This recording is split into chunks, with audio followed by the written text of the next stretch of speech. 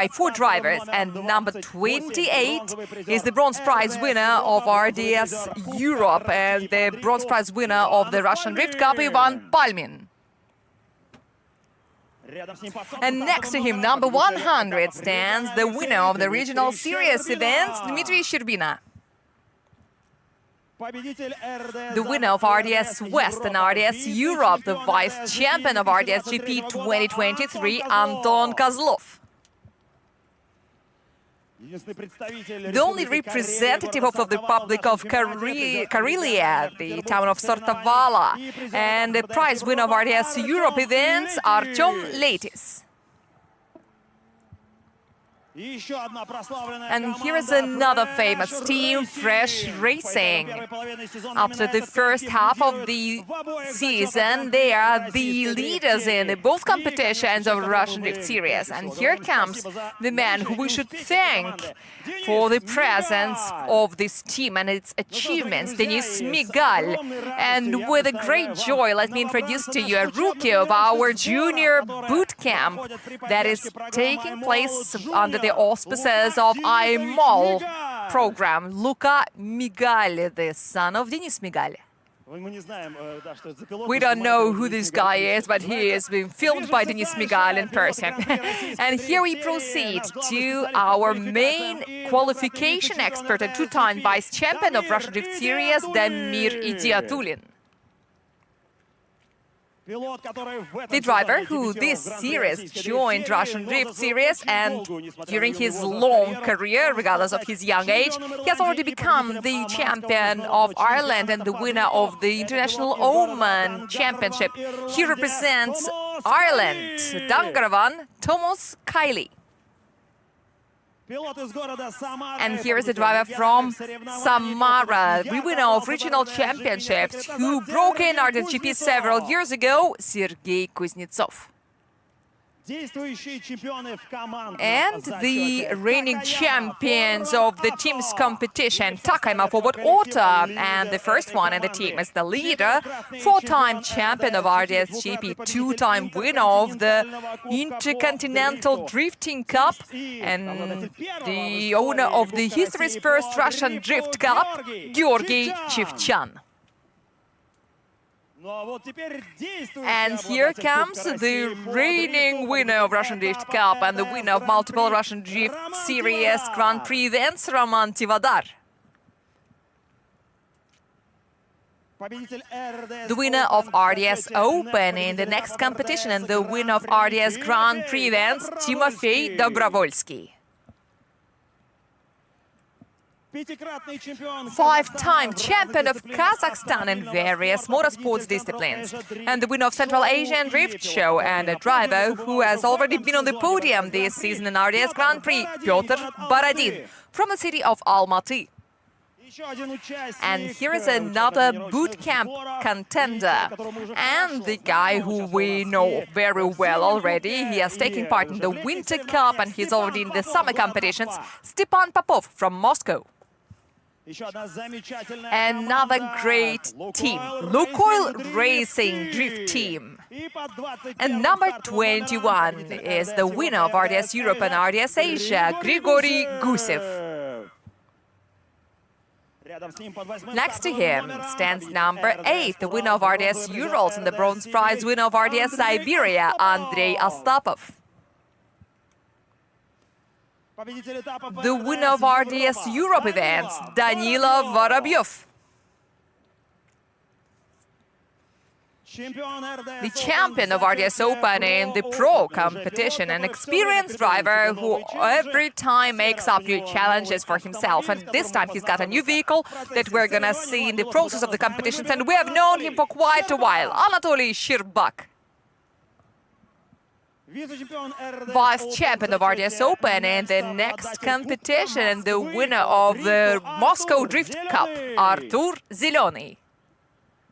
The driver who is now the only one representing his team, Heat Carbon Racing, and the winner of the qualification of Russian Drift Series Grand Prix, Anton Klemkov from St. Petersburg. And the driver from Chelyabinsk city, who is on his own here standing for the colors of Starter Stars IMOL, Dmitry Putilin.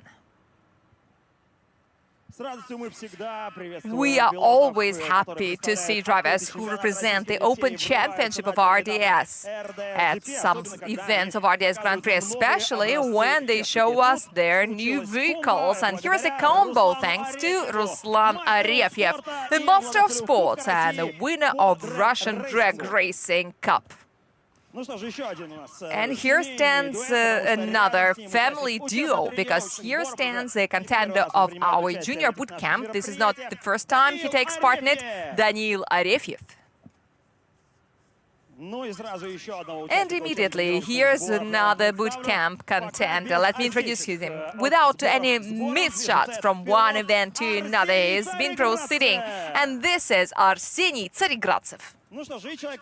And here's the man that Arseniy has been outrunning this far, showing better qualification performance and also getting the experience of this guy who always loses these competitions. And here is a two-time and reigning champion of RDS-GP and the vice champion of the world, Arkady Tsarigradsev. You know that Arkady is the leader of System Electrica Derzymy Motorsports team, and I am delighted to introduce his teammates. And the first one is the driver who has just celebrated his first event victory. It was not so long ago in Nizhny Novgorod, Ilya Popov. And his twin brother, who won his first event a little earlier, so now it's a draw, 1-1, Vladislav Popov. The driver who has been performing in our championship for quite a long while under the auspices of this team, Anton Dmitrienko, the city of Irkutsk.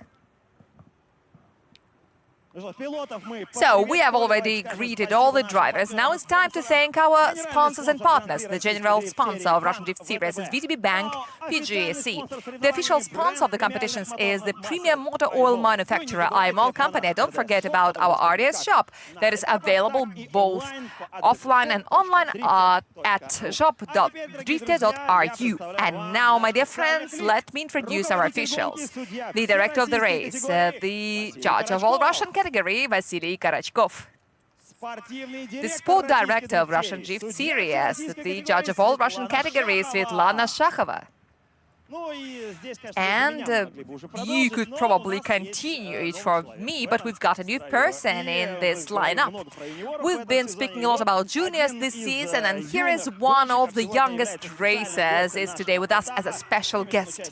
He will take part in the awarding ceremony. This is one of the participants of the junior program, Ilya Karetnikov. He's already 7 years old. He's about to start school this year, as I was told, but he's already fighting for the Russian championship in the micro class. And now I think it's time to proceed to the speech of our main official, the general director of Russian Drift Series, the judge of all Russian category, and the chairman of the Russian Drifting Committee of the Russian Automobile Federation, Dmitry Dobrovolsky.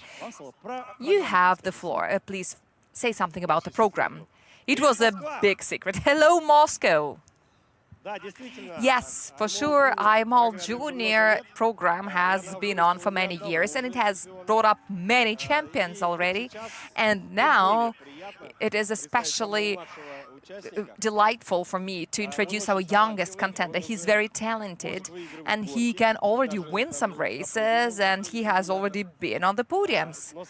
But the most important thing about it is that whatever you do, children's sports is something that drives us all to improve ourselves, and we always love recruiting young children, and I hope that today you will see the beautiful runs of our juniors who are also taking part under the IMOL Junior program, and the majority of them will definitely outrun the adults in the qualification, as we have already seen at one of our events. So please watch carefully.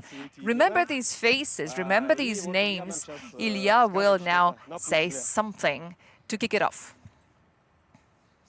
Let there be drift. Yes, That's right. Yes, he has already learned the main phrase.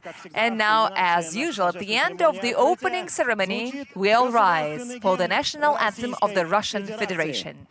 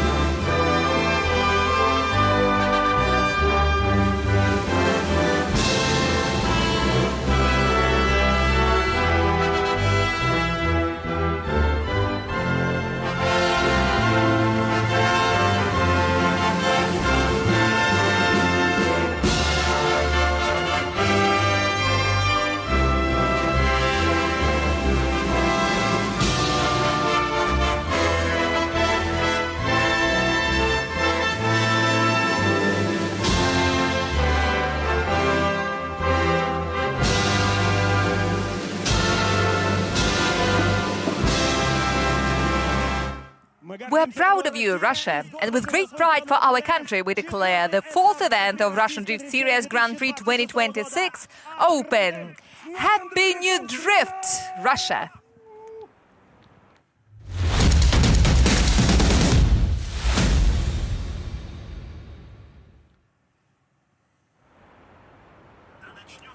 And let the new drift begin. The equator of this season is already behind. Now we're breaking through in the second half of the season 2026, the 17th season of Russian Drift Series Grand Prix. It is cloudy, it's hot, but it is not raining anymore. According to the weather forecast, it's supposed to begin at 1 p.m. We hope it doesn't. And this is the judges' assignment. Traditional three sectors and 10 touch and goes. There are 1s, 2s, and 4s.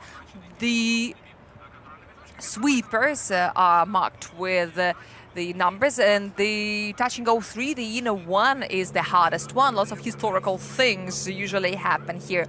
We are here for the 8th time, I mean the new edition of this track, and if we count all the configurations, this is the 11th, I guess. This is probably one of the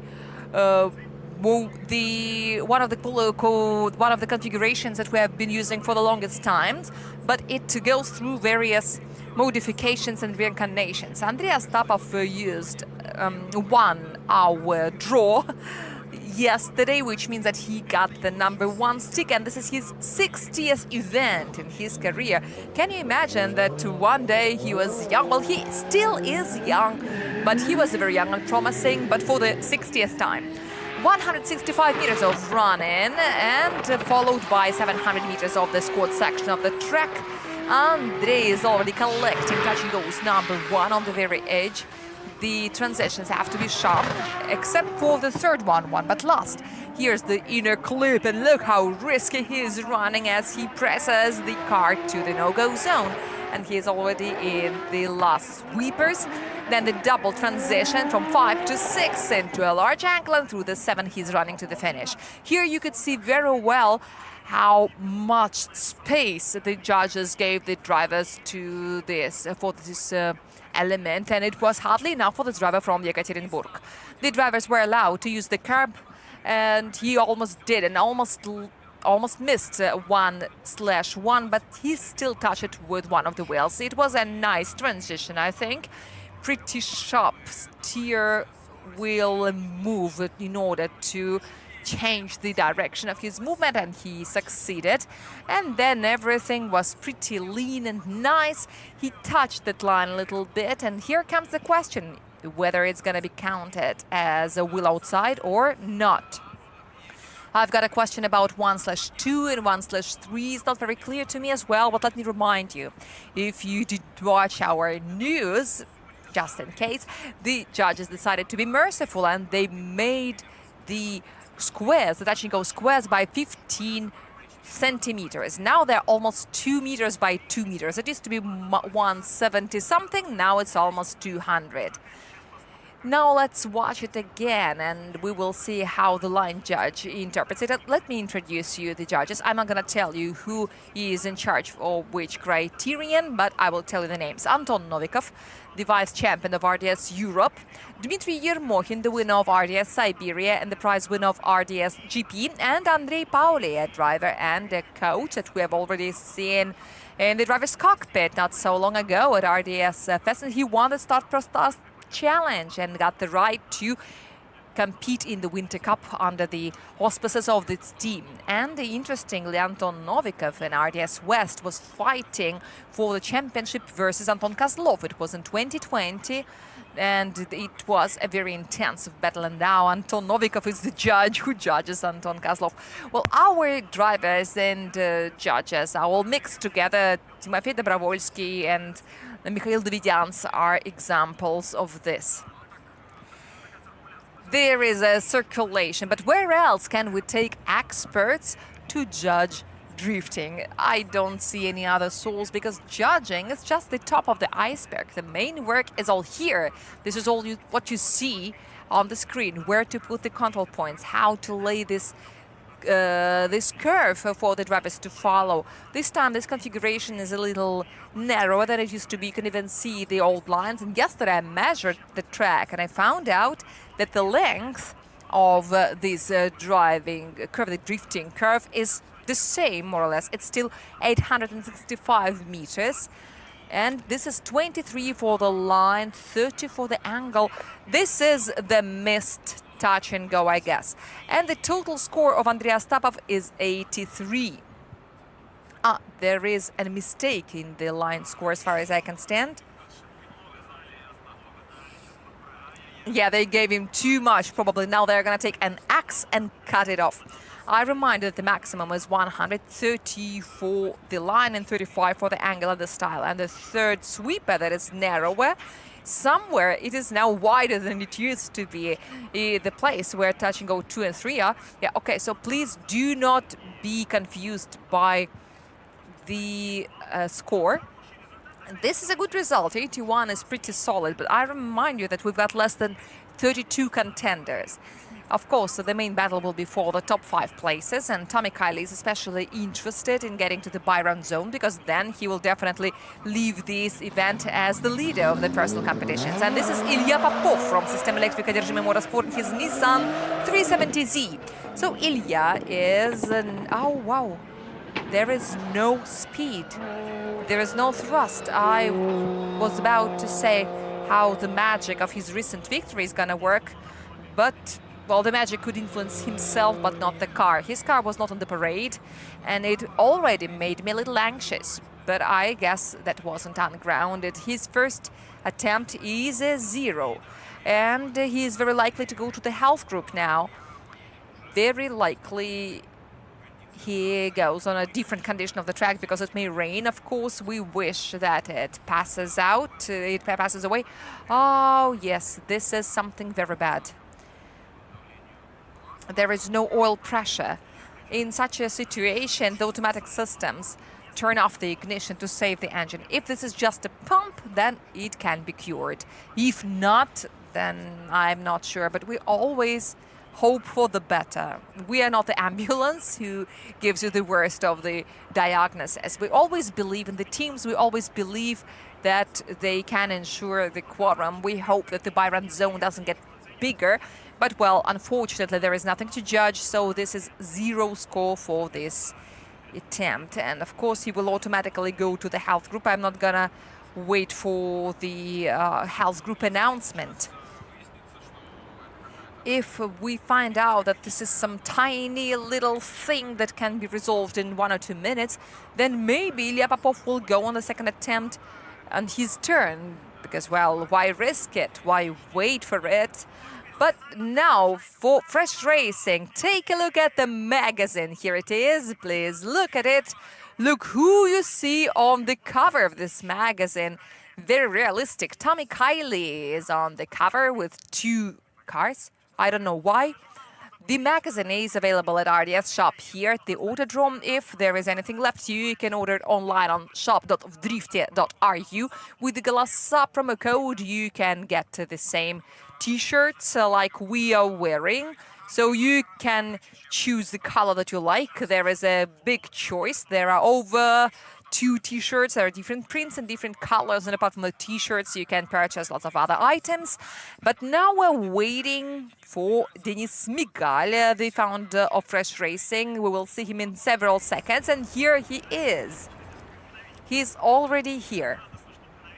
It's very good that a moment is one of the basic units of time and it passes very fast. This is my natural sense of timing. So, Denis Migal spent a lot of time on the track. He spoke to his spotter lots of times, and I unwillingly witnessed one of these conversations, and that was multifaceted analysis, a lot of polite discussions, and it's really cool that they can speak to each other in this way. Very high culture of communication, and I'm not being ironic.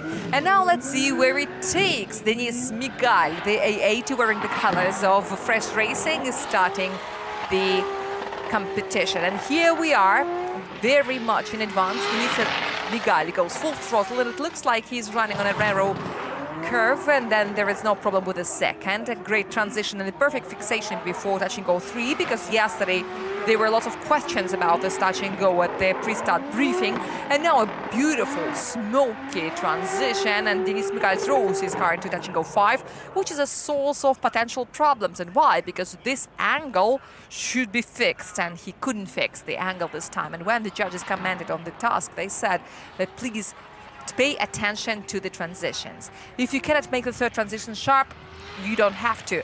But if the correction is too severe, then you will be definitely penalized. It may be interpreted as a severe mistake.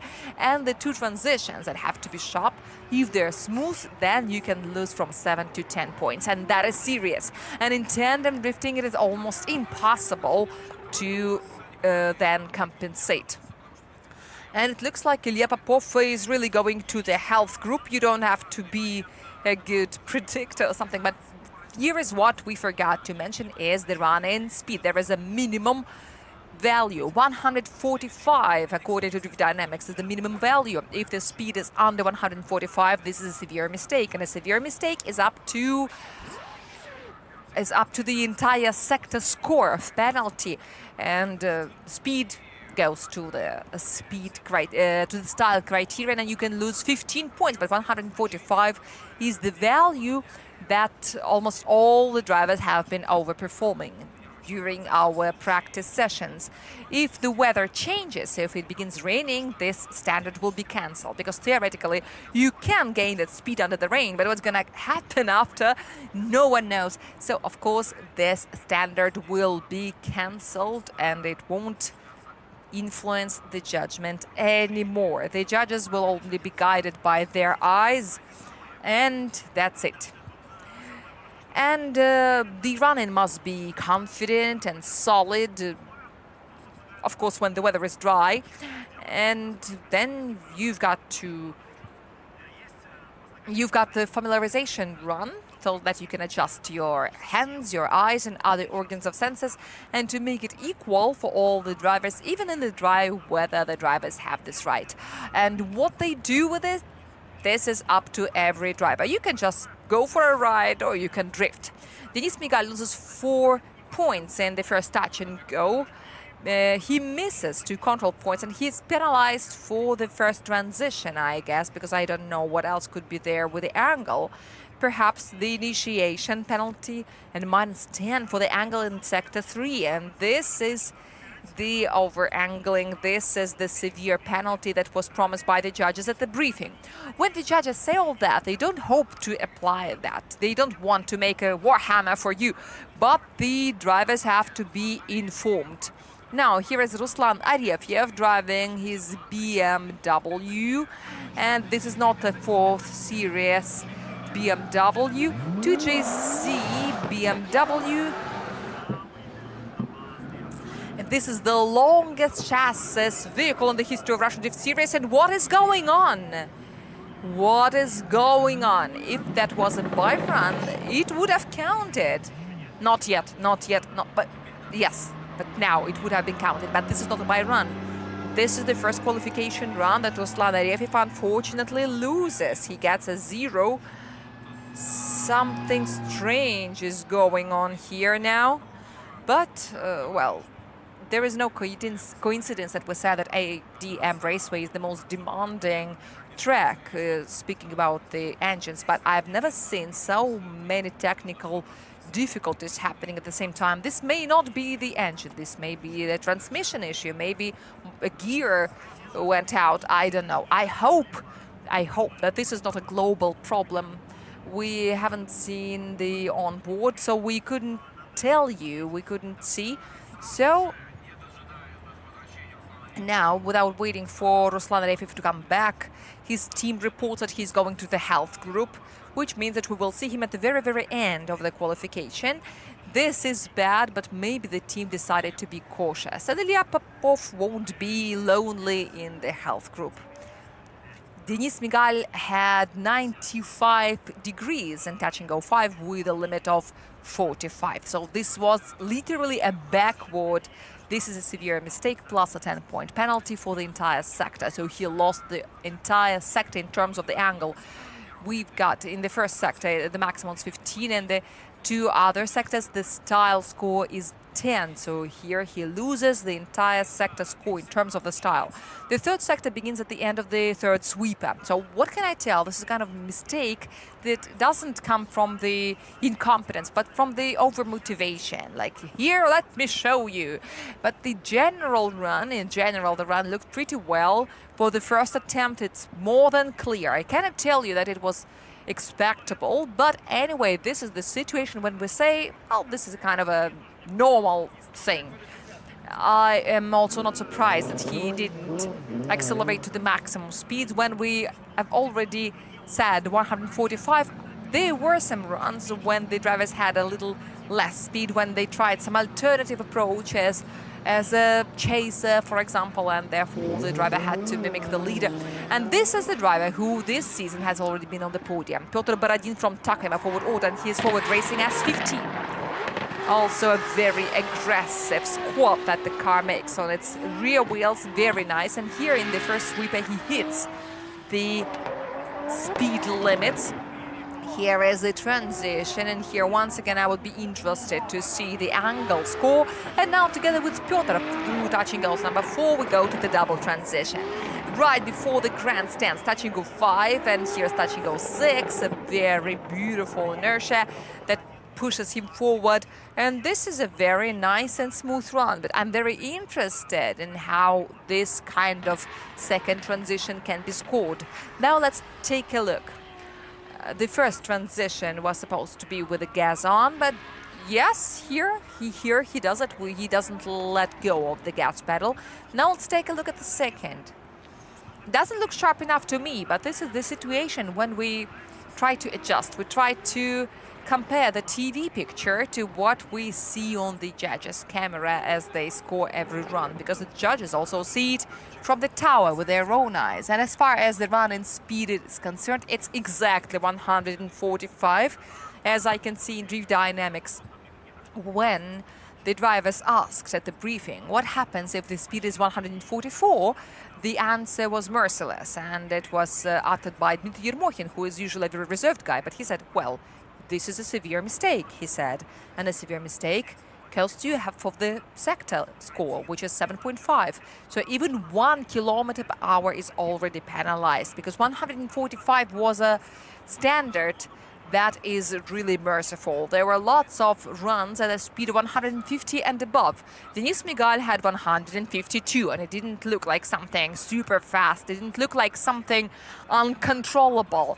This looked like something pretty comfortable. I mean, here you can easily run in, you can accelerate and initiate. The history knows the examples when some drivers try to initiate at a speed of 180, and here's the spoiler, they failed, but whatever. But 150 is a good bench line. Pyotr Borodin is something that you cannot really see well on the TV picture. The judges see everything. So they say that he added a little bit more angle before the first transition. It's a little technique, and many coaches teach that to the beginner. When you rotate the steering wheel to one direction and then you do the transition, especially if you want to do it with the acceleration on. So here it is not allowed, because if you change the angle in the process, it's -2. But that could be the 2 points that is not that you need to get to the by-run zone, and you never know who you're going to hit in top 32. You only know that we've got no easy competitors. They are all very hard. Plus the psychological factor. Many drivers say the top 32 is the hardest of the stages with the worst pressure. But regardless of all the little drawbacks, it's pretty cool. Maximum for the line and some little penalties for the angle and the style compared to the previous contenders, and this is a 90 plus.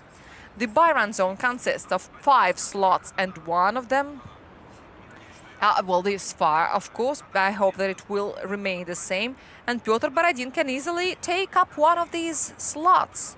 He is now the leader of the qualification, but now all of our drivers in the by-run zone, because there have been only 5. Here comes Vladislav Popov from System Electric Одержимый Motorsport Nissan 370Z, and his number is 11.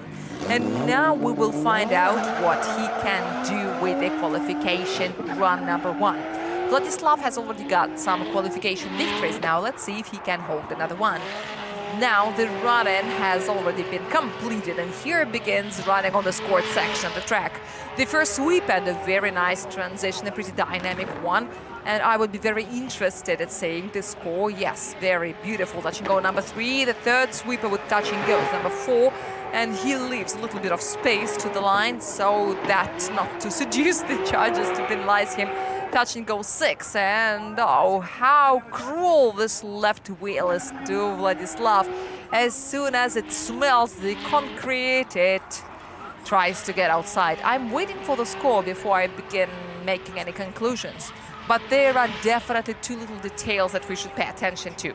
The run is very good, very harmonic, and please notice how stable was the smoke throughout the run.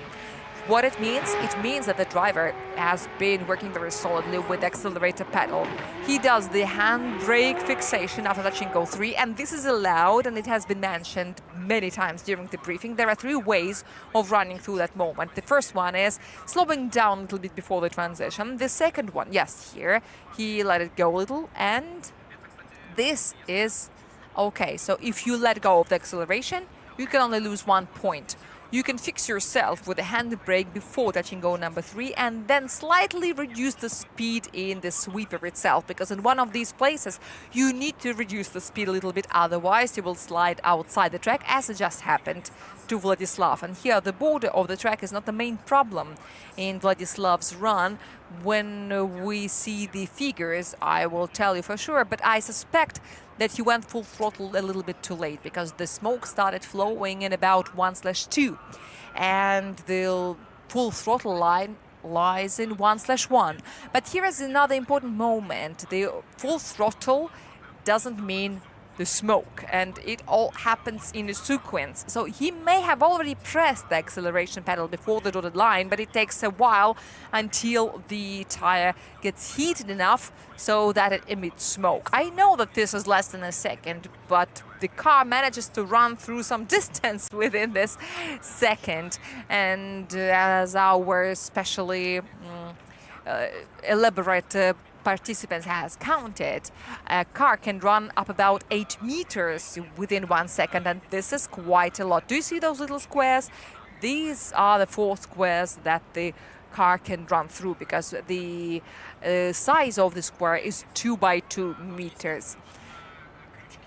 These hooks that you see over there, they're not straight, but the curved lines are the lines that guide our contenders to vector their vehicles in the right direction.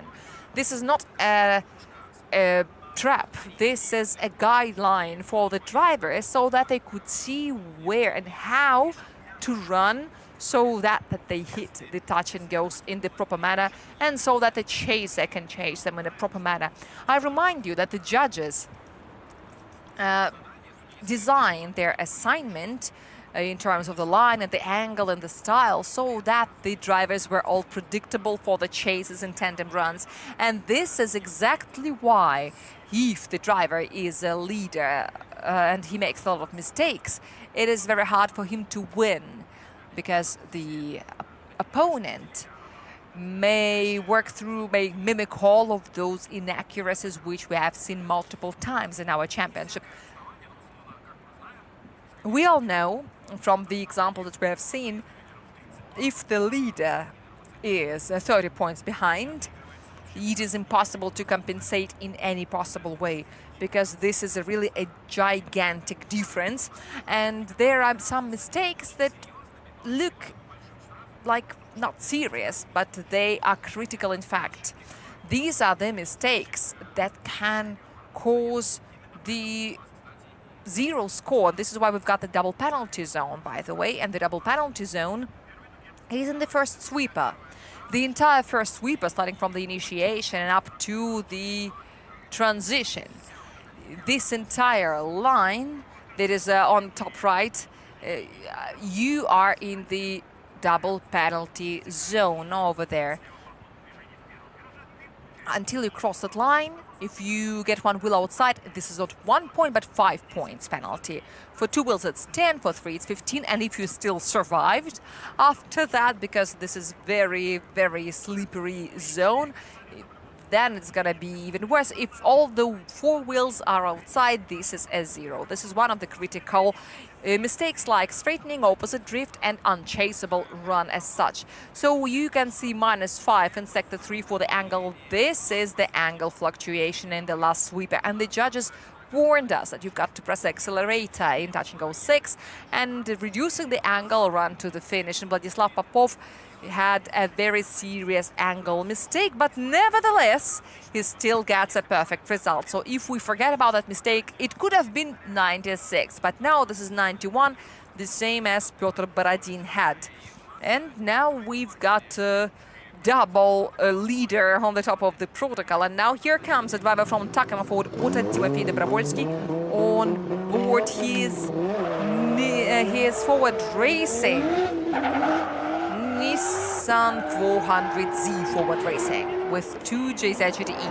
Timofey Dobrovolsky is the driver of Takema Ford Auto, and he's breaking into this court section of the track and the first sweeper. And look how much scared the drivers are with the double penalty zone. Everyone leaves some extra space. And here is touch and go 3. Yes, perfect. And he is cutting the touch and go in halves with his rear wheel. And now this is the double transition, sharply, but with the fixation of the angle. We will check the absolute values. The last turn without breaking any borders. He runs to the finish, and this is for sure. All of the wheels have been inside without missing any clips. But now on replay, we can see it once again. The maximum speed at the run is 145 kilometers per hour. So this is all within the established standards. Vladislav Popov had the same speed, so the Z's are all running perfect. They all slide, drift and go, but the participants tend to stay on the safe side in the first run, because the main thing for them is to get some established score, and optionally they've got to get a better result. A 90 plus would be perfect for everyone. Here there was an attempt of making a transition with the accelerator on, but still he did collect the touch and go. According to the diagram, that was a sharp transition, but after that there was a little correction. You could see that Timofey Dobrovolsky was using a handbrake, and it happened even before the full throttle line, so maybe he won't be penalized for the style, but we should check the angle score. And the system also recorded an angle growth before the transition into touch and go 5. So the angle from 61 degrees grew to 66, and this is an oops. Yeah, on one hand, 5 degrees is not that much, and 5 degrees is not the limit. And this is within the era of the angle measurement, but still, I wonder what the judges think about it. In touch and go 5, the system recorded 60 degrees, which is also not very good.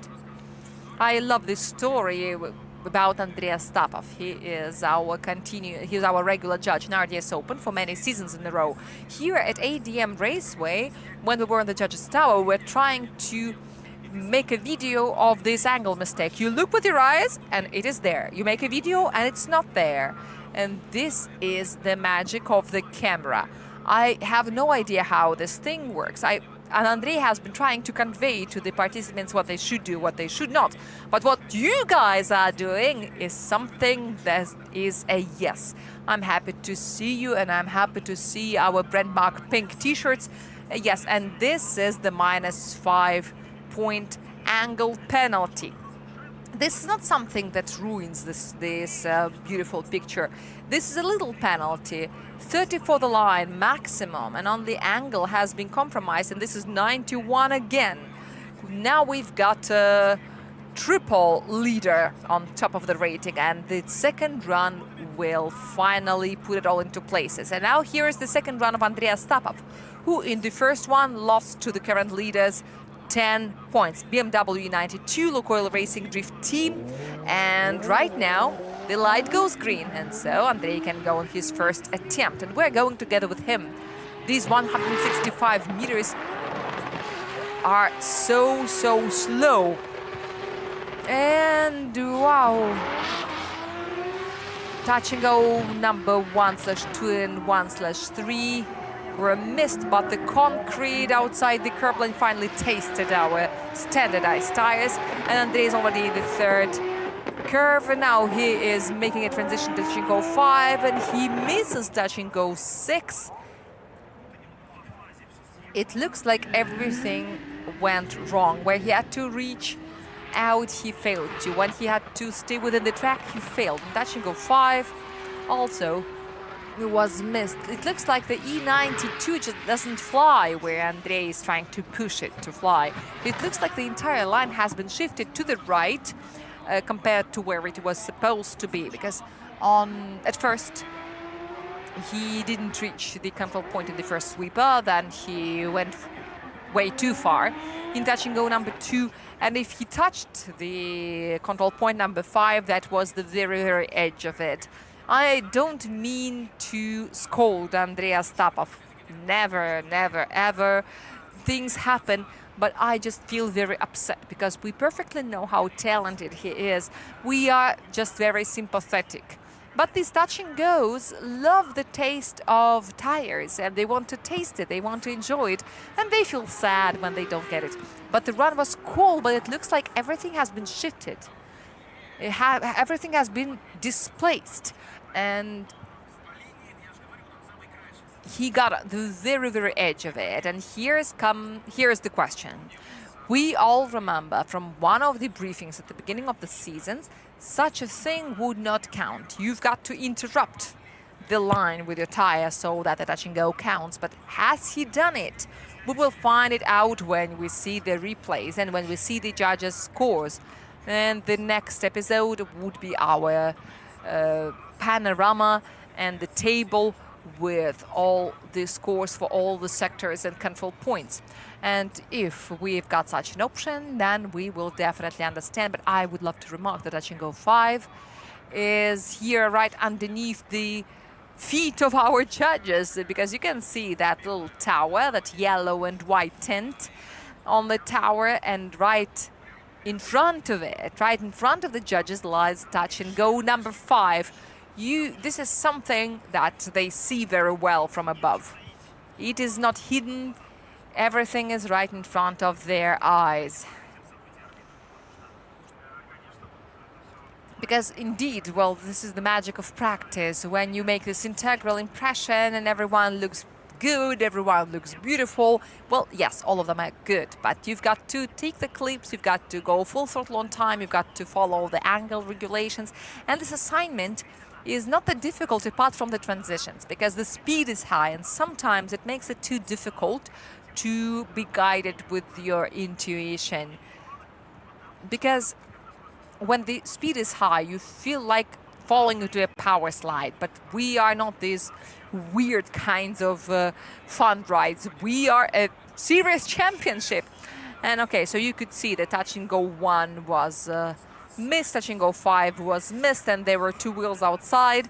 And this is the 61 degrees in touch and go 5, plus a correction after the last transition, and there will be no more improvement.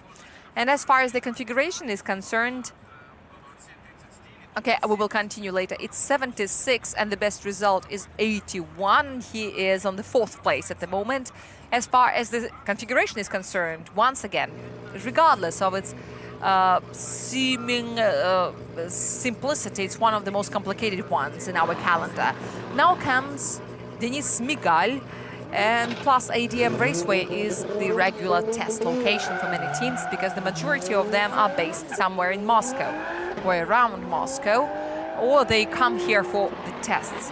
This is relatively not too expensive, and plus there are lots of events here at this circuit. Denis Migal is already in the first sweeper. It looks like he's inspired with the wrong example. The second sweeper looks better than the first, and here the line is a little bit too wide, and it looks like one of the wheels is still outside the line. He takes touch and go number 5. The last transition is very, very generous, and here's touch and go 7. Collected in a very extravagant manner, but this is a kind of a manner that doesn't give the judges a chance to not to count this clip. Touch and go 5, I believe, is where many drivers have a very big angle. And why? Because the drivers want to make a sharp transition, even though according to the assignment it's got to be smooth. You've got to be very careful as you gain the speed and gain the angle. You've got to gain the speed, and then as you are slowing down, you've got to brake into the deceleration zone. And before the 6, you go full throttle again. So that was the idea, that as you go out from the sweeper, you're supposed to smoothly deliver the car into touch and go 6. This is very demotivating, but yesterday we've seen lots of runs of this kind, and regardless of all the attempts and the efforts of the spotters, he still failed to correct this mistake. And the speed was good, 155 kilometers per hour. So this is not about the speed, it is about why the driver feels more comfortable this way. And this is the moment when the driver should go out of that comfort zone and do it in the correct way, as the judges require and as it is required for a beautiful tandem run.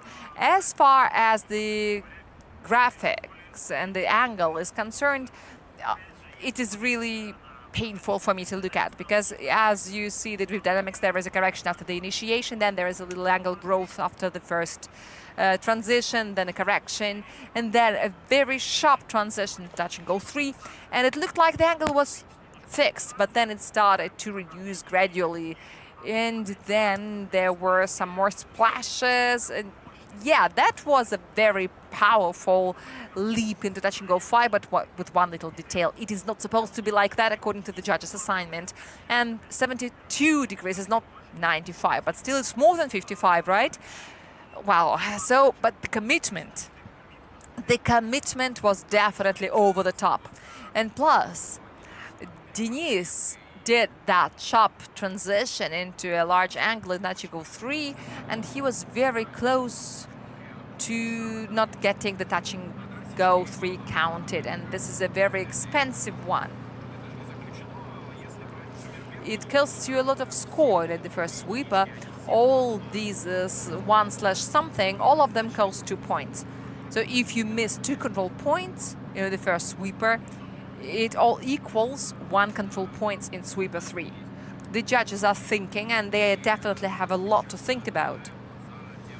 And we are now watching the car of Piotr Borodin. You could also see the gauge readings, and let's now take a look at Denis's penalties. -4 for the line once and twice, 2 wheels outside, so this is -10 for the line alone. In terms of the angle, it's 3, 5, and 6.5, and -2, -1 for the style in sector 1 and sector 2, and there are no penalties in sector 3. Okay, 20 for the line, 20.5 and 32, making a total of 72.5 points in the second run, so there is no improvement. So, this is definitely not a by-run zone. I guess that the spotters of his potential opponents should make their notes for the future, but can Piotr Borodin improve his performance? We will see it a little later. Piotr Borodin is already performing for the run. And here's his forward racing as 15. The Firebird kind of car. It looks very beautiful, especially when it's sunny. And now already Piotr Borodin is using the curb line. His suspension jumps beautiful, and no questions about the first sweeper. The second one looks pretty lean as well. A transition to touch and go 3 with some corrections afterwards. And now I've got some questions about the speed at the transition. Now touch and go 4 is left behind. All the 3 of them just like touch and go 5. And now it's time to press the accelerator to gracefully run through the last curve. It is not as simple as it looks at first. This entire third sector combo is very short, but it is laden with so many little things, and the drivers have to do so much work. And it is so exciting when they can do it in such a harmonic way. You don't have the feeling of one element going after another. It looks like one big stroke, and Piotr Borodin knows how to do it.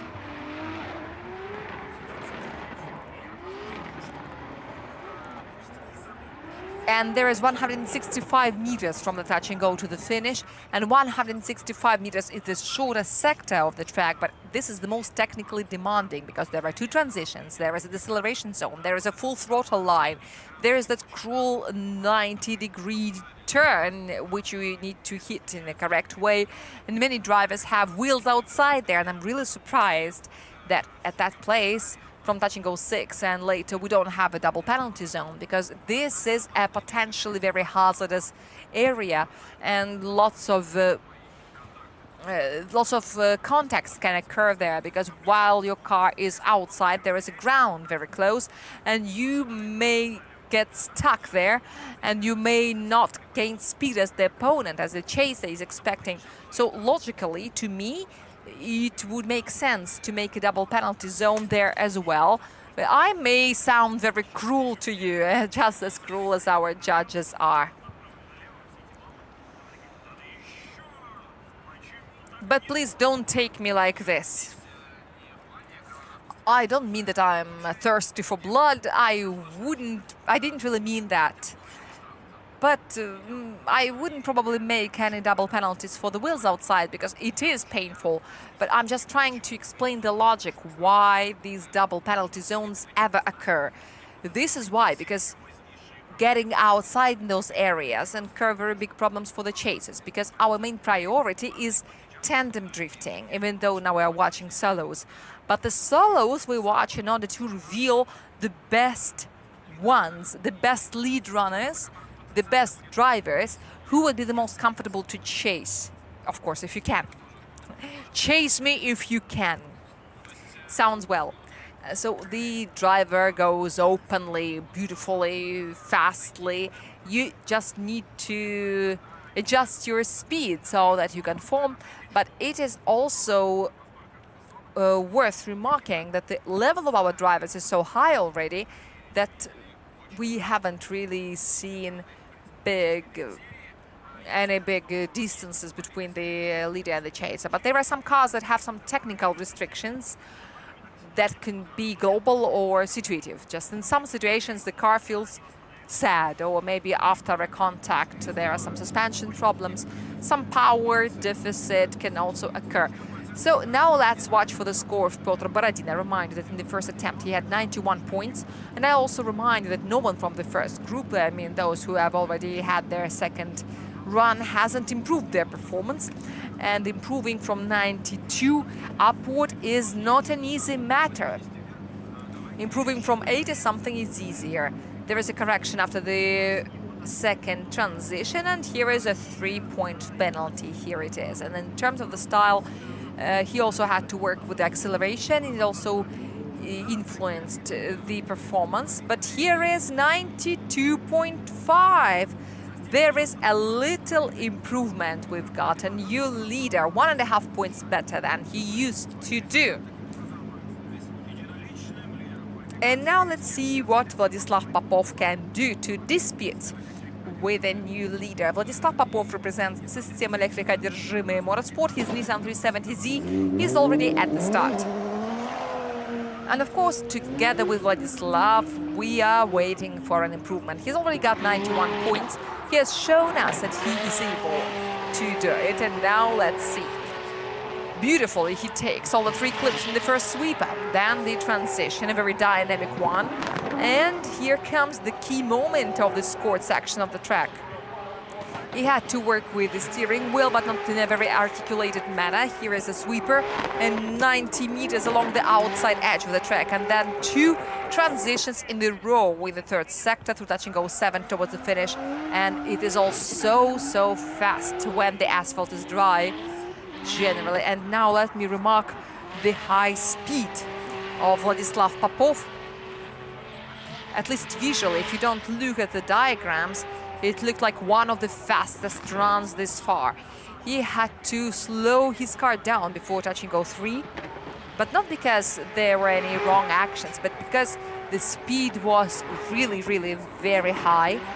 And for this reason, he had to fix the car with the handbrake in this position. 29.49 seconds is the timing of running through this scored section of the track, so we were not mistaken. He was half a second faster than Pyotr Borodin. And if you compare Vladislav's speed with his own previous speed, well, looking at this speed, I feel bad about 2 things. I feel bad about 2 things, and the first thing is 4/1, touch and go, and the second one is the exit from touch and go number 5, where the Z added a little bit more angle, which was a very bad thing to do. But we will see what Drift Dynamics system says about that. But that was very close. That was very close to an excessive angle. I am not sure whether he's going to be penalized or not. Okay, so then there's one thing only. The other is cancelled. A little correction after touch and go 3, after that transition, which is a really very difficult one. So many destinies have been broken there. So many car parts have been broken there. So many dramas we have seen there, and the judges had to resolve a very serious matter. First of all, the assignment shouldn't be too hard. But on the other hand, it needs to be pretty challenging, so that the drivers go through some difficulties on the way. And this is very hard to get there, because you approach that touch and go at a very high speed, and somewhere you've got to reduce the speed a little bit. 78 degrees in touch and go 3 is a little bit too much. And then happened the problem with 4/3 because of that 73 degrees in touch and go 3. I mean, if the angle had been a little bit less, then maybe the line would have been wider at the beginning of the curve, and then the 370Z would have rolled to the next touch and go. And this way the vector was a little bit broken. But here's what matters. Then he managed to correct it, and everything looked much better. But while you stabilize your car, you lose the speed, and this time the speed fell from 100 kilometers per hour to 86, which is 17 kilometers per hour. And this is quite a lot, and the speed loss was really there. And for a chaser, this is not the easiest situation, which means that the chaser has got to mimic it all, and the leader's mission is not to create such situations. Hello everyone, I'm very happy to see you, and I'm very happy that you don't need any raincoats or umbrellas. And now please don't forget to stay hydrated. We have seen some big problems because of the sun and the heat. We've got an ambulance, but I hope that it is not needed. Don't forget to wear your hats. And since we're speaking about the hats, then you've got to support your favorite drivers. And some of the drivers, especially at such small racing circuits, the drivers say that they really hear you. And when the fans make a lot of noise, they can feel it, they can hear it, because all the windows are open and they can hear your voices. There was one big angle correction. Yes, there was one excessive angle and -6 in sector 3. Okay, so the correction after the transition once again is something that doesn't make me much happier. But the style is maximum 35 out of 35. So there is no improvement. The line judge is being very, very serious, and I guess this is about the last curve. And it's surprising because the angle penalty usually goes hand in hand with the style penalty, but this time Vladislav managed to minimize its consequences. The impulses are very strong and they usually incur some style problems. Now Timofey Dobrovolsky will try to improve his score, and he has got 91 points this far. His 400Z is now initiating. Here it's much better than in the first run, but still there are some questions about the gap in between the rear wheels and the white line, but not here. And now very decisively he is crossing the touch and go number 5, and this is the third sweeper. And now look how he throws his car into touch and go number 5, and I think for the first time we saw an attempt of crossing the white line in this point. I literally hear the ringing from under the hood of Timofey Dobrovolsky, because he worked with the accelerator pedal in a truly brilliant manner. And what is important here is that I switched to the noise only to listen to what was happening to the accelerator pedal on Timofey's car. And at the end of the third sector, right here, I was a little bit confused by his accelerator work. He had to play a little with it, and we know that when the drivers start playing with the accelerator, just like the cats who play with some yarn, they lose. I mean, if you play too much with some element, you can get easily penalized. This is inevitable.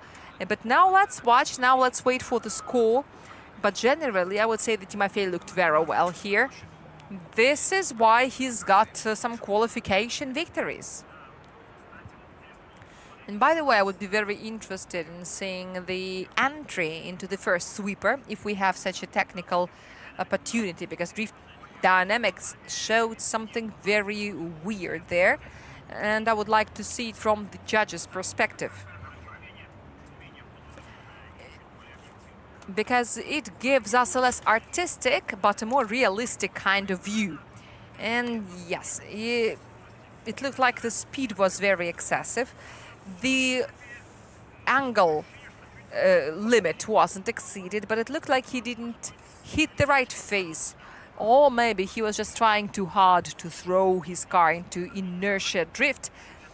This is touch and go number 4. I mean the fourths. And the third sweeper.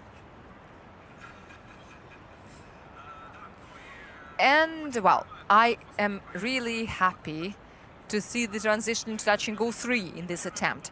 In the first attempt, even, it was pretty good, but it looks like we've got a competition in the sharpness of transitions into this sweeper. But I've got a little suspicion of this transition. It may not be very good, but it looks like in the second attempt the drivers feel more at ease and they're trying to show you something good, and sometimes this desire to show something special can drive him to the improvement or not. Here are the juniors watching attentively. Yes, they're gonna race after the break. These are Arsenij Tseregradze, Danil Arefyev and Stepan Popov. If Popov, did Popov just get Arsenij's phone? Okay, so hello everyone. If you just joined us, we welcome you. If you just turned our broadcast on, welcome too. This is the 4th event of Russian Drift Series Grand Prix. We're at ADM Raceway, which is in the eastern part of the Moscow region. Artur Zeleny is now here in his flanker F. Flanker F3 to be more precise. And here we... okay, so we've been very gloomy, but now we see that it's not that bad.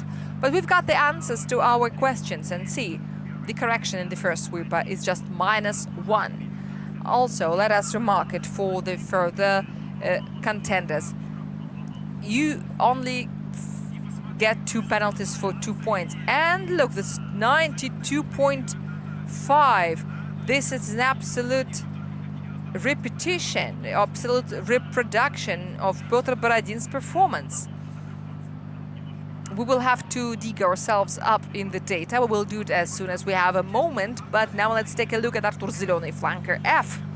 And right now he goes on the first attempt. So we open the performance of the second group.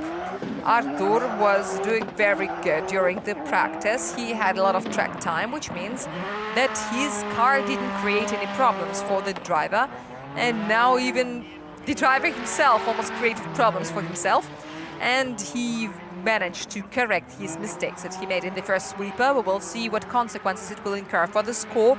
Now he fixes the angle well, which ensures this beautiful slide through the third sweeper. Now here comes touch and go 5 and the leap to touch and go 6 towards touch and go 7.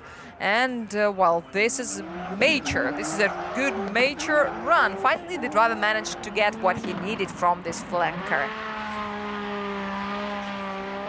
But unfortunately, Artur Zilony managed to collect a very bad combo, which means a wheel outside in the double penalty zone and an excessive angle before the transition. This is going to be painful in terms of the score, even though it didn't look like something bad. But these are the things that the judges specifically pointed out during the briefing. They said that it is absolutely forbidden to fluctuate the angle before any transition. The excessive angle before any transition is a severe mistake, which means that it can cost you up to the entire angle score for the sector. And the first curve, the first sweeper on the left-hand side from the vehicle is a double penalty zone. It's bad we didn't see the third sweeper because Artur Zilony had a super stable angle of 45 degrees, exactly as required by the judges. And now we're gonna see the interview with the interim leader of the qualification. We already know who of them is the leader. Let's give the floor to Alicia. My friends, hello. I'm happy to welcome you all. And of course, I'm happy to see our RDS TV viewers. And here stands the man who is traditional leader of the qualification this season. The interim leader of the qualification at this time, Piotr Borodin, from Takayama Forward Auto. 91.5 is the total score. Yes, this is on the edge.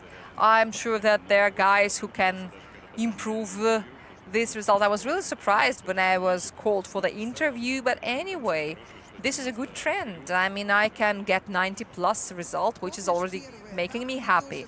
But you remember the first event, you also started this season as an interim leader, and then you had a podium. Maybe this is a good tradition that you have started. We will see after a while. Of course, I would love to get something good, but I'm ready to work. What do you think you failed to do in order to get more score or to get 100? The first sector, I had some penalties there. In the second sector, I made a big correction. I wanted to do a beautiful transition, but I failed to go full throttle. And these are the two moments where I failed most of all. But I advise you that you enjoy the status of an interim leader while you can. This is Piotr Borodin. Let's give him a big round of applause. You will hear you here at Hot Pit. Let's check it out. Do you hear them? Yes, of course I do. I hear them here in my heart all the time. All right, my friends, let me tell you that very soon I will go to the grandstands of ADM Raceway and you will feel as superstars. You will also pull a draw for the qualification, but at first you will have to answer my questions as interviewees. So we will see you very soon. See you soon. Bye-bye. I am very happy to see Piotr as an interviewee, but now Timofey Dobrovolsky is still the leader of the qualification because he's got 1 point more for the style. Now let's take a look at the score of Artur Zilony. In the first sector, in terms of the style and the angle and the line, he's got some penalties. So this is where it all happened in an instant. In less than a second, he lost a lot of score in the third sector. He's got -7 for the angle. That is the third transition. 23, 17, and 22.5. And the total is 62.5. And he's in the 6th place. But he's got another attempt to correct this situation. I'm sure that Artur Ziron is totally capable of that. And now let's move on to the St. Petersburg troop, because we're gonna have several Carville Racing team members. And here is Ivan Palmin from St. Petersburg Carville Racing on board his Toyota Supra A90. In the yesterday's news, we told you that he's got a new engine control block. I don't know if this is the reason why he's been practicing in such an amazing manner. And this is the first sweeper that he is making. Ivan Palmin himself considers it to be a BMW. We're gonna check the diagrams later, but it looks amazing. The third sweeper is beautiful and smoky, with a little margin between the wheel and the white line. And now here he gets in touch and goes 6 in a sharper manner. And once again, drawing a line exactly along the border of the track in a very cautious manner, he makes a very good run. And this is the situation when you don't have this wow effect, but it looks very lean. This is what can be very productive. I now recognize Ivan Palmin of the years 2023 and 24, when he was a recognized qualification expert in RDS Europe. This is exactly what he used to do. A very stable angle, very cautious, very lean, very stable pace, and a very smooth acceleration. Ivan confessed me once that he is trying to make a BMW E36 out of a Toyota Supra. And yeah, these racers are really funny creatures. Georgy Chivchan has been trying to turn his 400Z into an S15, and Ivan Palmin is trying to transform an A90 into a BMW E36. So we are making new vehicles and try to make them run as your old ones. But, well, what you've had for a while is usually better for you. And every time you upgrade your vehicle, you don't do it to change something in a radical manner, but you want to get more opportunities, you want to get a wider range of setups, you want your car to be more harmonic. And also, you know, the time makes everything older. Your car is not getting younger. Every metal is subject to corrosion. It is all vulnerable to time. Even if you keep the metal in a vacuum, there are still some processes going on, and therefore you still need to make changes in order to achieve some results. You've got to use newer solutions and newer platforms.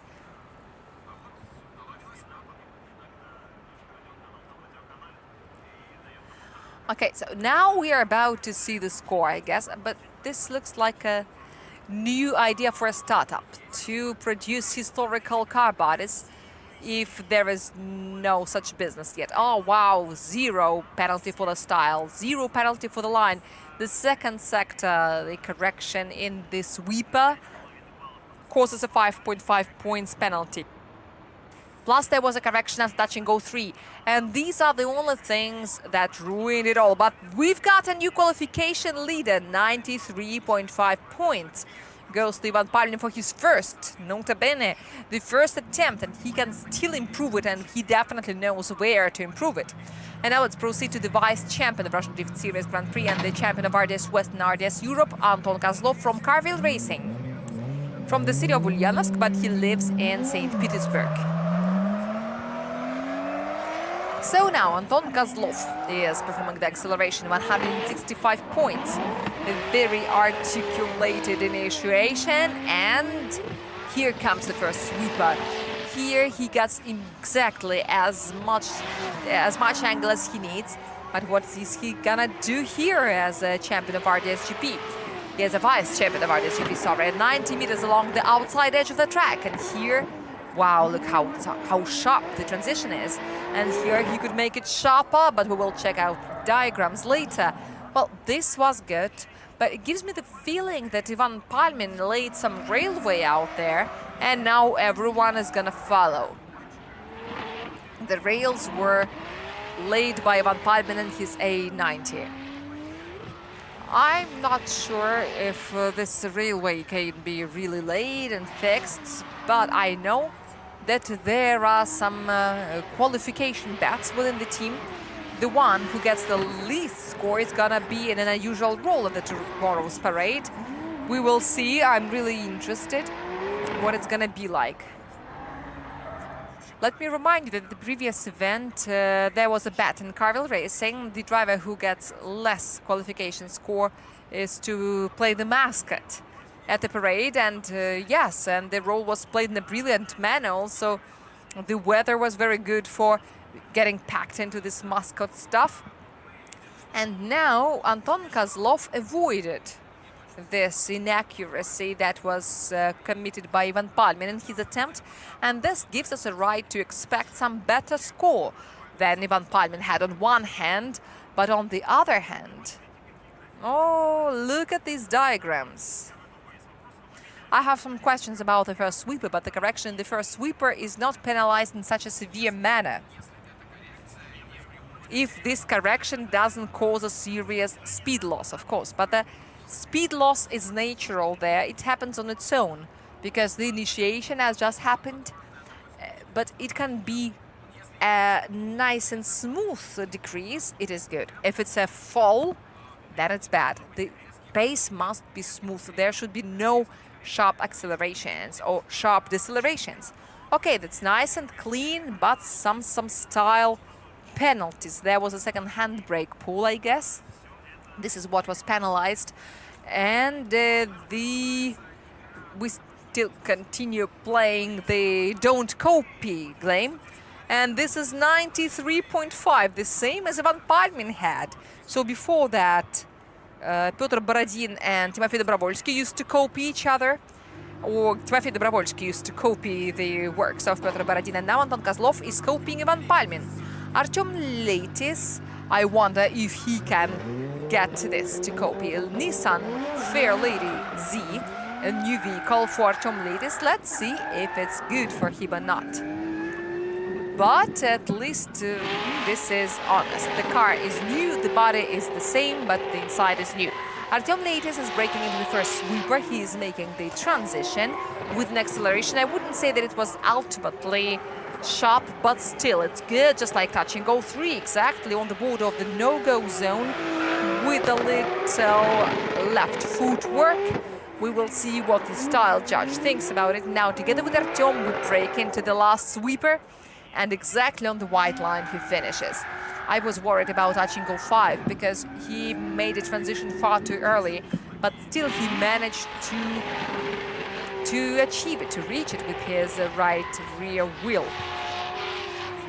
And the timing is 20.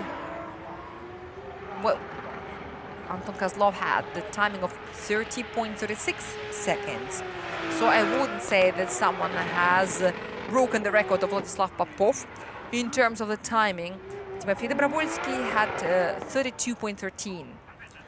But this is all within the standard. In terms of the timing, it is not counted for the score, but the drivers just asked us to register it for them to have a certain benchmark, and they told them, the judges told them, that there will be no penalty for the timing. But if you want a benchmark, so here's 32 seconds, of course, while the weather is dry.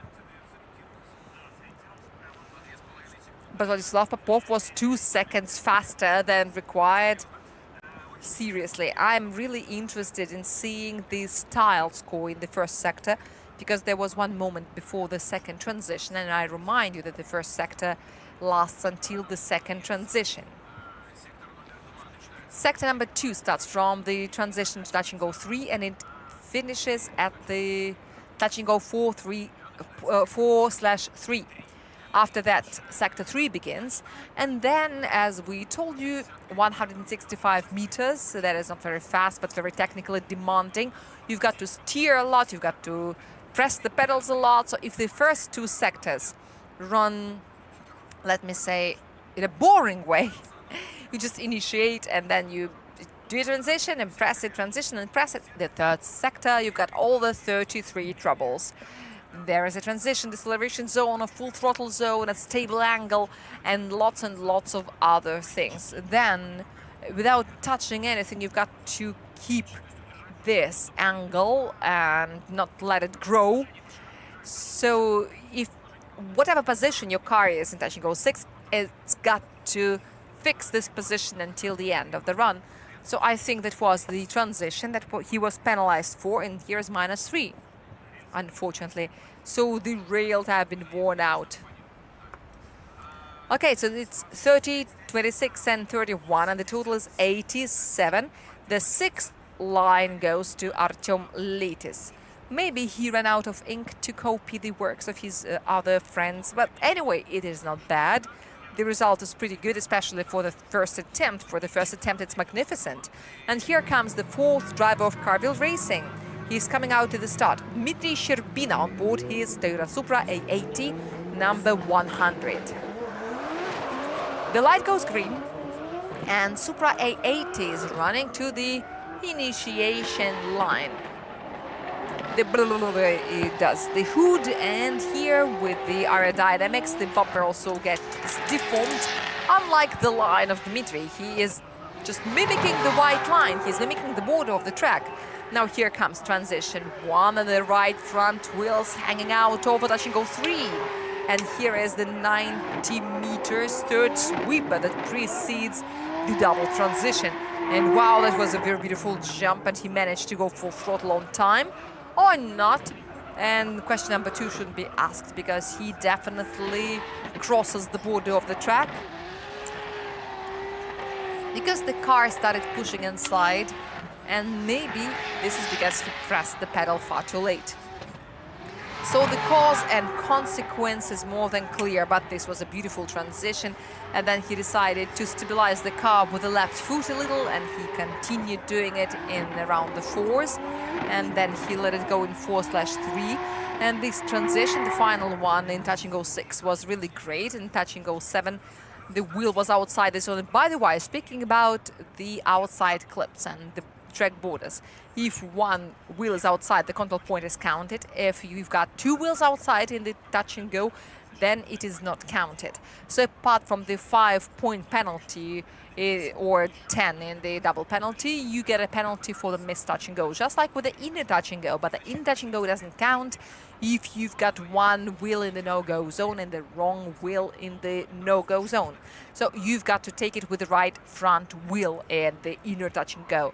And I guess no one has had any problems with it. The only one who hit that trap was Andreas Stapov in his very first attempt. But it was also the first attempt, you know, so it's kind of the practice thing.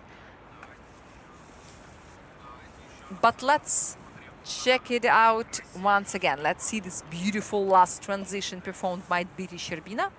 Or not. Okay, so if we cannot, that's okay, because this general view is also very beautiful.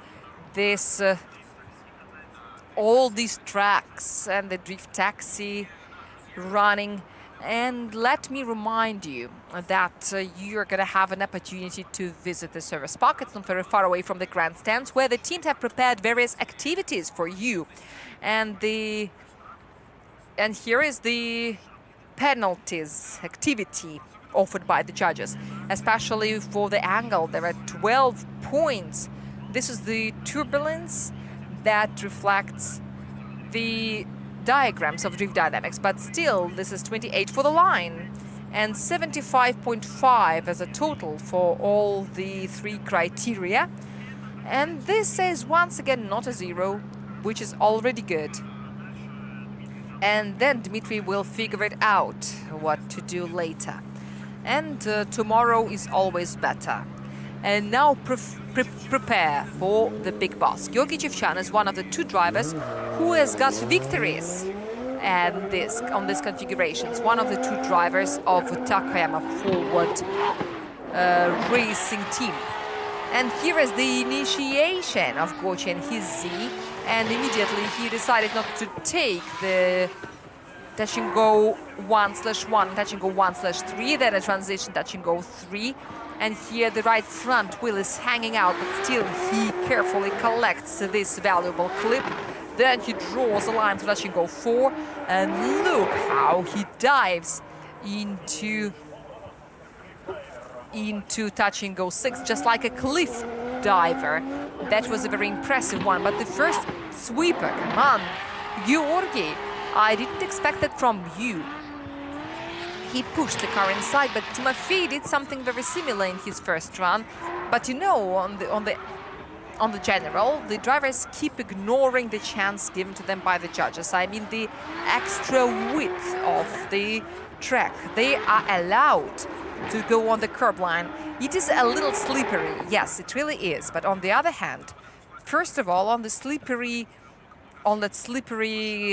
asphalt, first of all, your car doesn't lose the speed, and therefore you've got a line that is a little wider. But on the other hand, here comes another monster, which has the double penalty for the wheels outside, and maybe the drivers are trying to avoid that, and this is why they're not using the entire width of the track, and they prefer to initiate within the asphalt without using the curb line, even though this is still a part of the scored section of the track.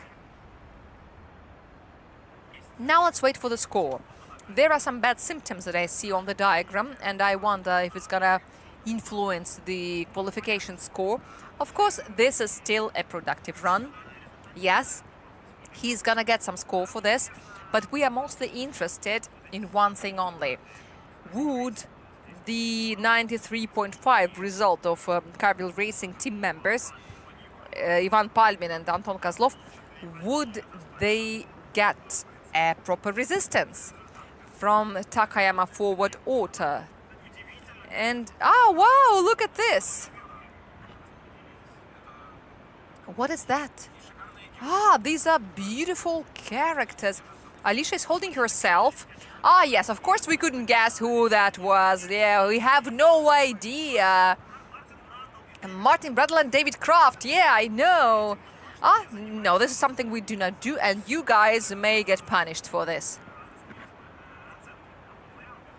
Okay, so here comes the score, and I would like to remark the Lady Fortune that is being very favorable for Takayama Forward Auto, because the 4 drivers are in the first 2 groups, and Carville Racing, which is all together in the second group. So we see at least they can complete their first runs before the rain begins. And now we will take a look at what the weather is preparing for us.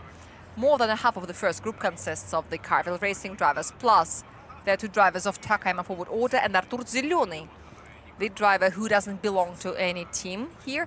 He is here on his own. So this is a very good company here.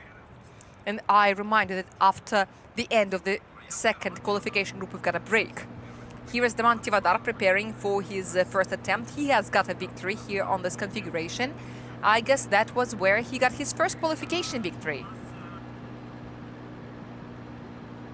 As far as the weather forecast is concerned, a little rain is expected at around 4 or 5 p.m. So that may be interesting. We may have done something until the time. But what is bad, it's okay if it rains.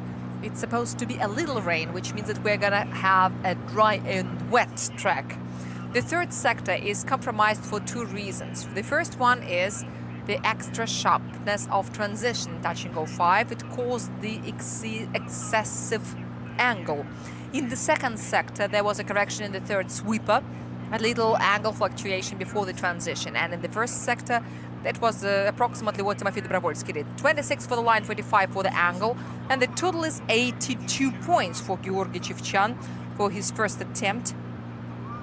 He's gonna have another one, so we expect him to improve his performance. And here comes another driver of Takayama Forward Auto, Roman Tivadar, the driver who really had his first qualification victory here at ADM Raceway.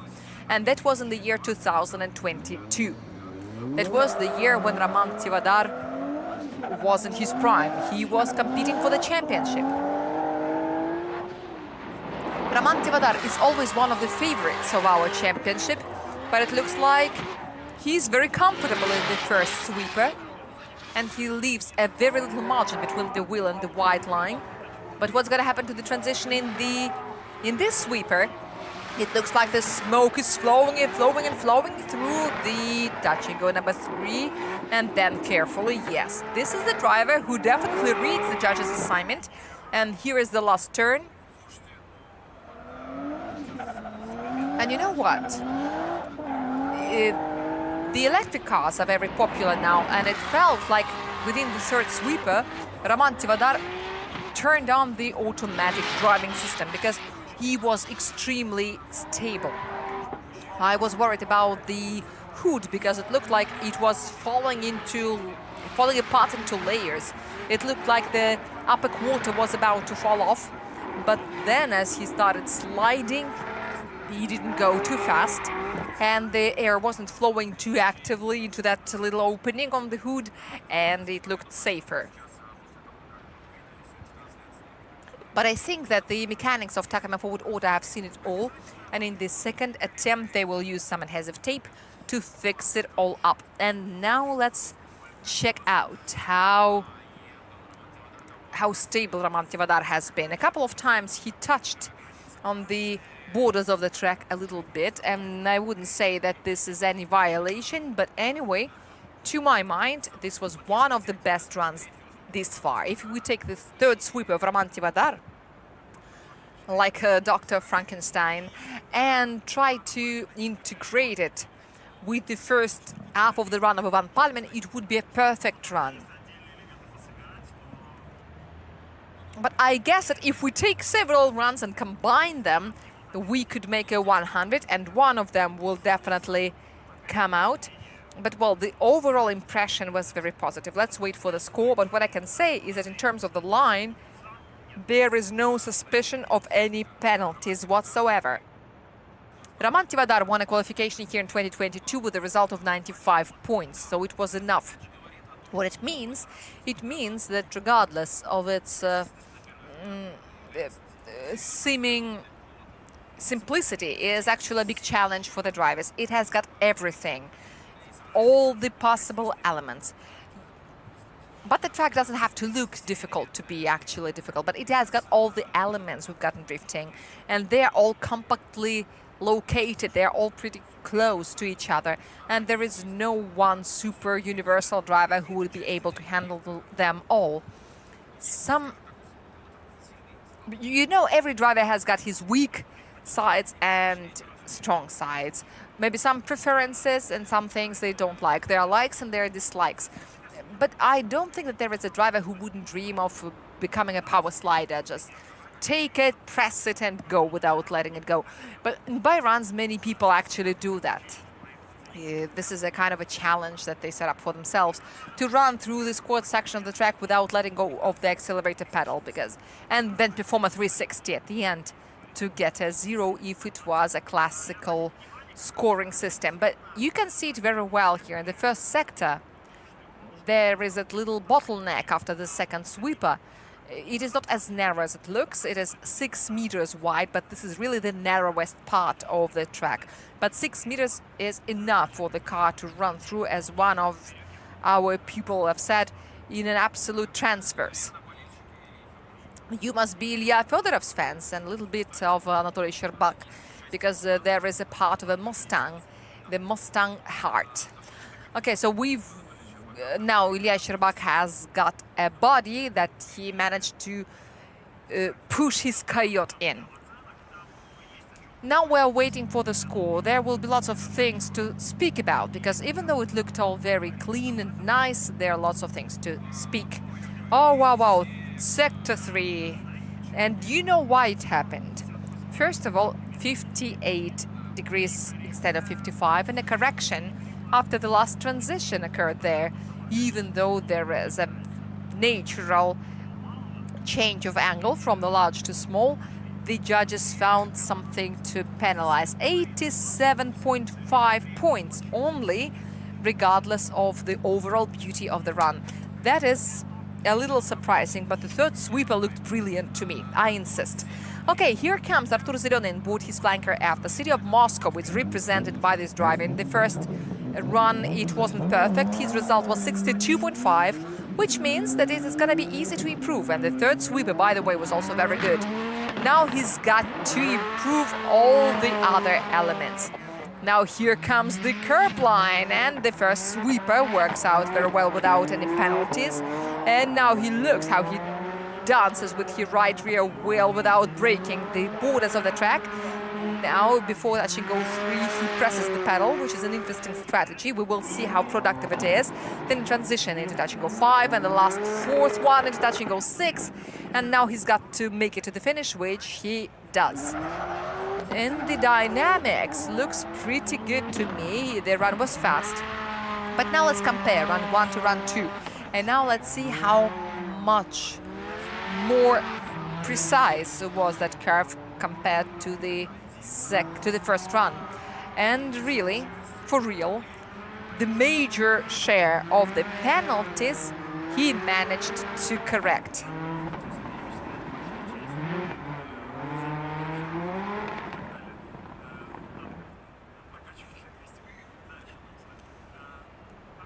Once again, there was a little bit of pedaling, and I'm very interested in seeing this tile score, because the stabilization with the brake as such is not a penalized mistake unless it doesn't cause any visual, I emphasize it, speed loss. If the driver makes it look like a deceleration for the judges, then they may be penalized if this is an area where the deceleration is not meant to be. And after the initiation, it is inevitable. And the second one is before touching goal 6. Yes, there is a little stabilization zone. This is a photo hunting. So there is a full throttle zone in touching goal 3, which means that there the drivers have a chance to stabilize their vehicle. But there is no deceleration zone as such there. And you don't have one in the first 2 sectors. I've got a new term for drifting, which is sinless deceleration. This is the deceleration that is not penalized, that you see that the wheel is blocked. This is a hearty deceleration with your left foot that doesn't cause a penalization because the speed doesn't fall. And let me remind you once again that the greatest sin in terms of the style that you can see is the sharp change of the speed. The sharp decelerations, sharp accelerations, but as I told you, a sharp acceleration is something that is very hard to perform, but sharp decelerations are pretty common. And yes, and here's the double pedaling, -3 in sector 2 and -1 in sector 3. I cannot tell you what exactly it was for, plus the angle in sector 3, that must be touch and go 5, as I can feel it. This is gonna be 70 something, 30 for the line, 25 for the angle, and the total is 83. This is a very serious improvement, over 20-point improvement for Artur Ziloni. Congratulations to him, and he races to the 8th line of the rating. And now we've got another candidate for the qualification leadership, a driver from Carville Racing, Ivan Palmin, representing the city of St. Petersburg and driving his Toyota GR Supra A90 CR. And a BMW Shield that has absolutely nothing in common with everything we said above. 93.5 is his current result, and this is a very high bar that he established for everyone. And right now, having squatted on the rear wheels, wow, this is it. This is the sharp transition and full throttle. Thank you, Ivan, for this, because I started doubting it was possible. Touch and go 3, perfect, and now touch and go 4. Here there are some doubts in around touch and go 4/2. And now here's the last transition, and on time he presses the acceleration, and yes, he makes it. Ivan Palmin just stabbed me without a knife. He just stabbed me into my heart, and everything, all my hopes for the reproduction of the good result is killed because I saw the wheel there. I know that this control point costs 3 points, not 2. It's not as cheap as it could be, but the line was definitely bothered by that wheel. But was it interrupted? by that wheel? We will find it out very, very soon, my dear friends. Now let's check out the full screen replay. A very beautiful, the angle is stabilized, and then the transition, and the second /1, 2/2, and please, please, please, oh please. How come? Come on, how did it happen?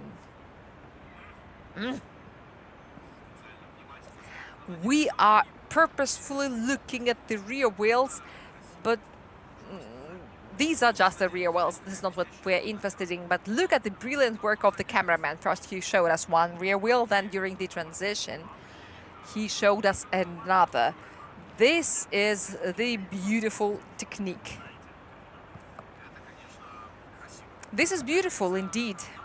As we say, everything is beautiful about our championship. The cars, the cameraman's work, and of course the audience and the magazine. The magazine goes without saying. This is the most beautiful thing we've got in our series. So let's take another look. Visually, the run completely complies with the drift dynamics schedule, the drift dynamics diagram, exactly on the line, but it is not rare when the drivers miss the control points and they're also trying to do with the angle at the same time.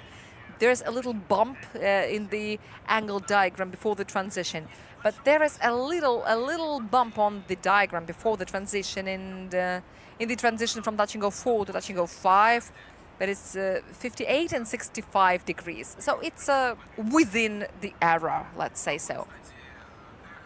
And the eco of the old control block, this is the dashboard Eco Master. And these are some shaman games, maybe. Please don't stick any pins in these dolls. And Alicia is playing with the doll to the right and to the left, and her head is also moving in the same way. Is she doing that intentionally, I wonder? Or is that the voodoo doll that is making her swing like this? Okay, in the meanwhile, Anton Kozlov has done his familiarization run and he's preparing for his second qualification attempt, and we are trying to... yeah, sector 2. Come on.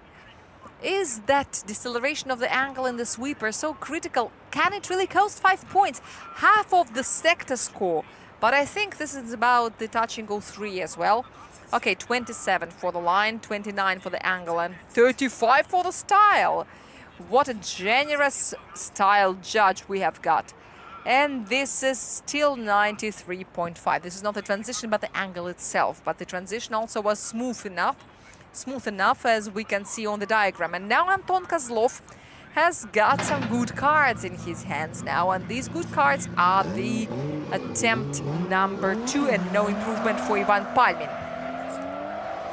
BMW F22 and Anton Kozlov are going on their second qualification run. It's going to be hard to improve, so it's very important to put together the risk, the desire of improvement, and the good performance. And here is the second sweeper already. Now just don't overdo it, unlike Ivan Palmin. And now only the drift dynamics diagram will give us the answer to our questions. And now the third sweeper is left behind. Don't scare us like this, please. And the last transition, the last turn, this was a good run once again. I consider it necessary to get back to Ivan Palmin's 5-point penalty, because at the briefing, the judges explained that in touch and go 3, the angle of over 65 degrees is a severe mistake, and therefore a half of the sector score was withdrawn. But as far as Anton Kozlov's run is concerned, then this was super similar to his first run, but with some little improvements that I could see. Here we can say that, and in terms of the speed, he improved it. Now it was 29.6 seconds timing. So he is now pretty close to the pace of Vladislav Popov, but he's still a little slower. And here it was a beautiful run through the inner touch and go. It is 56 degrees. Everything is super precise in terms of the angle and very beautiful. 50 degrees in touch and go 5, no excess This is perfect because according to the assignment it has to be from 45 to 55, and he is exactly in the middle.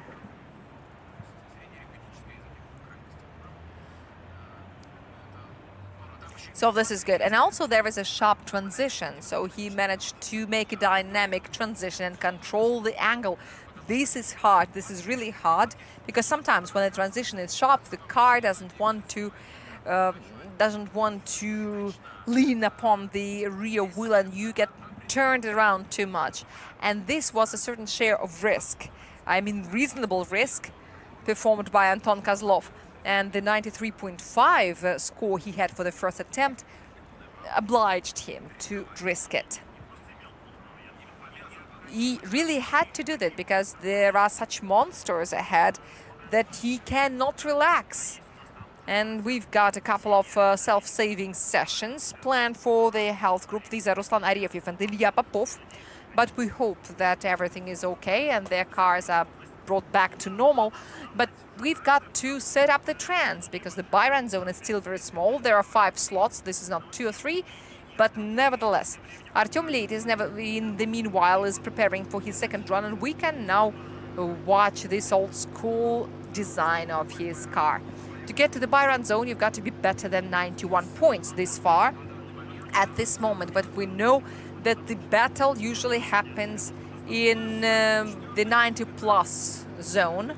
In the fourth group, we've got some drivers who can argue with that. There's Tommy Kiley in Group 3 as well, plus Arkady Serigratsev, Damir Diatulin, Grigory Gusev in Group 4, who historically is very good at this track. And we should also remark that Danila Vorobyov in the last season, when he was still in Lukoil Racing Drift team, showed his best result, and he was in top 8. So for him, this truck is also very lucky. But our dear judges are still thinking, and well, you should think very well about it when the battle is so intensive. But it looks like they're prepared, and I wonder what the angle judge says this time. And no, it's all in this first sector. The initiation, which is not sharp enough, and that's it. According to the assignment, the initiation is supposed to be smooth, but it was stepwise. But this is an improvement. You've got a fresh benchmark of 96.5 points. So, did Anton make a present for his tomorrow's birthday? Is he gonna miss this top 32 for the first time? We've got a 3-point improvement over 90-plus performance. Wow, now Artyom Leitis is coming out. He's a driver from Carville Racing as well. I remind you, they got numbers 9, 10, 11, and 12. So they come out one after another, but they cannot change their places. And now he's already on the scored section of the track. Artyom Leitis in the first sweeper. He leaves the margin a little, and I've got a question about touching go 1/3, but all the questions will be answered later. Now together with Artyom through touching go number 3 towards the third sweeper. 90 meters is the length of this section, and now he's got to make a smooth transition, touching go 5, for example, like this. But he also had to hit that square, then a sharp transition, which is the last, and unfortunately the left rear wheel slipped out to the concrete. And this is a mistake which is far too expensive. It is very hard to follow the benchmark set up by your teammate, but Artyom really tried very hard. And generally speaking, he's got 86 points in the first run, but he's got a penalty for this wheel outside. I keep confusing the penalty value in different sections, but we will see it all on the overall table. He's going to have a 2-point penalty for the line and also something for the angle. 108 and 48. 148 kilometers per hour is the initiation speed, and here we should expect the same penalties as Anton Kozlov used to have. And why? I ask my apologies because we're so much carried away with initiation in the first transition, because these are very important things. But throughout the first sweeper, the angle has to be medium. And do you know how much Anton Kozlov lacked 3 degrees only. This is crazy. This is absolutely insane, but that was a correction as well. Or not, or maybe not, but Artyom Leitis did have a correction, and maybe this is why his result is a little worse than the one that Anton Kozlov had. But this is sad. This is sad that these little things... But why do we complain? 96.5 is quite a lot. We just recalled Roman Tivadar, who had 95 points. When he won the qualification, it was enough for the victory. But Artyom Leitis is still getting used to his new vehicle. Clearly, he likes it more than the one that he had, because the new toy is always better than the old one. Now the car is more controllable. It has lost 120 kilograms of weight compared to the old 350Z that he started the season on, and he was supposed to drive the new one from the very beginning, but it took him a little bit more time than they thought, because this is the time, you know, there are some difficulties, there are some... This is the time when it is very hard to make long-term plans. And therefore, now, only on Thursday, he practiced on this car for the first time, and he still needs to adjust his style for it, because you drive as though you are driving an old car, but your new one is better, it can do better, it can perform better.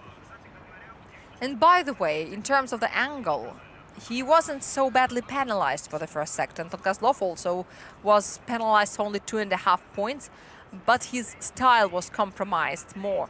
-3 in sector 1, -3 in sector 2. Yeah, so here is the result. Let's count now. It makes a total of 83 points. So there is no improvement, unfortunately. In the first attempt, he had 87. 87 is the best attempt of Anton Kozlov. Of Artyom Leitis, of course. Dmitry Sherbina, the last representative of Carville Racing in this qualification of the fourth event of RDS Grand Prix 2026. This is the Supra that has seen some bad things during the season, but this is a car that is built within a record-breaking time, and he didn't really make any troubles for the driver, but this is probably the future style penalization. But I'm not sure, but this is how the acceleration play can be like. But now Dmitry's not thinking about it, because now on his agenda he's got the sweeper number 3 and the transition to touch and go 5, and look how widely he goes, and is this a backward? Even if it is not a backward, it's very close. I guess Dmitry just went all in right now. 145 kilometers per hour sharp. He almost had one wheel outside. But in the double penalty zone, it's very expensive, so he decided not to let go of the acceleration, because theoretically it could be a penalization. But this was not a backward, it was only 80 degrees, but it felt like 95. But he had 16 touch and go 5, while the maximum was 55.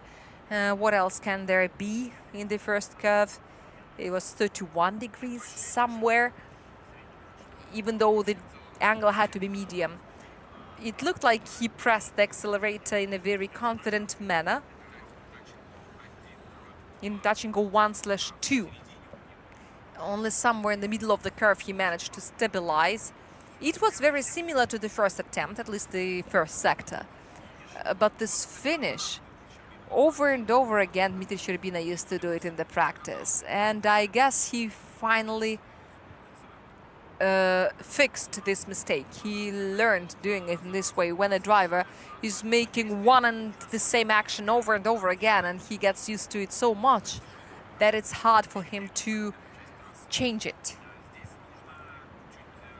But he's got to be a little bit more careful in that area, because all the problems in around touch and go 6 and 7 begin in the transition into touch and go 5. Those who try to make it sharp, they have angle troubles.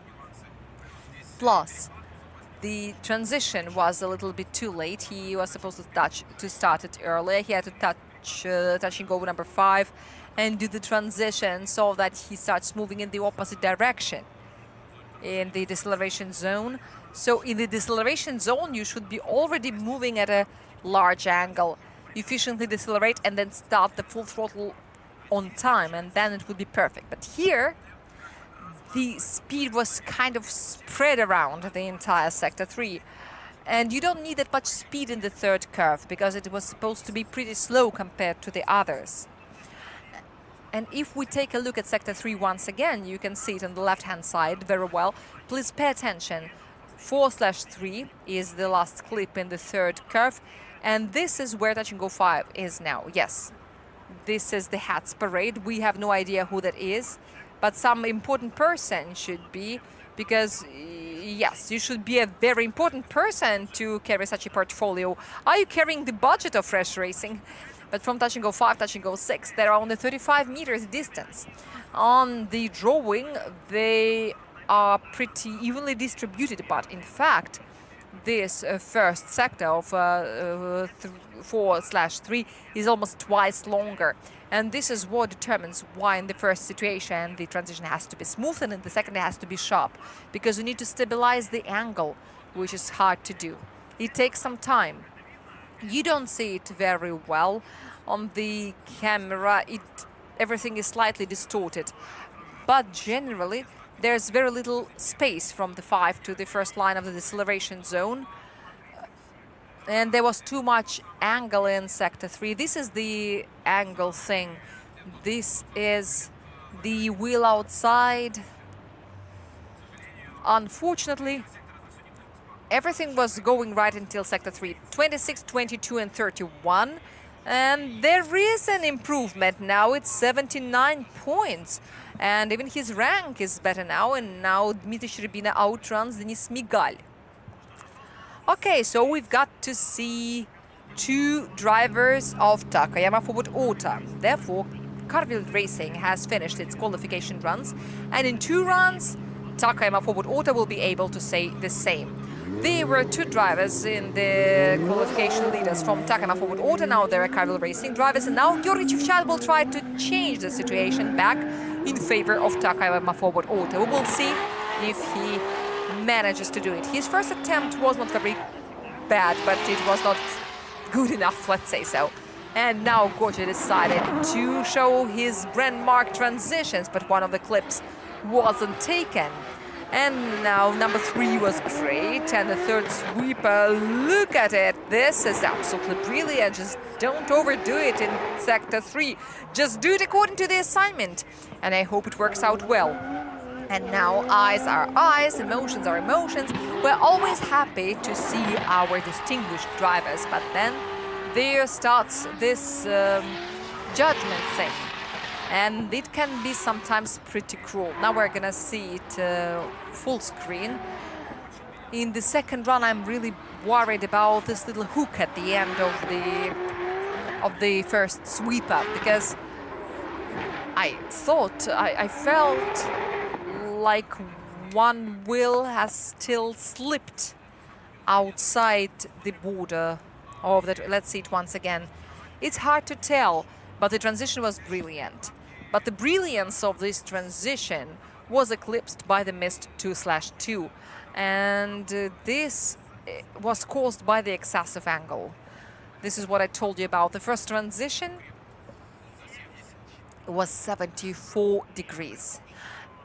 While in the first sweeper, there was a deficit of the angle, and we now pay attention to it as well, because in the first runs, both Georgy Chivchan and Roman Tivadar had the same mistake. And I think that the drivers, just like we, are more concentrated on the initiation and the first transition. I don't mean that they forget about some of the elements, but they're kind of overwhelmed with them, and they say, aha, yes, so take that. And why so? Because the judges are very mean people, you know. The 100% run, the 100-point run has got to be really flawless. And we haven't seen anything like this until this moment. Here, Georgy Chivchan is going through the sweeper. Here's the transition. Yes, please record everything down and then try to reproduce it. So once again, this is the place, the end of the first sweeper. and the first transition and how it influences the entire performance. You can see it on the diagram, and I wanted to understand if there was that steering, or it was just the behavior of the car. Yes, there was some steering. Something made the driver doubt that the car was stabilized enough. But now let's see the score. And I think I know the reason. I know how the pilots call it, but this is a kind of a word that I cannot say on air. It is 82 points in the first run, and it looks like this is a good benchmark, and I think that for Georgi it should be very easy for him to improve the performance, but the assignment is designed in such a way that once you are mistaken for all. But drifting is an art of the moment. If something has happened, you cannot correct it anymore. Hello everyone, hello. Oh, is it a girls' party? Yes, it looks like this. These should be the fans of Tommy Kiley, but why aren't they wearing green? I hope that Tommy sees them too. Estimated 1999? Is it 27 or 26? 27 he should be. 26 or 27. Please, let's get back to the context. On the start, we've got Raman Tivadar already, the teammate of Georgi Chivchan. So our drivers are positioned in the sequence in pairs. And this is the score of Georgi Chivchan. -5 for the wheel is still there, -3 for Dachingo 2. And then the angle, that was too little, it was not medium, -3 for the style. So 22, 21.5 and 32. So there is no improvement. It's 75.5. Uh-oh. So congratulations to someone in top 32 who's gonna hit Georgi Chivchan as an opponent. If everything runs the way that it works, maybe Artur Zelyony will be in the by-run zone. Now Raman Tivadar will round up the second group performance. Forward racing S15 and Raman Tivadar. In attempt number 1, he had 87.5 points, which is line 6, in accordance with his start number. And now, the second last attempt of Raman Tivadar. We saw something similar in the first attempt, and I mostly care about the angle figures, but we will find it out only after the end of the run. And now it's Dachingo 3, and he's sliding on the edge. And he is testing the white line for strength, and the white line withstood the test. And now here's number 7 in the finish. So now let's get deep into the replays and analysis. It looks like Raman Tivadar has learned that little angle because he did the same in the familiarization run. He did the same in run 1. And it is not even the medium one. And the first sweeper was all within like 43, 42, 44 degrees. This is sweeper 1. And this is exactly what Anton Kozlov was penalized for. But I think that Raman Tivadar would be happy to get a 96.5 result like Anton Kozlov did. But once again, we are always impressed by good runs.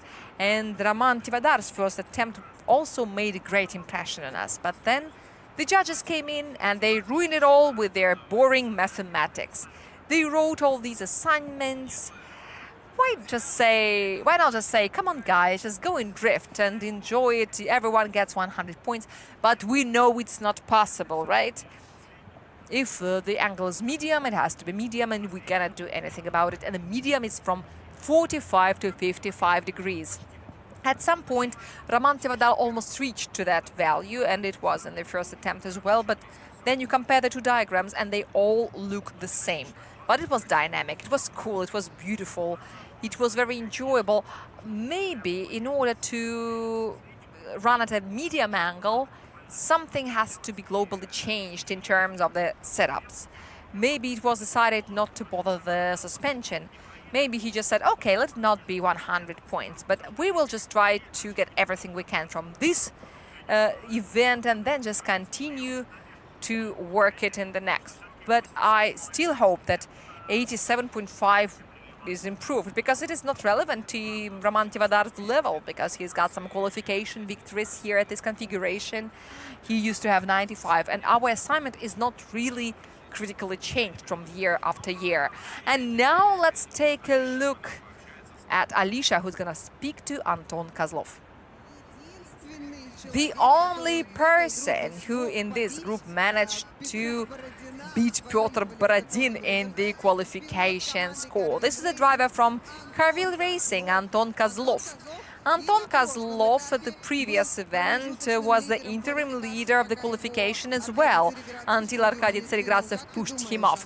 So what do you think? Who has a chance to push you down?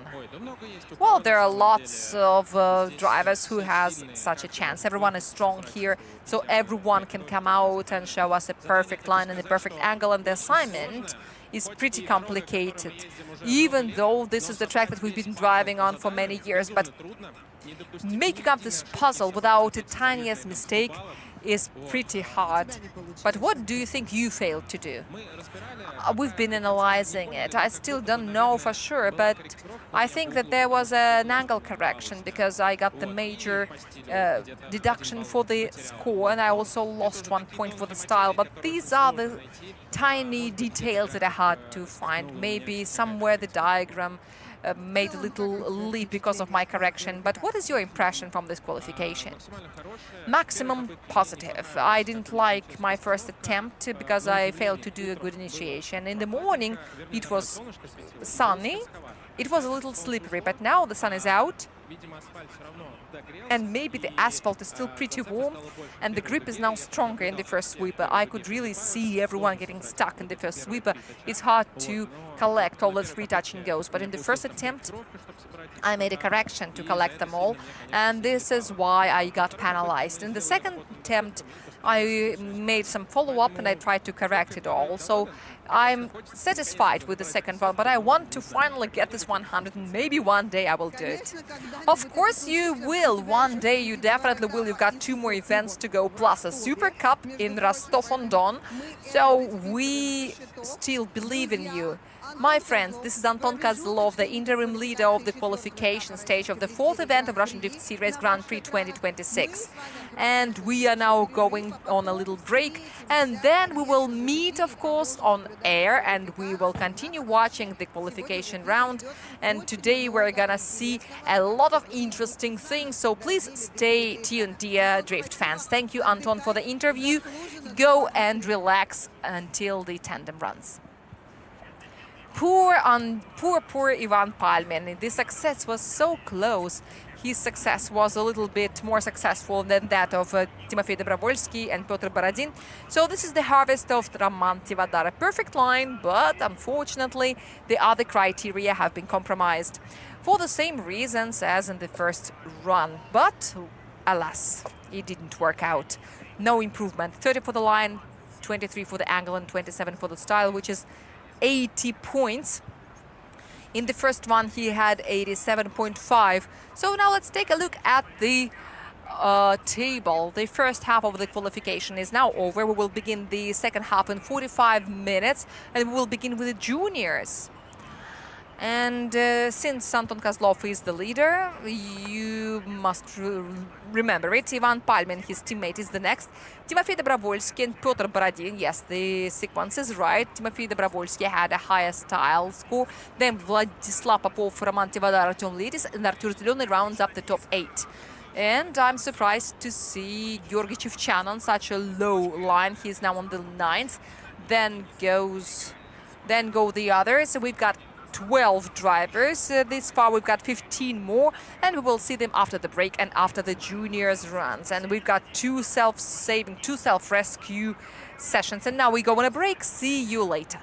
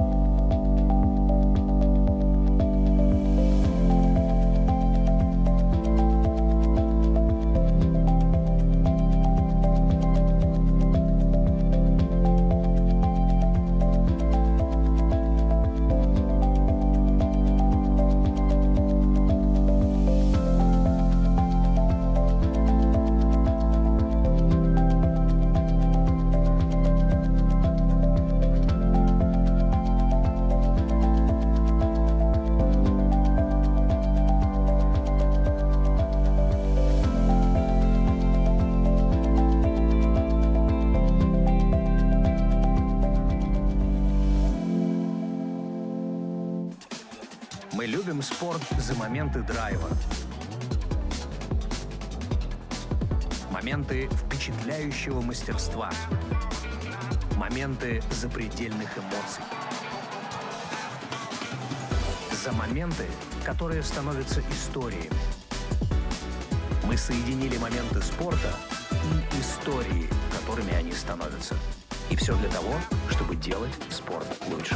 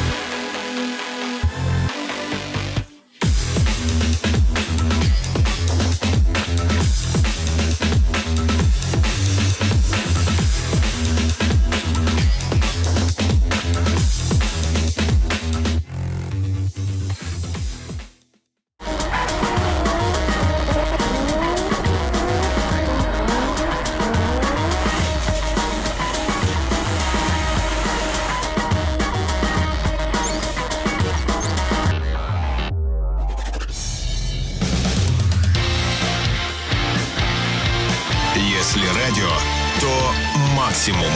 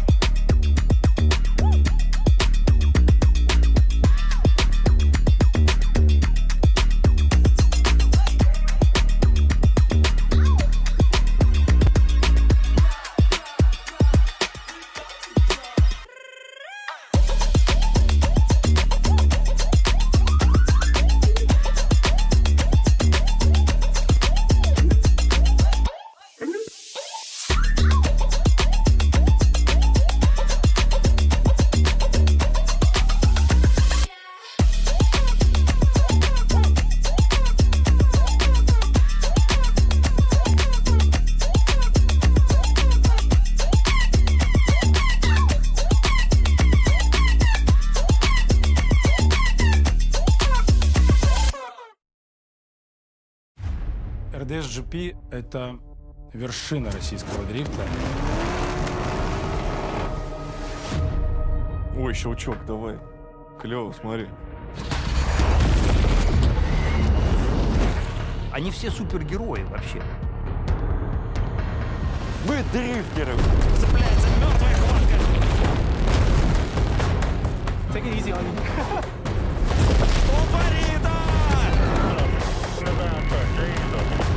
I was hungry for this. I wanted the podium.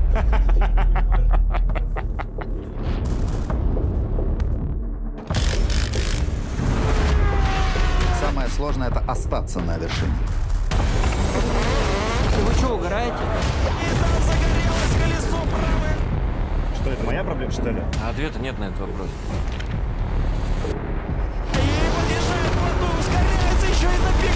Как это возможно? Я не готов на камеру такое говорить. Надо верить в молодых.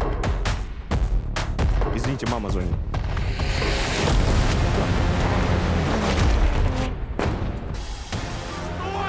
Это автоспорт, детка.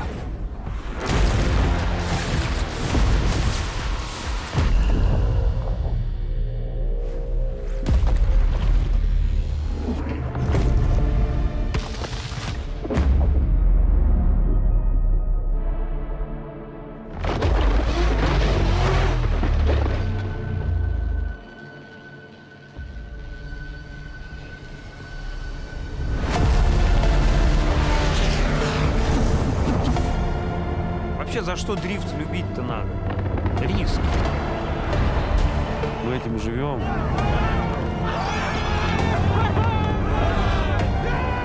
I just couldn't be happier.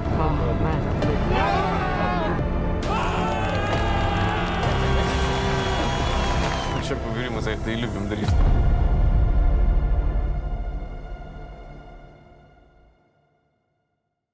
Что для вас хорошая машина?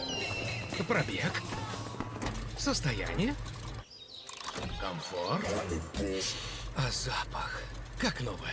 Для каждого своя хорошая машина. Найдите ее на Автору.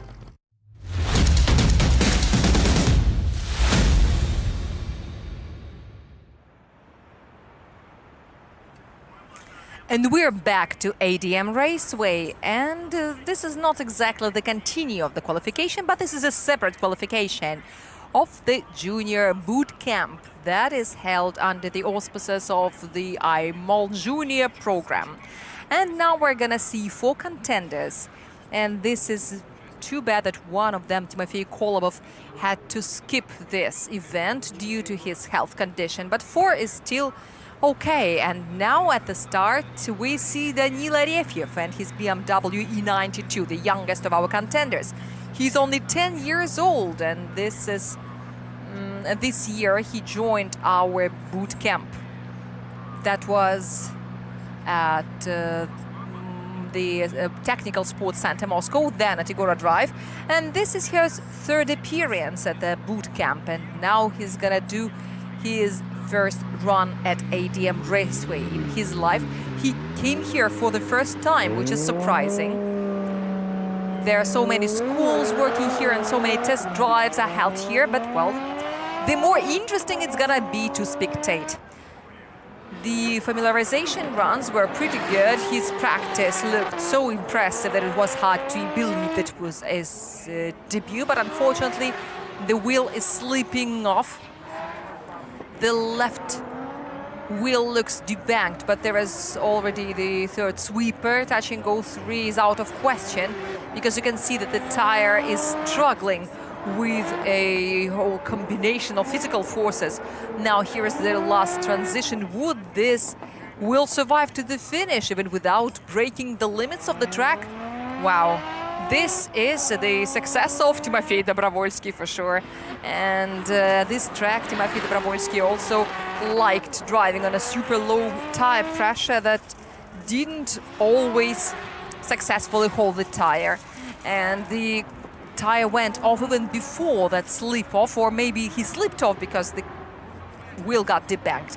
So it worked on its own this way.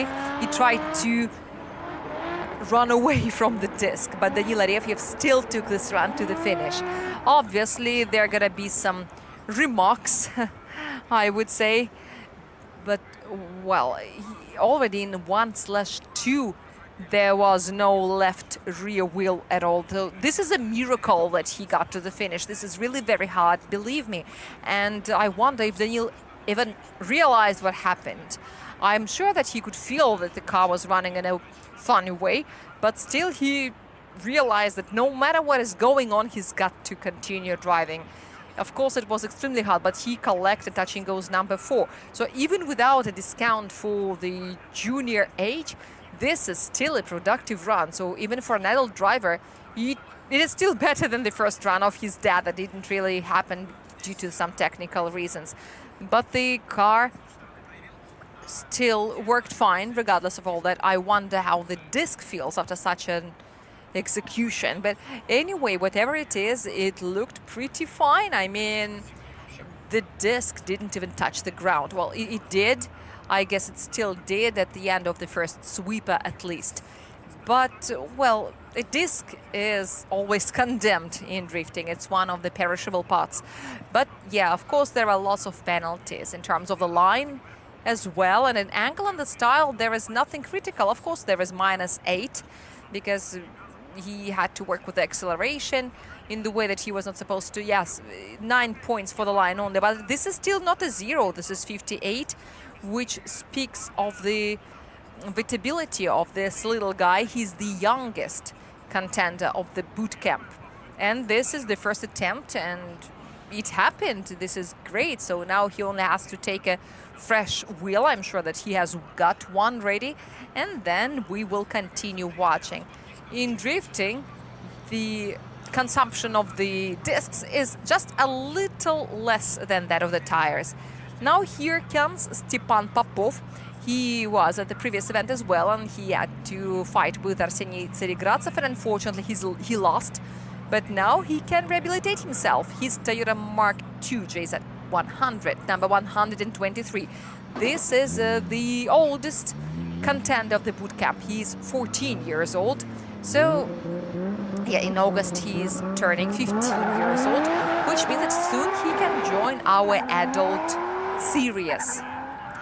And now this is the run-in, 165 meters, the initiation. And yes, this is how you got to use the width of the track, says Stepan Popov. But the clipping points are missing the rear wheels of Stepan Popov, and there is a correction. And by the way, it would happen even worse, but Stepan Popov took the situation under control. His line in the third sweeper looks slightly alternative than the transition into touch and go number 5, and now he's got to collect touch and go 6 and touch and go 7, which he does. Another productive run, and once again, I would say that it was a little worse than he did during the practice session. But this is the exam factor. Everyone has got nerves, as we usually say. It looks like he simply got a little bit confused in between the elements of the configuration in the transition from the 2s to the 3s. He was trying to save himself because he was about to fly out, so he had to let go of the acceleration, and the rear wheel started getting the grip on the asphalt and the car was getting straight. He had to invent something, and he did, and he didn't get a 0 score, and he got it to the finish. This is already amazing. The second attempt he will use to avoid all these adventures. But let's take a look at it once again. The transition was a little too late in a large angle, then the angle was too little, then there was a no-go zone. So everything broke in the first sweeper when the car pushed inward. I think I was too much in a hurry when I spoke about the productive run because he fell too deep into the angle. And it smells like an unchaseable run. Unfortunately, we don't have the drift dynamics sensors on these cars because I would be glad to tell you the numbers. I don't know what happened with the angle, and there was a huge speed loss. Yes, unfortunately, this is a 0. As far as the judgment is concerned, in boot camp, the judges apply absolutely the same criteria as to the adults, with one only difference, that these cars don't have the drift dynamics sensors. And what is important here, the contenders themselves ask for that. No discounts, please. So please judge us the way you judge the adults. And we've got Arseniy Tseregratsev coming out, but we don't see anything in the starting arc. And Luka Migali is coming the 4th. He will take his first attempt, so he will be the last of the 4 contenders. But where is Arseniy? We're still waiting for him, looking forward for him, I would say. Is it minus run? What is happening to System Electrica Держимый Motorsport? Everything is running wrong on this team. Arseniy Tseregratsev, okay, Denis Migal, and the mother and the father of Luka, don't be sad, he is coming very soon. A minute of your attention and he will be here. Here's Arseniy Tseregratsev, he made it on time. We didn't see his mother and his father. Of course, they're not on the grandstands, but they're here, I know. Arseniy Tseregratsev, the winner of all the bootcamp events that he has taken part in, wearing a new racing suit. So, joke aside, we shouldn't say that this is Arkadiy's old racing suit that he washed in the hot water. This is the well-familiar Alteza. We know it since the N-Ring and since the Gora Drive circuit. So here is the initiation, very sharp, very cool. He managed to take the clipping zones, touch and go 2/1 is also taken in a very good manner. And here, once again, it looks very decent, except for the moment that he is a little bit aside from touch and go 3, but at least he brilliantly enters the 3rd sweeper and then seek for it, and through touch and go 5 into the last curve. And yes, we didn't expect anything different. The only question is about the score now. It looked very, very cool. I wouldn't be surprised if Arseniy Tseregratsev captures the leadership in this qualification.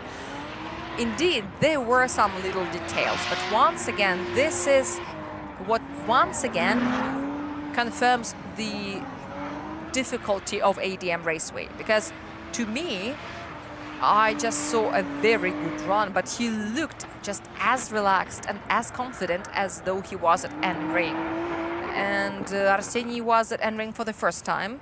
I don't think that he's here for the first time because there are lots of festivals with no age restrictions, and the juniors usually compete with the adults.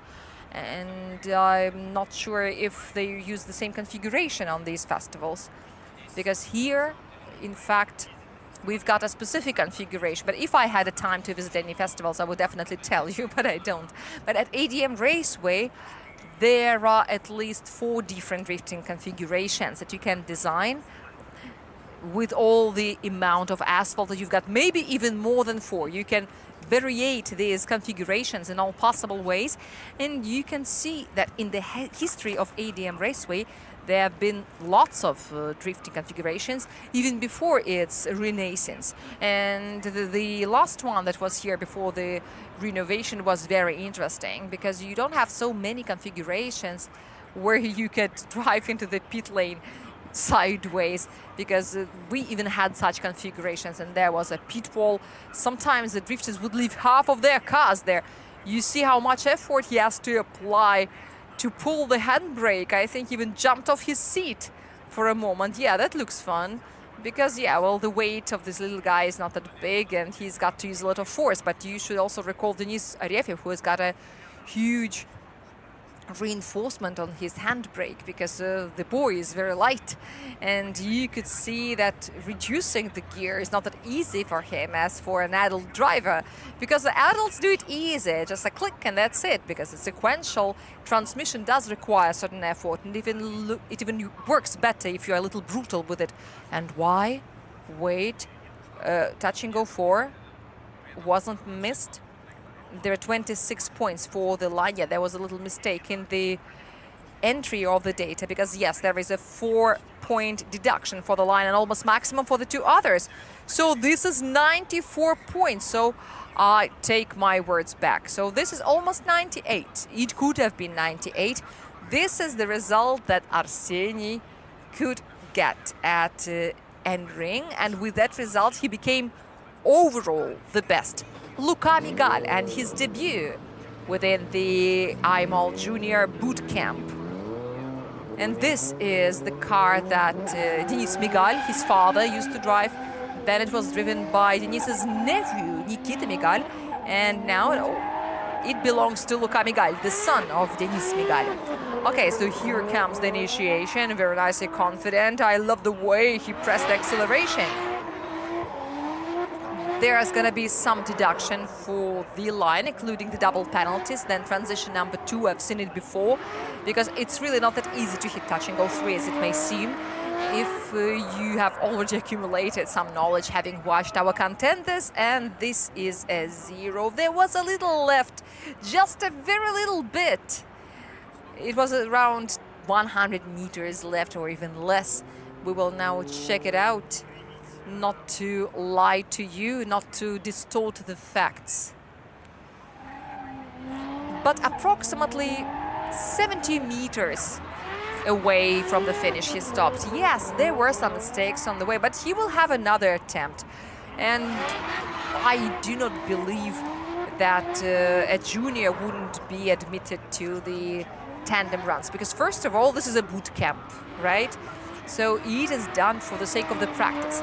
There are 3 lessons at the bootcamp: theory, practice, and tandem runs. So regardless of the results, I am sure that everyone will go on a tandem run, but you won't be able to choose the lane. That's it. Yes, that was wide. That was brave. Yes, the father is cautiously applauding.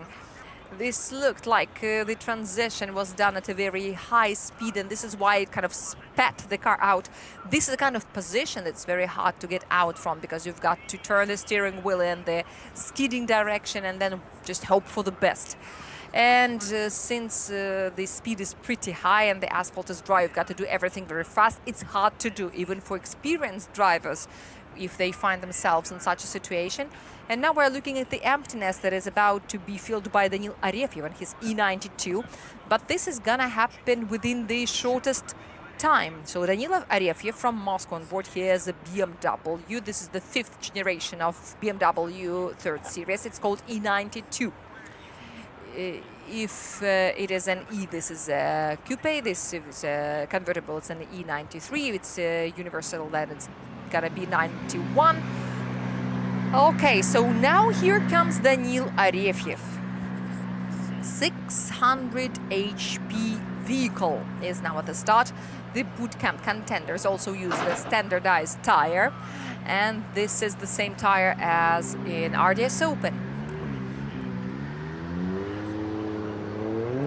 You can hardly see the helmet of Danil Arefiev through the window, and now he goes. The light goes green. this second and the final attempt of Daniil Arefyev. The first one was also scored, which means that he can risk it. I just hope that his tire stays in place, because I want to see him race on all the four wheels. We've seen him race on three, and wow, look at this turn. And here there is a 2-point penalty. It's okay if you cross the white line here, but it's two this far. Now we get back to the borders of the track, or we don't. Now we do. Okay, touch and go 5 is taken now, the last transition. Touch and go number 6, and yes, this is the finish. Yeah, pretty good. The third sector looked pretty inspiring, but I should remark that even a debunked wheel in the first attempt didn't really confuse Daniil, and he still managed to take his score to the finish. Even though there wasn't too much, we are now expecting the second attempt of Stepan Popov, and Arseniy Tseregratsev is waiting for his turn. He's not gonna go on the familiarization run. He believes he is pretty familiarized, or even more than required according to his result. Just don't miss touch and go 3, it's gonna be 98. None of the adults got that result. 96.5 result was the best one among the adults, and that was Anton Kozlov. By the way, this is the classics of the first curve at ADM Raceway, when you skip the middle one of the 3 clips. This is all the same, just like in the coursework. Just take it, read it, and do a follow-up work and make it better.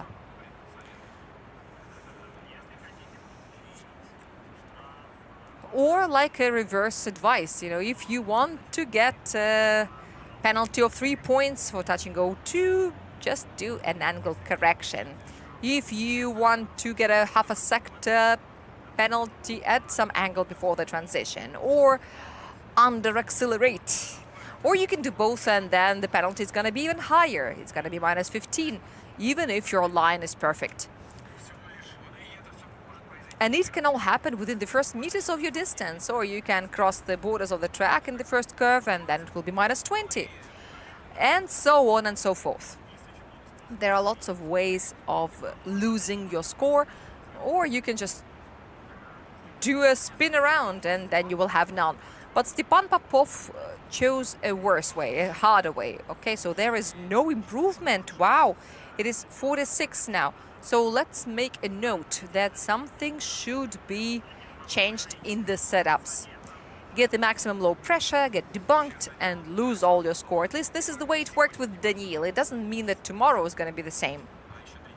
And there are also tandem practice runs after the qualification, and in the break in between the qualification and the tandem runs, we're going to have an autograph session at the pit lane for our dear audience. It will be at 4:45 p.m. according to the schedule, but it can be shifted a little later because we've got a rain which is wandering around, and it may finally slow down our competition. Stepan Popov on board his Toyota Mark II is going on his second run, and when it rains, the time seems endless. But anyway, it's gonna be late. Let us not call it a self-saving, a self-rescue session, because Stepan Popov is more than capable of improving his result. This is transition number 1, and this time all the wheels are inside. This is how fast these guys can learn. And now he even collects touch and go number 3. And what now? Yes, very nice, beautiful and stable in terms of the angle in the third sweep. And now the double transition. This is the first, this is the second. And then press on the acceleration pedal. Yeah, okay, one wheel outside is fine. He could have pressed the pedal a little early, it would have been even better, but even this way, this is definitely a positive result. Now let's check the 2 runs at the same time, and there are things to compare, and I will tell you the moment when Stepan got a 0 for the first run. This is exactly the moment. But how goal-oriented this driver is. Even when he felt that everything was lost, he still continued. I mean, in the first run and the second, it was much better. But this is the number 1 rule for a driver. Whatever happens, just get to the finish. If your car can still run, just go. Don't try to judge yourself, because there are judges to do this work. Your task is to perform the assignment. as much as you can. And even if something is going wrong, even though it looks hopeless to you, just don't care, just continue running. And this is applicable to any discipline in motorsports. Whatever happens, go to the finish. Even if you think that everything is lost, you never know what's happening to your opponents. You don't know what other people think or do. You don't know how they interpret your actions. Your current mission is just to do your job, which is exactly what Stepan Popov did in the first run and in the second. The first run went wrong. Yes, okay, it happens in life. But in the second run, it was better, much better. And I just worry about the crossed border of the track at the very end. But anyway, the first driver who hit touch and go number 3 of our boot camp contenders. And this is already a success, because the adult drivers didn't have a problem with this touch and go. But this inner touch and go number 3 is very hard to see when you're in the cockpit. You can see it after you have already completed the transition, and once you have completed it, it's too late to change anything. And this is 79.5, and this is the second line in the boot camp rating. And we've got 2 more contenders to see, and here's one of them, the current leader, Arseniy Tsarigratsev, representing the city of Sochi, driving his Toyota Alteza, and he's the son of Arkady Tsarigratsev.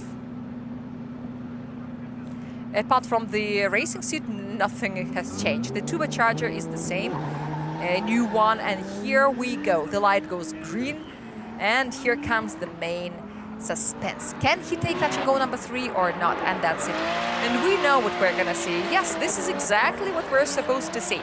He collects all the 3 clips in the first sweeper, then he makes the transition into the second, then he leads against the line, makes a transition. Yes, this is how you were supposed to do at the very beginning. But Arseniy simply liked keeping a mystery. I don't mean a mystery of who wins the qualification, because everyone knows who's going to win the qualification, but about how close to the 100 he's going to be.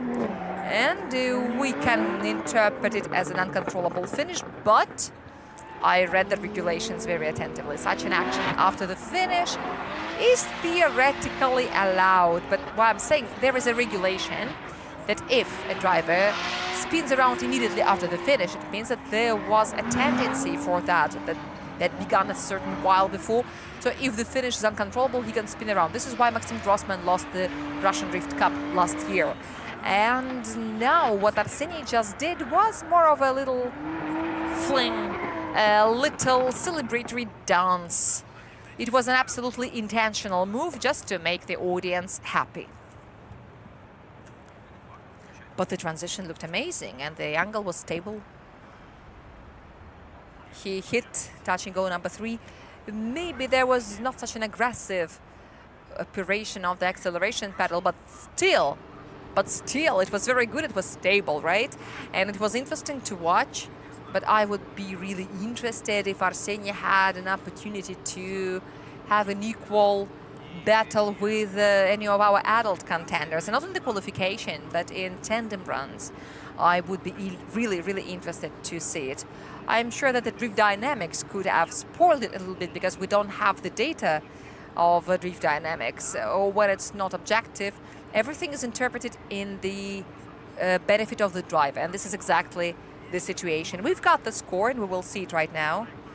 The line was fine, but I wonder about the other criteria, if there is any improvement, because the runs looked very similar, and we didn't expect anything different yet. 30, 32, and 31, yes, so there is no penalty for the line, but the overall result is 93.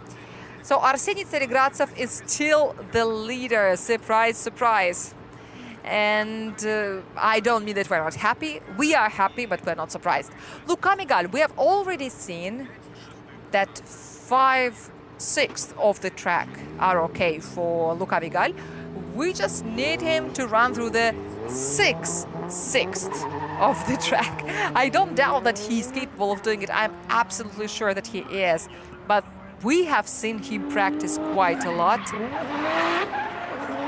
If there were any doubts, they just need to be driven away.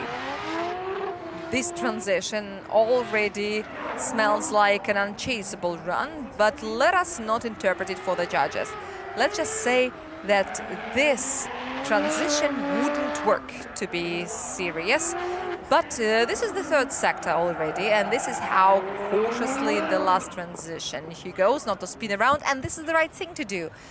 The driver can follow up his failed attempt to make the second one better. And what was there?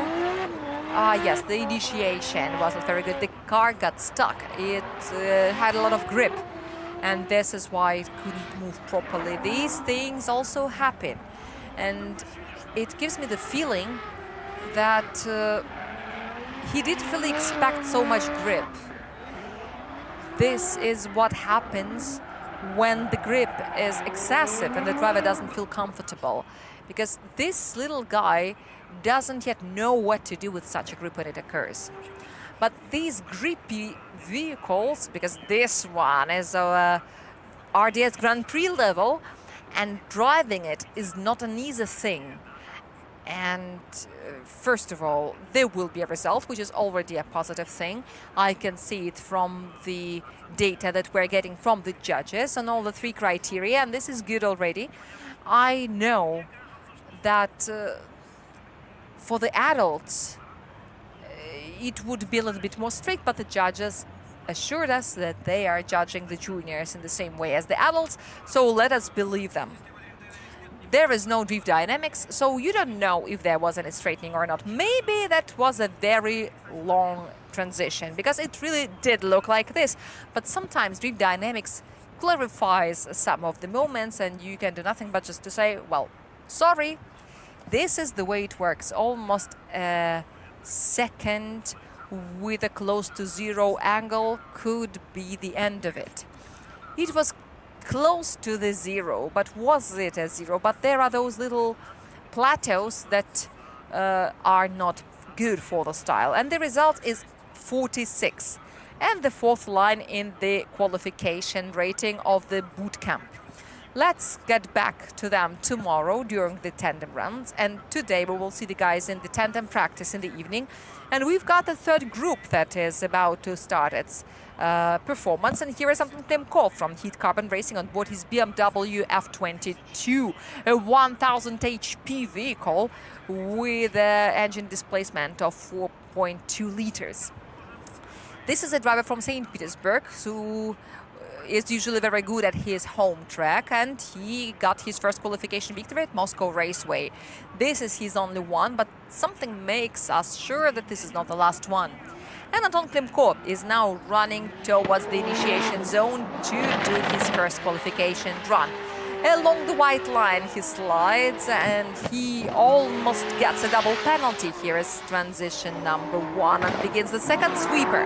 And here is transition number 3, and under the wheels is the second sector with the super long 90-meter third sweeper with the touch and go 4. Then in transition to touch and go 5, and another throw with the touch and go number 6, and the acceleration pedal, and yes, that was beautiful. That was aggressive. Yes, there were certain things to consider, and the judges will definitely point it out, and this is mostly about the borders of the track. It is also worthwhile noticing that for Anton Klimkov, the ADM Raceway is a pleasant place to be, because here, for the first time in his career, Anton made it to top 8. It was his rookie year, 2022, and it was so long ago. It was 5 years ago. This is how time flies. Yes, this was really great moment, a really great moment. I'm just worried if there was any border crossing. It would be very sad if there were. There was a correction after the second transition, unfortunately, and I wonder what the judges say about this. And some under angling in touch and go 3, and in number 3 there is 58 degrees. So let me clarify it for all of you, because it may look like our judges simply destroy the drivers for every 2 degrees of the angle. Let's determine that the medium angle is the angle within the range from 45 to 55 degrees. This is what these limits are for, to create some certain range. Let's say that 50 degrees is the medium angle, and then if it's exceeded, it is not a 2 degree excess, but this is a +7 degrees, which is a pretty significant kind of excess. Yes, it gives you the feeling that they are penalized for 2 degrees, which is within the era of drift dynamics, but no, this is a certain variation from the judge's assignment, which in this situation is expressed with the fact that the angle is outside the range. Just like the drivers are penalized for a clip, it's not about 1 centimeter. It's about being in the wrong place. We like making jokes about it, like, yes, this is the straw that broke the camel's back, and there are lots of things in the folklore about it, but still, let us understand one simple thing. The qualification assignment describes a certain correct movement of the vehicle, and all these deviations are penalized because they are already considered serious enough. We're waiting for the score of Anton Klimko, and we've got some grounds to suggest that this score may be pretty high, but they crash against their reality. Unfortunately, this feeling is false. It's 79.5 points for Anton Klimko, and now we're waiting for the driver from Fresh Racing, from Samara, who has a little bit less of power under the hood because he's got a 3-liter engine, not a 3.4-liter engine. But at the previous event, Sergei Kuznetsov, for the first time in his career, rose to the podium. So let's see how he qualifies this time. He got to the final, and I love such finals when a driver gets the first victory in his career. And back then, Ilya Popov was just a little better. Wow, handbrake in the first sweep. I haven't seen it this far. I wonder what the judges say about that. And now here comes the second sweeper. And now to touch and go number 3 with a 3-wheeling and a little movement with the left foot. Touch and go number 5 is taken, then a jump into touch and go 6, and the rear wheels are rotating insanely, turning the tire into little crumbles. But even with all the stress of the situation in mind, because Sergei Kuznetsov is used to the stroker engine, and now this is an engine with a nominal volume of just 400 cubic centimeters or even less per cylinder, but this 400 cubic centimeters really influence the overall comfort. I mean that the engine becomes more elastic and more responsive to the accelerator pedal. But on overall, it looks like he's not very much confused. Yes, he had to help his car a little bit with the handbrake in around touch and go number 1/2. Yes, that's right. This is what the judges have mentioned multiple times. If you're missing a touch and go, you should better not do anything to push your car into it. But Sergei Kuznetsov decided to go the worst way. Or maybe not, we will see it when we see the score. But anyway, I don't think that he really had a choice when riding at such a speed. But I remind you that 1/2 is 2 points for the line. And something is telling me that such actions can be penalized by more than 2 points.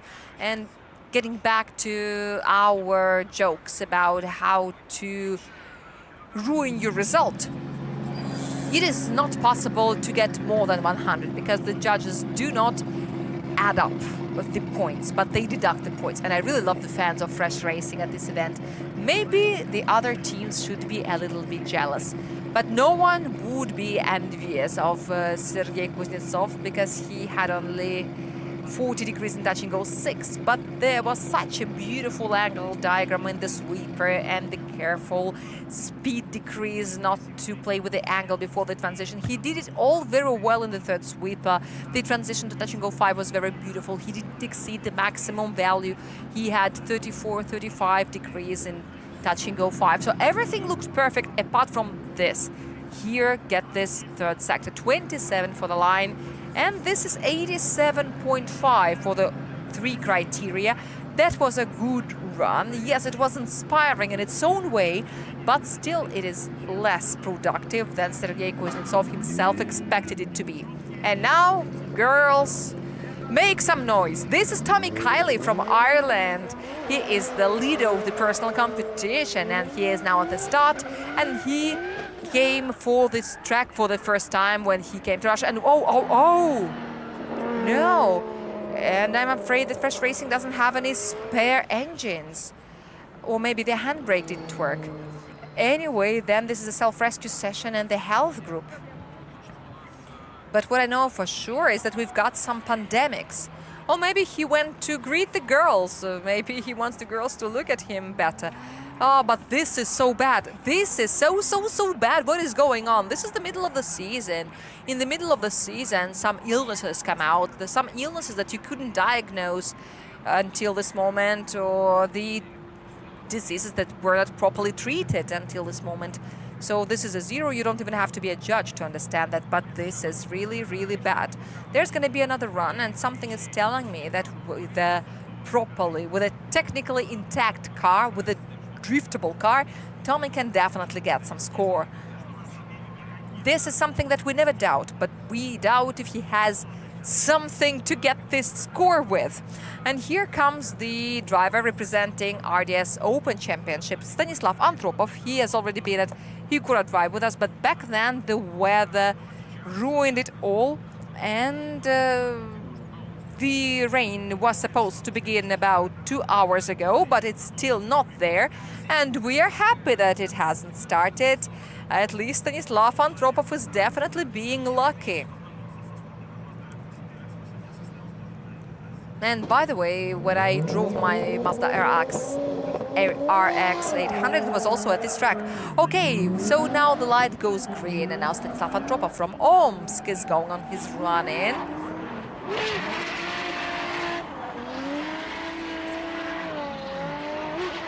And now here everything is looking fine, and the first transition looks perfect. The second sweep also pretty sound. Now the second transition, you've got two colleagues that should go three, and Stanislav is doing a good job with that. Then he's helping himself with the left foot in the third sweeper. Now he's therefore preparing this double transition, which was pretty gorgeous, or maybe even too gorgeous to get a proper result. But this is definitely a productive run. Congratulations to Stanislav, he's already in top 32. But now speaking about the transitions in the third sector, there Stanislav was doing something opposite, because you're supposed to make a smooth transition from touch and go 4 to touch and go 5, and the next one is supposed to be sharp, but Stanislav did it vice versa, a sharp one into touch and go 5, which is the first one in the double, and the second one was slightly stretched out. This doesn't really conform to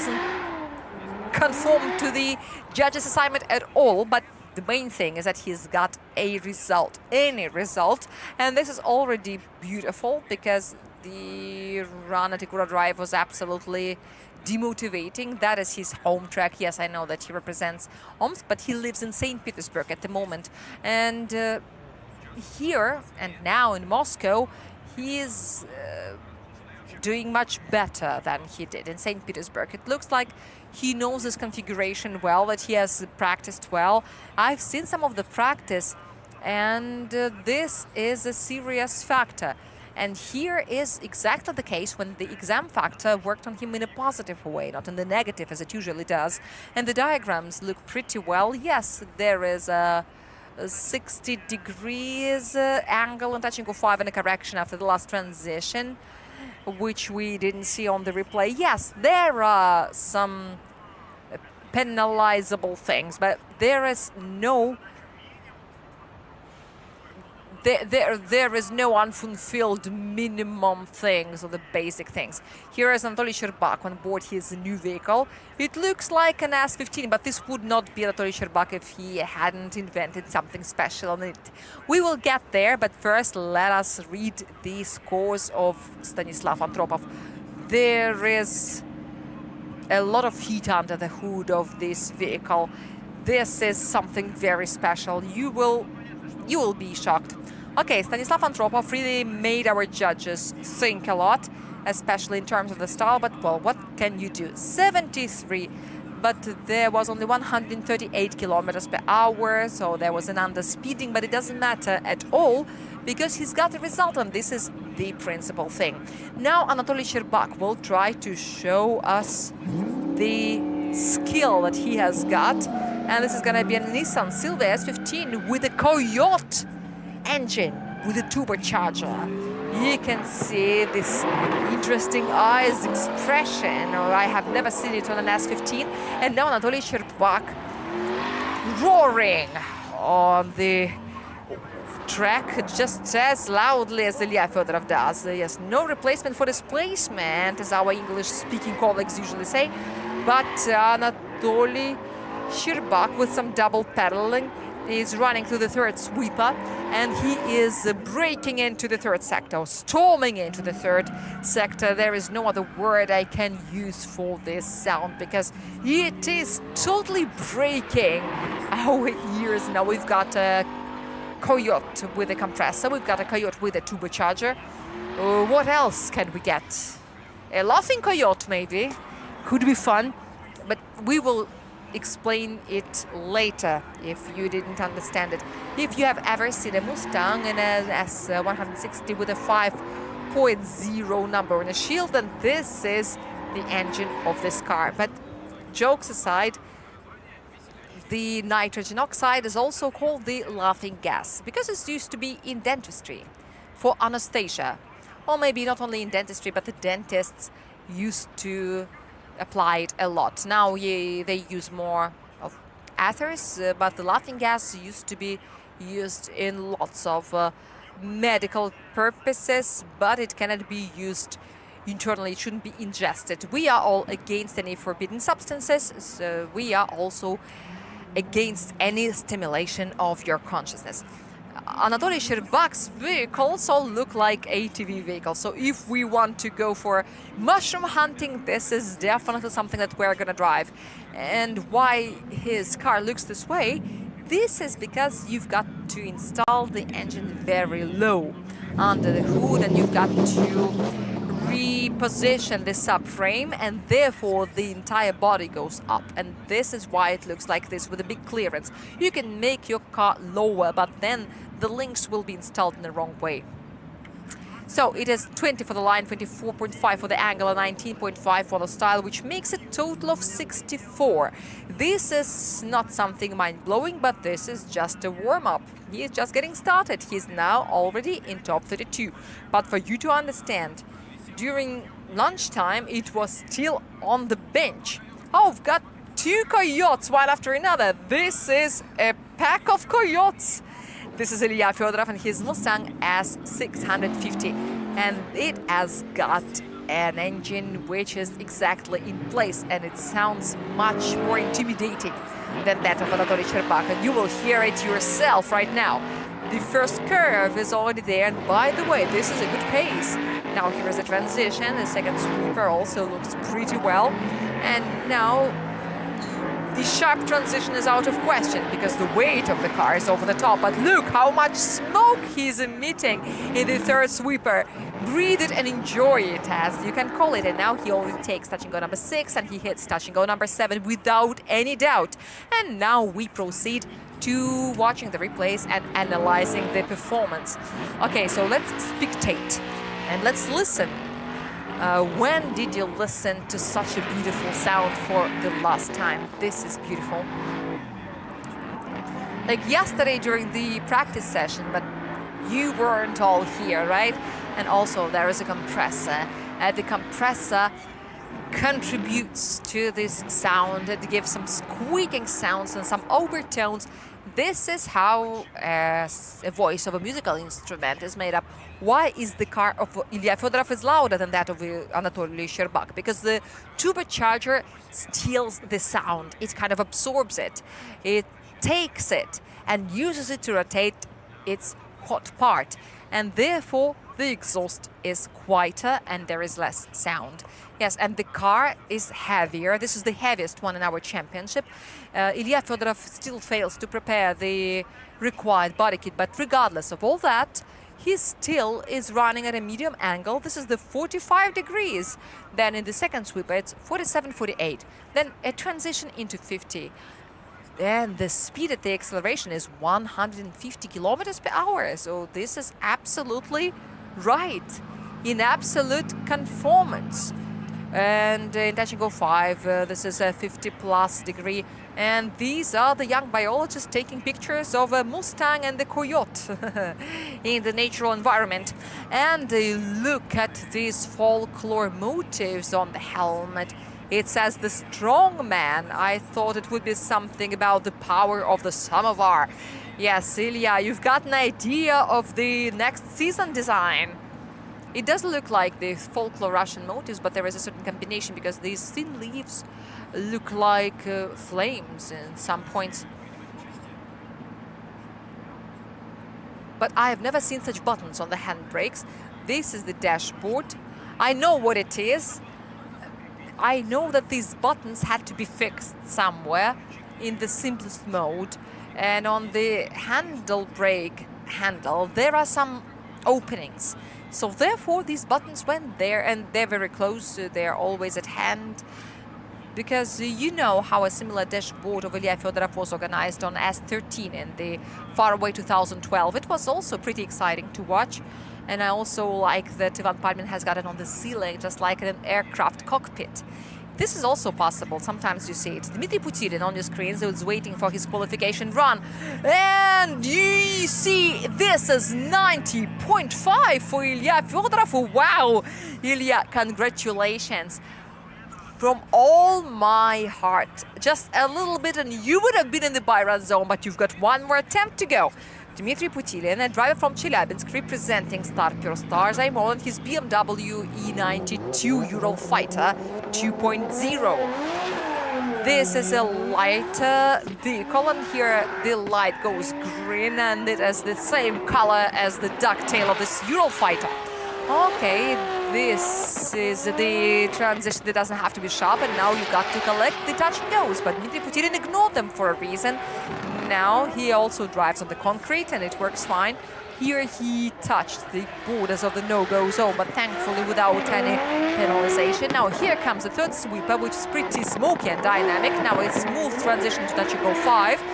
Here you could have run faster, but now I've got to press it more and take a non-zero result. But this was aggressive, it was committed, it was brave, but somewhere it was inaccurate. This feels like the spirit of Ilya Fedorov, which is still haunting Dmitry Putilin. He says, yes, I can do it too, I can be a strongman too. But, well, let us recall that Dmitry Putilin generally is incomparable in terms of experience with Ilya Fedorov. But when Ilya Fedorov was already a 4-time champion of RDS East, Dmitry Putilin just started learning driving a drift car. He did his first donut, and he's got a post in one of the prohibited social media when he wrote that the next step would be RDS GP. And, well, he said, and he did. He's finally here. He is on the configuration of RDS GP. And you see that he's doing it pretty successfully. There's so much commitment, there's so much aggression in his performance, and he looks pretty convincing. But the main thing about it is to reduce. You know, reducing is easier than increasing. Reduce aggression and add a little bit of accuracy, and then it will be all perfect. The main thing is that this driver feels comfortable here, and he's not afraid of pressing the accelerator, because many of the drivers have problems with it, because during his rookie year it was pretty hard for Dmitry Putilin. He was driving a car that was 200 kilograms heavier with the power of only 600 HP, and that was not the kind of a power that you have in a 2JZ. That was a UZ 600 HP. It was a 8-cylinder V8 engine, which is very smooth and friendly, which has got which is nothing changing in the top revolutions compared to the medium. And here in a JZ, which is turbocharged, all the fun begins in the higher revolution rate. And Dmitry Putilin finally approached this boost of power. I love watching the grandstands. No raincoats, no umbrellas. People are dressed in a summer fashion. Guys, I'm happy to see you. I'm happy to see you comfortable. There is a little breeze, but don't forget to drink some water. Stay hydrated, because it is still pretty hot. It is 22, 27, and 27, which is 76 in total. I'm sorry, sometimes I may make some mathematical mistakes because I'm more of a humanitarian. Okay, now let's proceed to the second attempt of the third qualification group. We've got 4 in total. So Dmitry Puterin is currently on the 16th line of the rating. And now we introduce to you Anton Klimko from St. Petersburg, representing Heat Carbon Racing. The team is Heat Carbon Racing. His score was 79.5, and we know that he can do it better. He has shown it to us before. He has already won a qualification round, so 79.5 is something not quite relevant. Now he touches the ground outside the white line. Here's the first transition and the second sweeper. Here he is, ultimately close to the border. And now the F22 gets on the 3 wheels, and now he's already into touch and go. Number 4. And here he exits the curve a little bit too early. Here's the last transition to touch and go number 6. And this time without any hint on breaking the track borders. Now let's analyze it. This is my favorite part. There were lots and lots of hints, such as here, for example. This is slightly demotivating, but it gives me the feeling that the radius of this sweeper motion was wrong from the very beginning. And if we take it, this curved vector here, for example, this is a curve. Let us not call it a vector. So if we call it a curve and it is turned, it would be very fun to take a top shot like in cooking shows, because I'm really trying to explain what kind of a geometric figure it could be. So whatever, we take this curve, we find its middle, and this middle is the rotation axis, and then we spin this curve a little bit. So this is exactly what happened in the first sector. At first he went far too wide, then he was accurately in touch and go, and then he went too narrow. So that was the misphasing, when everything happens either too early or too late. And since the drivers use their muscle memory to a great extent, it is very hard. Even when you're totally aware of something going wrong, it's very hard to react and to correct it. But why would you need a spotter then, you may ask? But running after spotter's commands is also a wrong thing to do, because still it takes a second for you to understand what the spotter says. This is not rally. Here you need ultimate precision. I'm not underestimating the rally drivers. I totally worship them, I admire them, but drifting is a different reality. On one thing, it seems similar. Here they drive sideways, there they drive sideways, but they've got different missions. The rally drivers drive for 2 or 3 days on different kinds of roads, but here you've got to show the maximum in 30 seconds. I saw a drifter running following the spotter only once. It was under the rain, and it was during the practice. I've seen it, but it's never good. Sergei Kuznetsov is getting back to the start. His first attempt was scored as 87.5, but at first we've got to see the score of Anton Klimko. And it is unfortunately pretty sad. It is also 79.5, which means that this is absolutely the same as what he had in the first run. But there is a no, this is 81.5. I'm sorry. This is the mistake of the graphics. This is not mine. Maybe I hurried a little bit because I really wanted to read it out to you. Anton gets to the 12th line and he outruns Andrei Astapov. But now here is Sergei Kuznetsov. He's currently on the 8th line of the rating.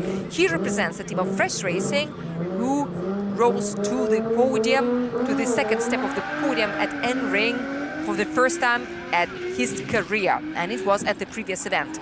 And now this Supra number 36 is running through 165 meters of running, and now he leans on the left rear wheel to run through the first sweep, and wow, that was a transition.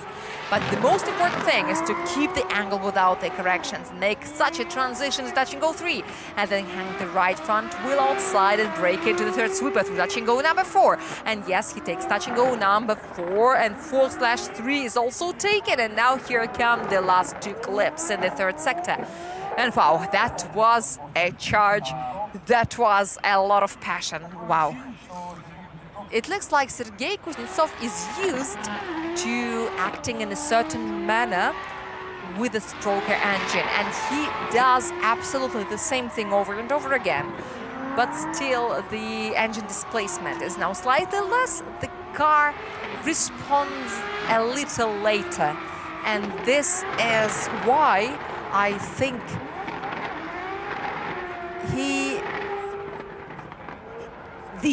here's why the wheels do not begin to spin immediately after touching go 6.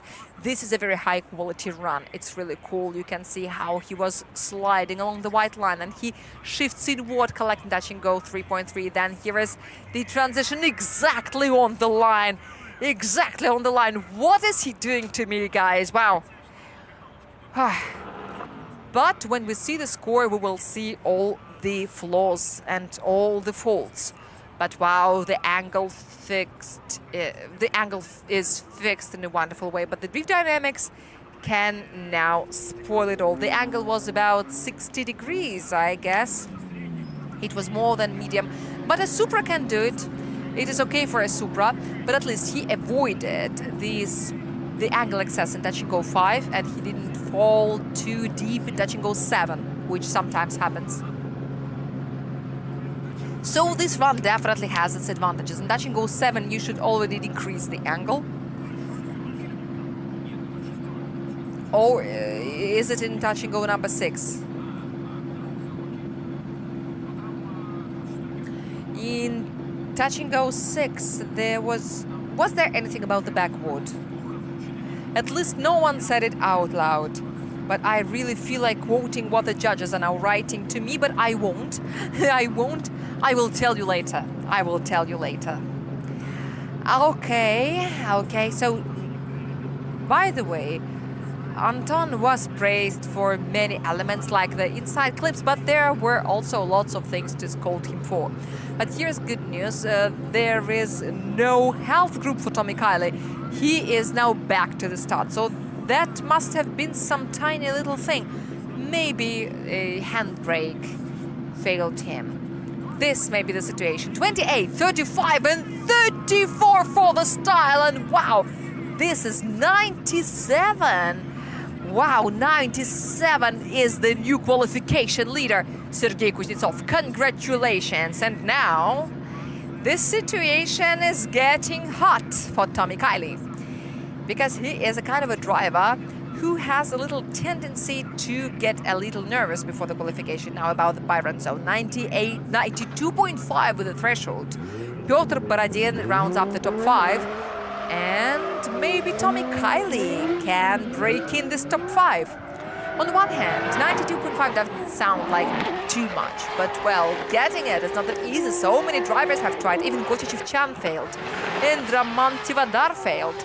And there are lots of things to think about. Tommy Kiley is not really thinking about it too strongly, because he's already in the third sweeper, collecting touch and goes number 4. He takes 4/2, 4/3, and here is a transition to touch and go number 5, and he looks very determined, as though this is not a self-rescue session at all. This is a perfect run, very high speed one.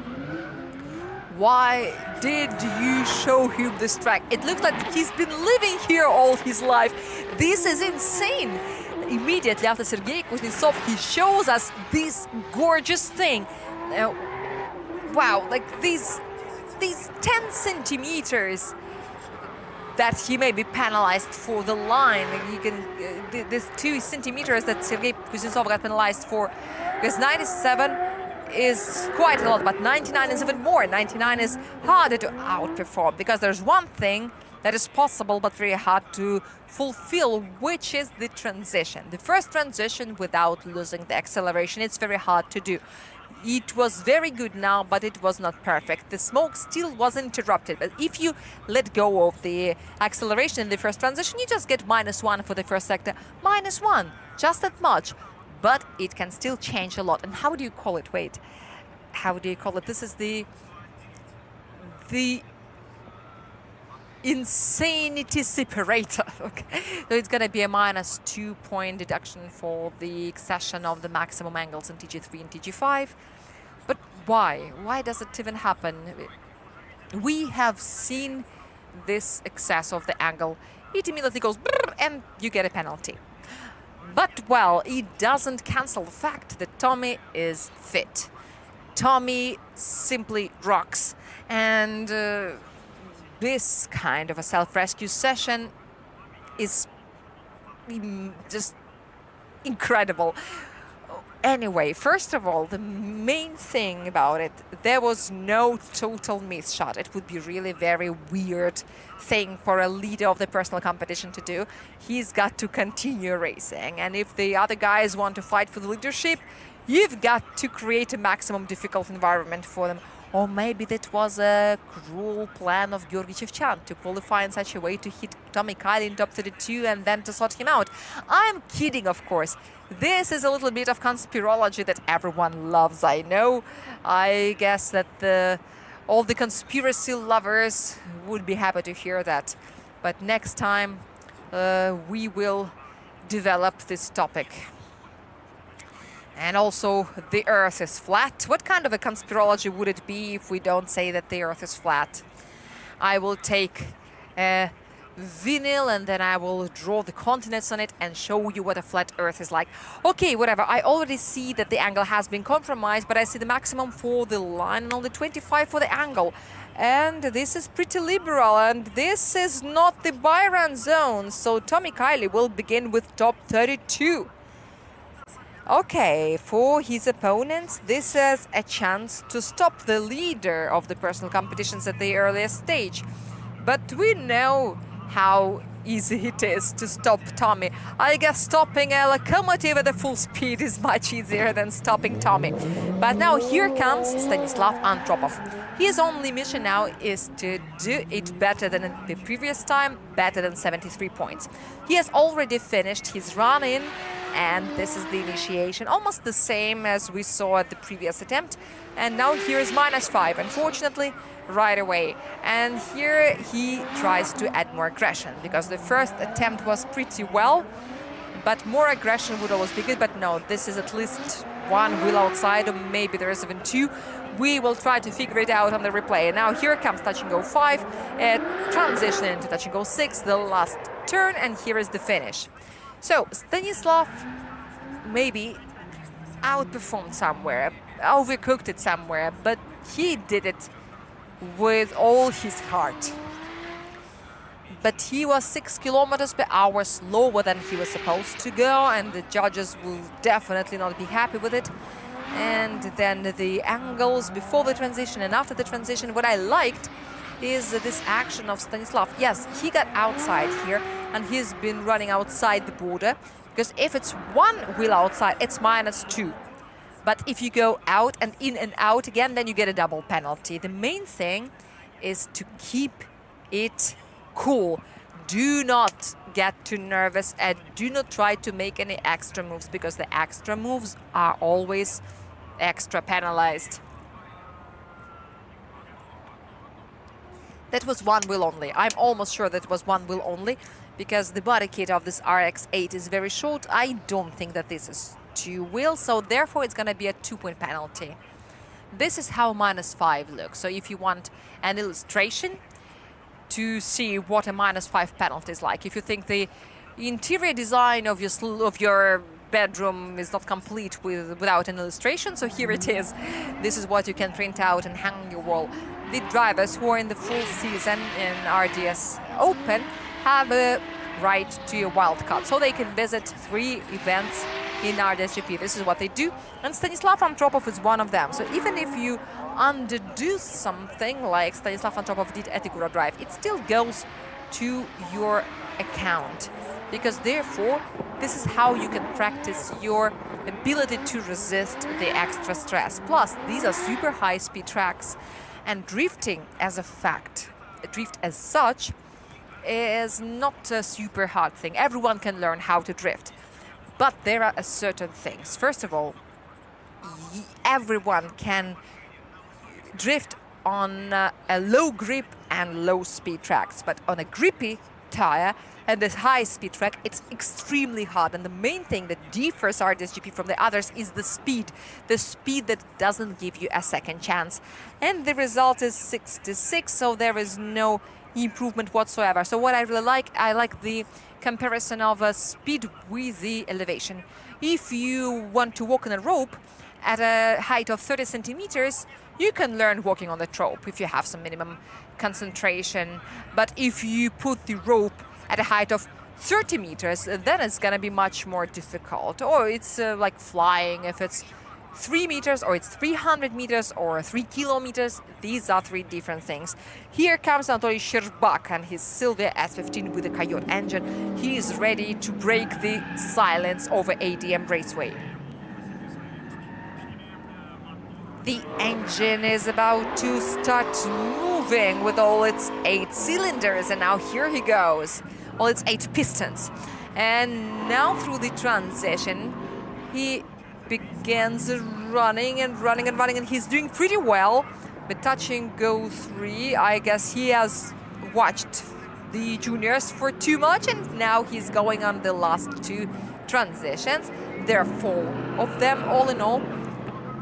And I think that he confused the smooth for the sharp or vice versa, and still he got to the finish in a very confident manner and in a quite a good style. And I don't mean the criterion which is scored, but I mean the manner of driving. Now, what can I say here? The second run looked more confident, at least as far as the amount of smoke is concerned. Here we can see it very well, that he's been pressing the accelerator in a more aggressive manner and less corrective actions, less obvious double pedaling, less steering, so it looks cooler, it looks more balanced this time.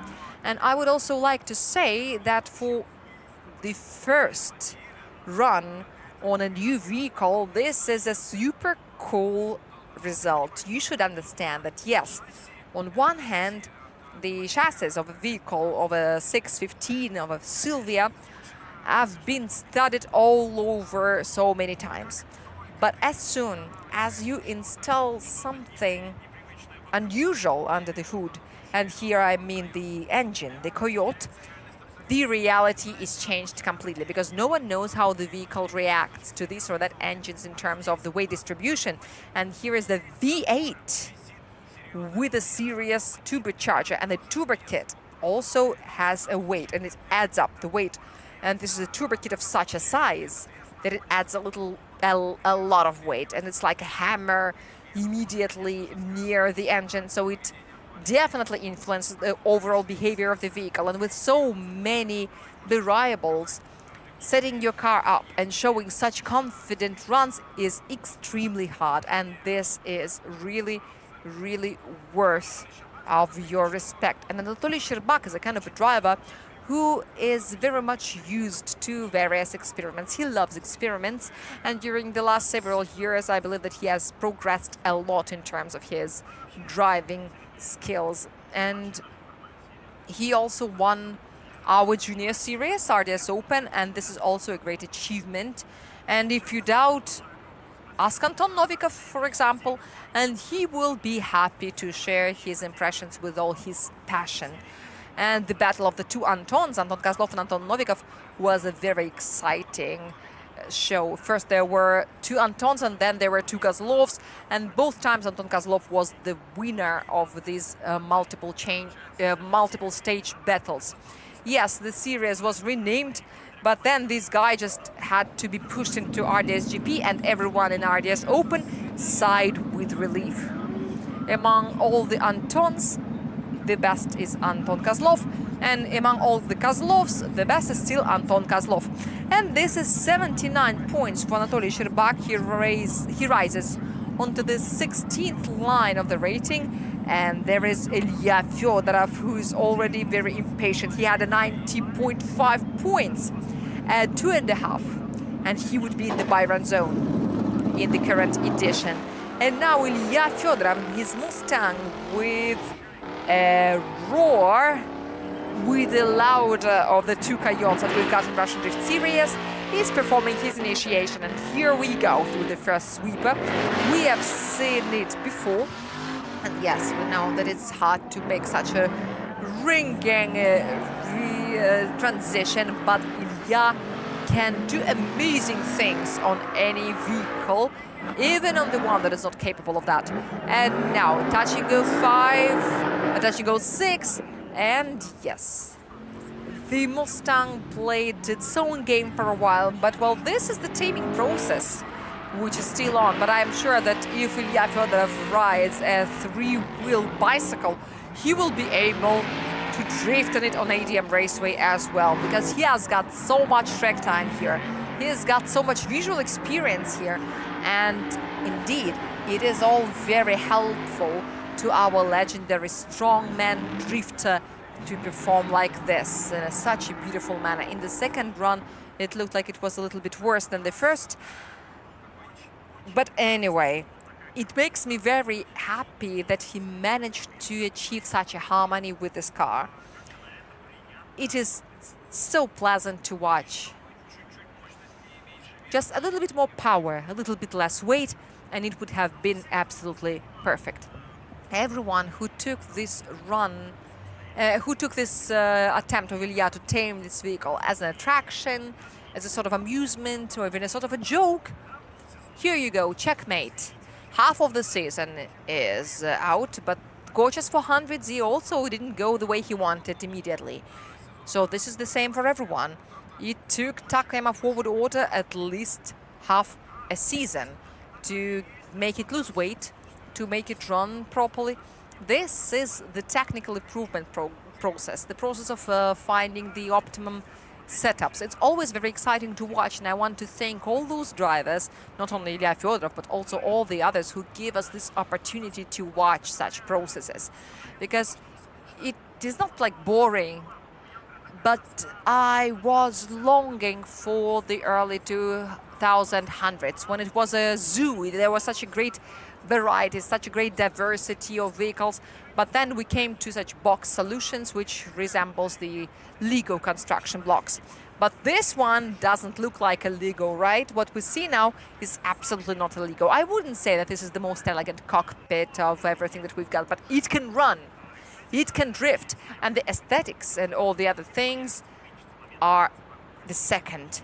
And when there's a body kit, I'm sure that this is going to be an absolutely awesome kind of thing. It's going to be a very serious weapon in Ilya's hands. So the best is yet to come. So the line and the angle and the style as well were compromised. The first attempt was better, but still, congratulations to Ilya. I'm sure that this is his first 90+ result in this tandem with the Mustang. And now here comes Dmitry Putilin. He's preparing for his second attempt. He had 76 points in the first. He represents Starper Starzai Mall team, and he's a prize winner of RDS Open last season. Just for a second. Here's the run in the second run. After 76 points, you can finally breathe out and relax and try to show the best version of yourself. And let's see if Dmitry can do it. Here is the first transition. He spins his E92 on the heels, not too fast, but pretty elegantly. And here is the traditional 3-wheeling in the round touch and go 3. And now here is the third sweeper, the transition is touch and go 5, and here is another one. And here he tried to show us the maximum sharpness. And I think that he decided just not to reduce the angle towards the finish. Like, the angle is good, why spread it all around? This was really cool. I really loved the way that he spinned the vehicle, and then he caught it with the accelerator and fixed it and dragged it forward, and then turned it just a little bit to put it into the right position. It looked very spectacular, it looked very aggressive and very courageous. Dmitry Putilin, day after day, is getting more and more confident on board this E92. With the deficit of practice time on this very vehicle, but he comes from Chelyabinsk and he doesn't have that opportunity to practice so much. He's been living in Chelyabinsk with his family for all of his life, and his vehicle is not there, and the vehicle lives here. The vehicle is living its better life here in Moscow because it doesn't make any sense to take the car back to the Urals and then to take it back there, because the geography of our championship is centered around the European part of the country. And since the location of our autodromes is mostly concentrated in Europe, I love the way the carbon Kevlar reacts to the airflow. What looks so solid and so strong is in fact very flexible and thin, because the weight matters a lot. We've got the minimum weight limit, which is 1,250 kilograms, and the drivers are trying to build the cars that would be as close to this limit as possible. And here it's worthwhile remarking that regardless of all this thinness and flexibility, it's still a very strong kind of part. So if you kick it with your foot and then remove your foot, then the part will get back into its previous shape. So this is carbon Kevlar, and this is what it's for. I love his style, minimum fuss, which means that the driver has already accumulated the required amount of experience. So there is no like, hey, what to do it? What shall I do? What shall I pull? He doesn't have these doubts anymore. He is already living in this reality. He is now used to this explosive character of the new vehicle, and he's used to location of all the control organs. Congratulations to him, and congratulations to him on all the possible reasons, because he is feeling very comfortable on board and his runs have been pretty good. Yes, of course there will be some penalties. I hoped it wouldn't happen, but sometimes it still happens. Do drop in, says this little inflatable thing, or a big inflatable thing. Hello to you too, guys. Hello everyone. We're happy to see you all. I am happy to see you smiling and dry, what is also very important. And now we're looking forward to the score of Dmitry Putin. And after that, we will see the performance of the last qualification group. And then we will have a break. The interview with the qualification leader, because we've got a new one now. This is Sergei Kuznetsov. And I remind you that we will have 2 more groups, because some of the drivers who faced some technical difficulties were transferred into the health group. I hope that there won't be more than 2. There are Ilya Popov and Ruslan Arefyev. And there is a tiny improvement, half a point. Now he's got 76.5. And now this is his current assets. So it looks like we're taking a little break, because somewhere the lines need to be refreshed. And I remind you that the result of Sergei Kuznetsov is 97 points. There are those who are ready to compete with the driver from Samara, and we've got less and less time for that. So Sergei, well, I shouldn't tell you that he's already in the buy-run zone, but he's got very little chance of falling out. And now on the top lines, we've got Sergei Kuznetsov, Anton Kozlov from Carville Racing, Ivan Palmin from the same team, Timofey Dobrovolsky from Takama Forward Auto, and Pyotr Borodin from the same team. This is how it looks. The same score Pyotr Borodin and Timofey Dobrovolsky have got in both attempts, but Timofey Dobrovolsky is 1 line higher, and they were very close to cosplaying their opponents, Ivan Palmin and Anton Kozlov, but Anton Kozlov still managed to improve his performance, and Ivan Palmin didn't. And now let's give the floor to Alisha and the leader of the qualification. My friends, here stands the winner of the qualification among the juniors. Once again, he just came and got the qualification leadership. Arseniy Tselegradzev is now with you. And dear judges, Arseniy has got something to tell you. My second attempt was much better than the first, but there is a little thing, a little stepwise transition after TG5. In the first attempt, I failed to take the inside clip, and I got 94 points. And I was like, okay, now I'm gonna collect them all, and I'm gonna get 97, but it didn't happen. It didn't happen, so who do you have the questions to? For the style, I understand. There were double pedals, and I tried to do it during the practice. I tried double pedaling, and I wanted to see what my car is gonna do, how it's gonna respond, and I really like that now it goes in a linear mode, in a linear manner. And now I'm gonna think of a light double pedaling. Yeah, so now Arseny has gone to the double pedaling side. Congratulations, Arseny. Now Sergei Kuznetsov is here with me. He's about to join me. He is the driver who is currently the interim leader of the qualification. He represents Fresh Racing Team. Sergei, share your feelings, please. Yesterday he didn't practice at all because he was having his engine changed. I have no idea how it happened. I was just pressing the accelerator and didn't steer too much, and it worked out. I have no idea what to say, really. I was so nervous because I didn't practice. In the morning everything was very bad, and my first attempt was only 87.5. This is not the score that I wanted, so I just tried a little harder, and my mechanics also did something with the setups, and it worked out much better. But compared to the previous ADM Raceway assignment, is this one different? We've got a different tire this time. It's much grippier than the previous one.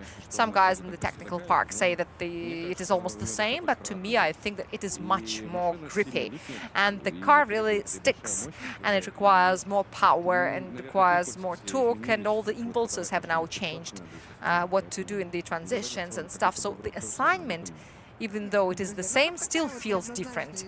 Yeah, so this is an ambiguous situation, but still congratulations to you. High five. Oh, Ilya, what are you saying?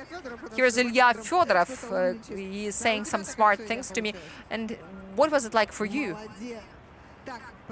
Wait a second, Ilya Fedorov. I double pedaled my first attempt in the gloomiest manner in my second attempt. The grippy tire, and it is bad for Sergei, but not bad for me. We will get back to you later because there is a qualification. Arkady Tseregratsev is already waiting at the start, so let's wish everyone good luck and see who can beat Sergei Kuznetsov. So tell me about your double pedals. At last we've got a person who is not afraid of saying the right things and calling the things by their true names. Yes, you've got to talk more to Ilya Fedorov.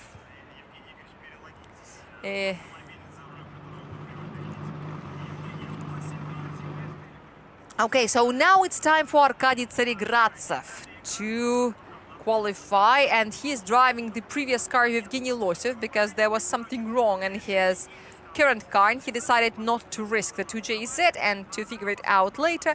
And since the vehicle is absolutely ready, Arkady Tseregratsev decided to take it, and this is his first attempt.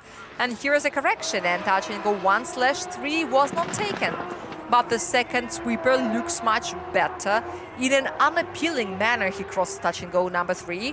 And here is the third sweeper with touch and go 4. And now here's the transition to touch and go 5.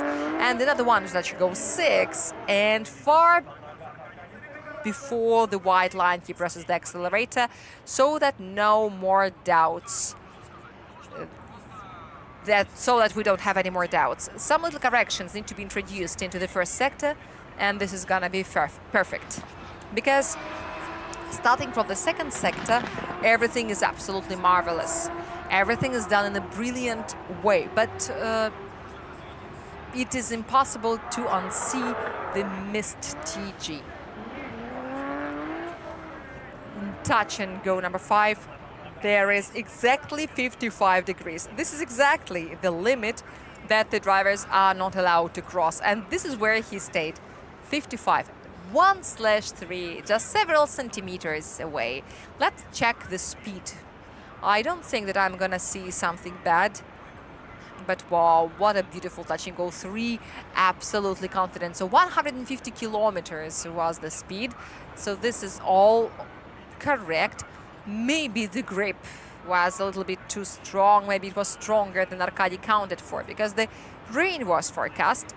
And you know that the asphalt is dark, and there are a lot of debris, and this new tire is grippy, and many drivers told me that it also doesn't wear out in the same way as the previous one.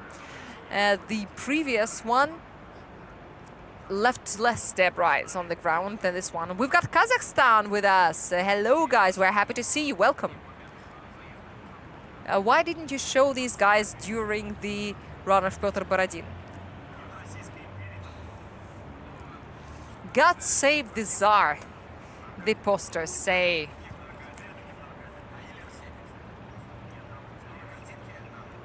And I guess this is still about Arkady, not about Arseny, because I see the face of Arkady in this poster. All right, we're waiting for the score now. And this... Oh, wow. What's interesting, invisible score. Can we see the right ones? 89. Okay. There's some comment from the judges because we don't see... Okay. 28, 30, and 31. This was an initiation into a small angle, and then we saw some angle increase. This is exactly what caused him missing one of the TGs. But the good news is that Arkady is going to have another attempt. And here's we've got the record breaker in the number of the qualification victories. The team of Fresh Racing, the city of Krasnoyarsk, and this is the 60th event for Damir Dyaturin, just like for Andrei Astapov. A crazy number, especially considering that we don't have 25 events every year, as some people have.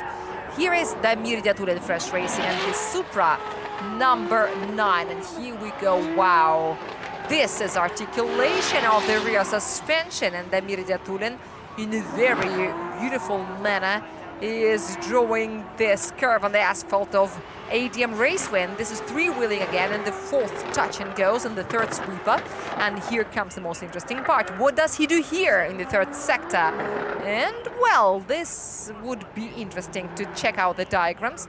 And Damir also said that his strategy is that before the third sweeper, he resolves all the speed issues so that he breaks into the third sector with the maximum efficiency.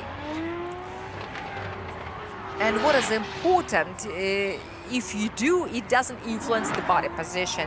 Any deceleration or acceleration can lately cause some correction. So you can do it unwillingly. And this definitely changes your angle score. So Damir Dyaturin is trying to stabilize the speed first and then move at an even acceleration with an even speed. There were some initiation problems. It was kind of a double step initiation. Then there was an under-angling, and I'm not criticizing, I'm just preparing you for what we're going to see in the score. I don't think that this is going to be a fatal something. Damir will definitely do a follow-up. And what is the angle in TG5? Everything is outperformed. It's 77 degrees when the maximum is 55. But, well, the number is also very similar, but it's 22 points more than required. This is not 3 or 5 points, which other contenders have been penalized for, but both can be divided by 11. Okay. And the Fresh Racing Fun Club is still here. So, here's what we see in the angles diagrams. We've also got 77 touch and go 3, which is okay, but then there is a correction on the way to the third sweeper. And once again, I don't know what it's gonna be like in the numbers, so this is nothing but my observations. And the figures we will see very soon. The judges will show them to us. And I think that it was just the first attempt, because Damir also had a deficit of practice time. Half a day he missed on Friday, and on Thursday as well. On Thursday his engine gave him a hard time, and therefore on Friday I think it was also almost a voluntary no-show, because when he practiced in the morning everything looked okay, and since it was okay, I think he just decided to spend more time on some delicate setups, get all the logs checked and get everything in place. So this is why he didn't practice actively, but after lunch he got more involved. We just saw Mikhail Vidyans, who was waiting for his turn, and we are looking forward to the score of Damir Dyaturin, which won't make his fans happy. Maximum for the line, 25 out of 35 for the angle and 32 out of 35 for the style, which makes a total of 87. This is a very demotivating result. We were very unhappy with the result of Arkady Tseregradsev and Georgy Chevchan, and the Meridiaturin also doesn't look very well. This is absolutely not what we expected to see. And now at the start, here comes a judge and a driver, Mikhail Davidyansin, his BMW E30, which is a third series BMW of the second generation. And there are already 8 of them, if I'm not mistaken. If you just joined us, Mikhail Davidyansin is not going to judge himself. He's a judge in RDS Open. And if you want to see him, you are welcome to the RDS Open event next week at Tigora Drive. And now, together with Mikhail, we are already at the first transition, and the second sweeper of the configuration here is the second transition, touch and go 3. Wouldn't be avoided by the right front wheel of Mikhail Davidyansin. And now he has danced on his pedal pretty much, and he didn't reach touch and go 5. Then he pressed the accelerator and ran through the rest of this quad section of the track. And, well, this is a short base, so this is why he didn't get there.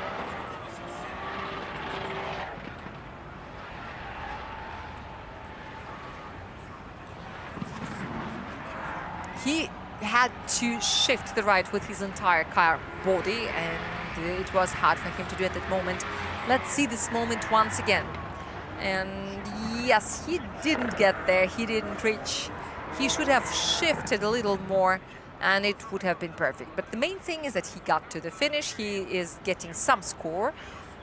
Congratulations to him. Once again, we are watching how he's been moving through the distance from another angle, from a bird's eye view. Yes, he collects touch and go number 3, and there is some little smoke coming from the right front wheel, which means that he's been double pedaling. But on an E30, this is an E30 that has got an E36 suspension, because the front link of an E36 is slightly longer, and it makes it easier to spin the bigger front wheel, but also you've got to re-weld the front arms, because if you simply install the E36 link, then your toe would be pretty big. It would be too big.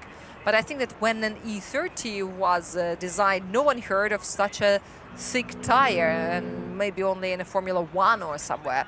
You've just seen a little glimpse of the banner that's at the super final of RDS, aka the Russian Drift Cup. So let me inform you, my dear friends, that this event is gonna be held in Rostov-on-Don at the end of September this year.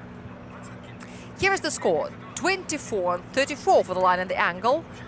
And this is a total of 90 sharp. Wow, congratulations, Mikhail. This is a great performance. A very good foundation for the future improvement. So the rain is now postponed to 5 p.m. And I should also say that Mikhail Davidyansin has just outperformed Tom Mikhaili. And he is now on the 8th line of the rating. Now Danilo Vorobyov from Lukoil Racing Drift Team is coming out on board his BMW Genesis LR1, which is also an E92 built by Lukoil team itself. And now Danilo Vorobyov is now running through the first curve, and he is making the transition. Well, looking at the right front wheel, is it wobbling? I think it still does a little bit, but with every next event it wobbles less and less. Now the next sweeper, and now only one clip here is left, and now here comes the double transition smoothly right, and the last sweeper, and exactly into the border of the track he runs. And this is a perfect operating run, and I believe, and now we just need to find out what the judges think about it. What is curious, the reason of the steering problems that Dmitry Putilin and Danilo Vorobyov has got is one tiny little part which had to be unscrewed and changed for the right one, and that's it, and would have been fixed. And this is it, how delicate thing a car can be. A car, when it's designed at a plant, it is designed by some smart people. So if they decide to put one certain part instead of another, they do it for a reason. My guys, if you are watching the timing and you are worried that you might not have the autograph session at the pit lane, don't worry, we won't deprive you of the autograph session. And as soon as we finish the qualification run, you can check, and you can do the 15-minute countdown. Within these 15 minutes, we will show you all the results, we will tell you about them, and exactly in 15 minutes, the drivers will be happy to welcome you for an autograph session. The pit lane is exactly where the service park is. You will easily find it, and if you have any difficulty, our volunteers will be happy to help you around, but on the other side of the garages it is. So on one hand, we've got the paddock, and on the other side, we've got the pit lane, through which the cars go to the track. The juniors are also looking at the track with great interest, so I guess they are watching their future opponents. They are spotting themselves.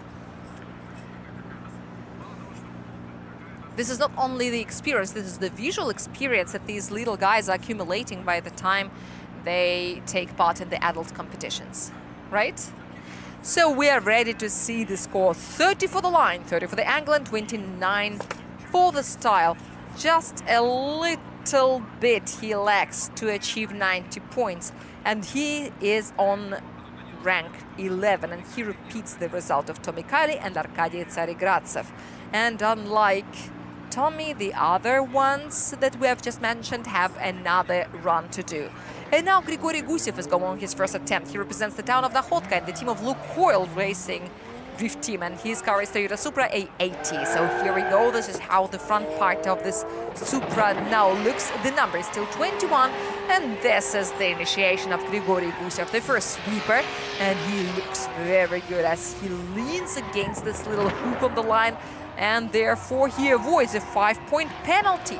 Here he is working too much with the pace before the first sweeper, and here with all his might he presses the right pedal and performs 2 transitions in a row, and through the last sweeper he's running towards the finish. That was beautiful, that was well balanced, and once again we are not supposed to judge, but from the emotional point of view it looked exciting, it looked well, it looked smooth, it looked balanced.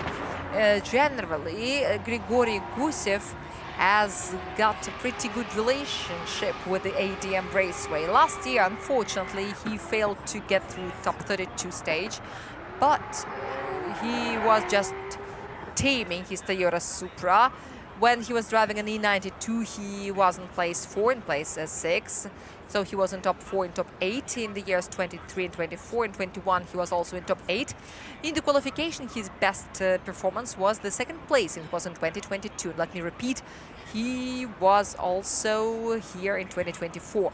33 and 98 points. So if last year 95 was enough, that year 98 was still not the victory. Sometimes we have very rich years, so maybe the judges didn't develop the assignment well enough. So it was not a 90 plus, but a 95 plus it was required to win. As far as Grigory is concerned, he definitely didn't break the angle limits.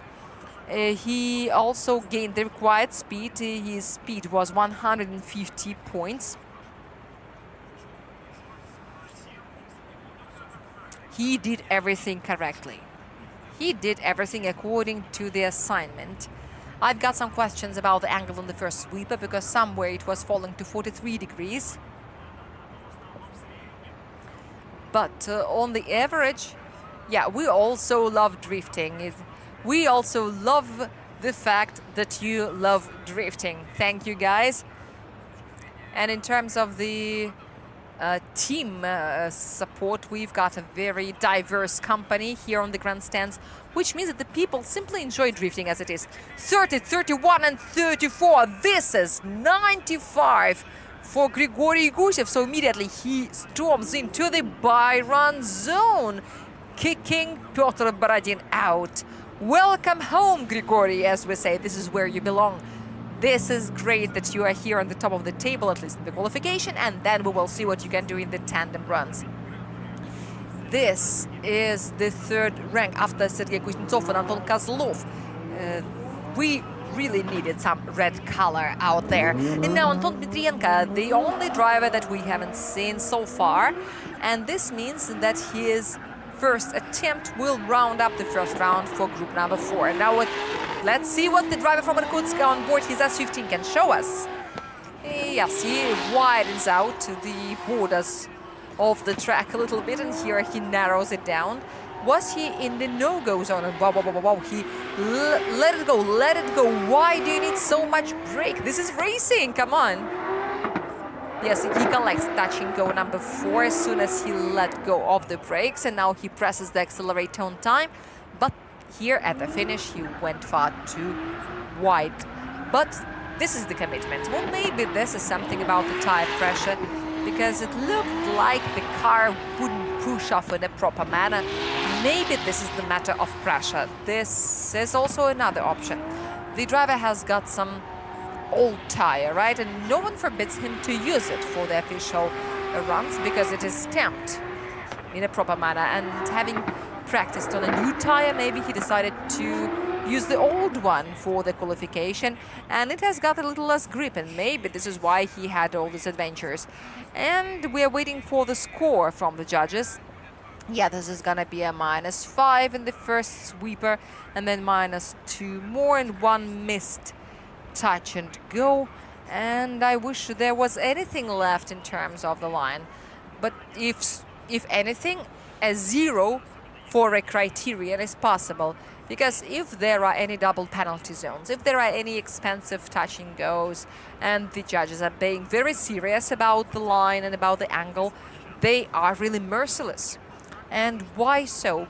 Because they have watched the distribution, the score, and they had to choose one of the 2 options. Either not to consider the line at all, because we know that in terms of the line, on the outside or in the inside, everyone can follow the line, and then you either have to get stricter or review the entire distribution of the score and leave only 15 for the line, for example, which is also possible. But the judges need to make this decision that in this configuration, for example, the line is so easy that it will only cost 15 points, because the regulations of the World Drift League that you can also read on rdsgp.com in the documents section, there are some recommendations how to distribute the score. But at every location, at every configuration, the judges can make a individual decision. So this is exactly 70 points for Anton Dmitrienko. At the moment, he's on the 25th place. And now Arkady Tseregradzev is coming back to us. In the first attempt, he had 89 points. And this is rank 11. And now he's got to get at least 93 points to make it a top 5. Nothing has changed in these terms. So 93 is still 93, but why 92.5 wouldn't be enough? It's because Timofey Dobrovolsky has got a 91-point attempt and Arkady Tseregradzev hasn't got one. So now we go, and Arkady Petrovich is known for his ability to show the maximum of what he can do. And wow, this is very similar to the previous attempt, unfortunately, at least this far. And what can we say? Let's survive until the end of it, and then I will share some of my ideas with you. Now here's the third sweeper, and he manages to collect the touch and go here without problems, just like touch and go 4 in the third sweeper. And now here is the last sector and the finishing line. And I asked Arkady, like, you said that Arseny's car is the same as yours, and he said, yes, it's the same as mine, but it runs in a different way compared to mine. But there are no 2 identical cars. Even if you take 2 same cars from the same configure, they would still feel the same. But in the serious production, they're the same. But in the elite sports, there can be such details that can feel like magic. Even in Formula 1, there were situations when the chassis would be changed because it just doesn't go in the proper way. They would take the same chassis created on the same drawing and the same blueprints, and the chassis is a monocoque where a person sits, and everything is screwed onto this monocoque, not to the person, of course, because the person is installed inside the monocoque, but whatever. And the car would run in a different way just because one little part that is responsible for the structural connection of all the mechanisms was replaced. And this is a paradoxical thing, but even there's a lot of manual labor. They lay all these layers of carbon, and the fibers can lay in different directions. They can be, say, microns or millimeters or whatever.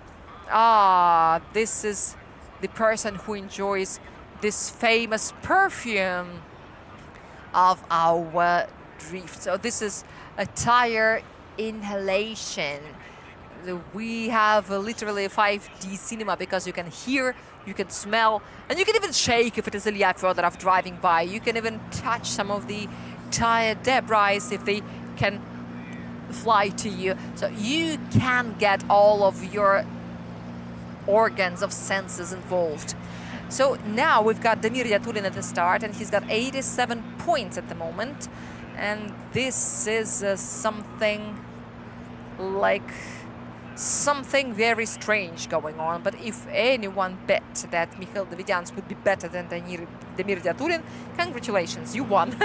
Or that Mikhail Davidians would score more than Tommy Kiley. With all my respect and love for Mikhail Davidians, this is statistically very unlikely. 26, 28, 31, 85. Oh, come on. So, someone's gonna be very happy to have Arkady Tseregradzev as an opponent in top 32. Don't be late for the tomorrow's tandem runs, guys, because all the best things are gonna happen tomorrow in the morning. And now, theoretically, it could be Pyotr Borodin who's gonna face Arkady Tseregradzev. Not bad. So now, Damir Yatulin can finally ruin the tandem of Arkady Tseregradzev and Pyotr Borodin. Damir Yatulin, another driver who definitely needs to solve all the problems that he had during the first run. Here is the initiation. Gas, gas, acceleration, acceleration. And this is the Tseregradzev style of the first sweeper. And you should be doing it in the Sergei Kuznetsov style. And here is the first transition. And now we're going to sweep in number 3, collecting Dachingo 4. And the first sector is already very, very problematic for the rest of the performance of Damir. But anything is possible, but he gets another 2-point penalty for the line. If the angle is okay in the first sector, then it's only -4. And plus wheel outside, which is a -6 in total, because Damir did miss 2 touch and goes, but the transition was so amazing in touch and go 3. Damir knows how to drive, and this is why we're so puzzled. Damir is the author of the most spectacular transitions among all, well, maybe not all, but the majority of the RDSGP drivers. This is a correction after the first sweeper, yeah. Correction after touch and go 3, check. Little angle in the third sweeper, check. A large angle in touch and go 5, check. So all the mistakes have been collected. Why? Oh, why? This is something that is not meant to be.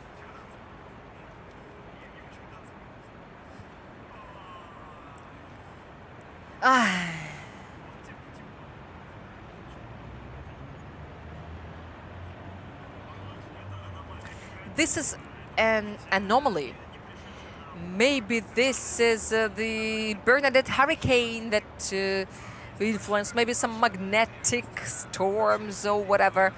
Our drifting reality is just melting like the RDS TV sticker on Damir's doors. It's now all distorted on that famous clock painting of Salvador Dali. Whatever. So now this is something really weird that is going on. 24, 25 and 30. And this is a total of 79 for Damir. We were speaking about an improvement. Not about this. This doesn't really change anything, but it could have.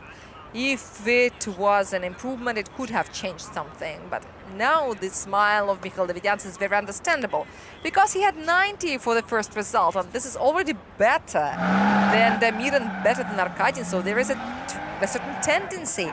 Let's go, Mikhail Davidians and his E30.